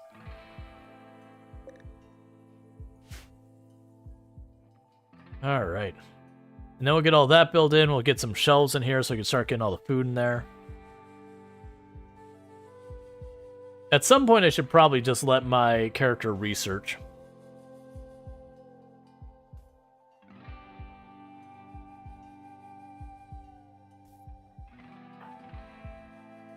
Yeah, part of it is I'm also building friendships with the people, because that's a way to grind up our social skill. And then on top of that, if we keep doing that, we'll make more and more friends and all that we'll be able to work with.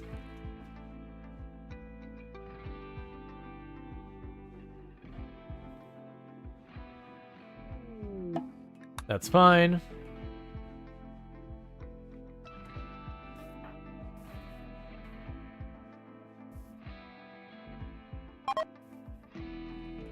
They expected more. -1. Well, sorry. You expected little, and I delivered less. I'm gonna hit this button real fast to prevent the ad from happening.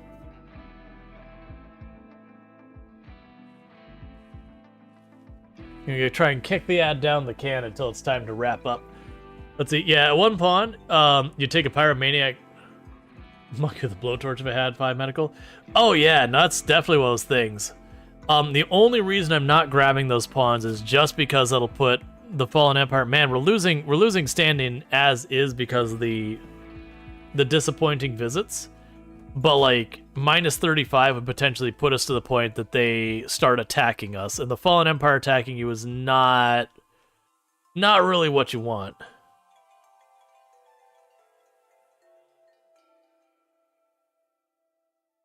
Yeah, so I think what we're going to let happen here is I think we're going to let it finish the processes we're working on, not queue up more stuff, so get some research done, and just, you know, maintain for the moment.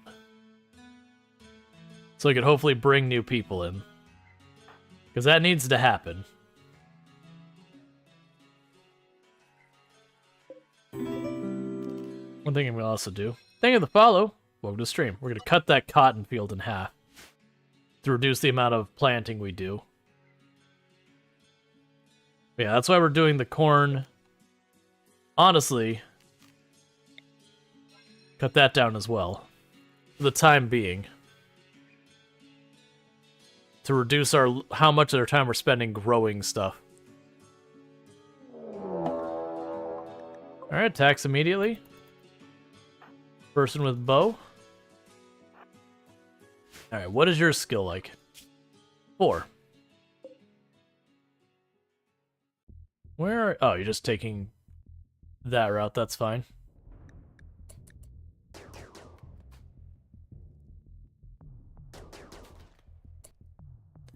So apparently, first tap was straight through the heart.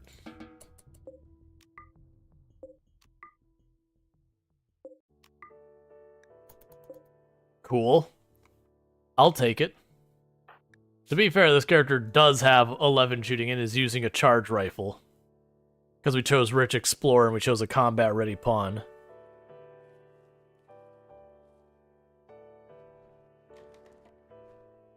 Oh good, we actually built the pen marker.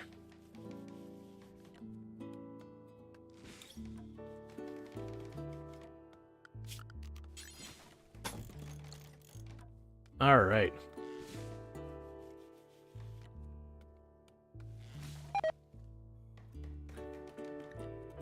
we had gotten a little bit of goodwill and we lost it again right away, but that's fine.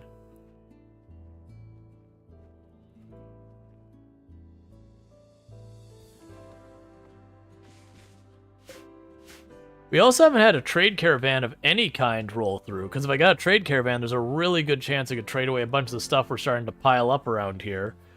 And probably get something worthwhile, like a little bit of armor or some, you know, steel or whatever.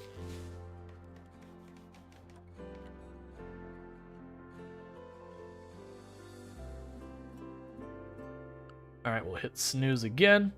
So what's going to end up happening is we are going to be pausing here. So first of all, for all those checking this out over there on YouTube and TikTok, I'm going to be saying goodbye to you. For everyone over here on Twitch, don't go anywhere. We're going to go find someone for us to raid. But don't forget to do your, you know, your follows, your likes, your subscribes, all your things on all your different platforms. But I will catch you later, YouTube and TikTok. But for everyone here, we're going to go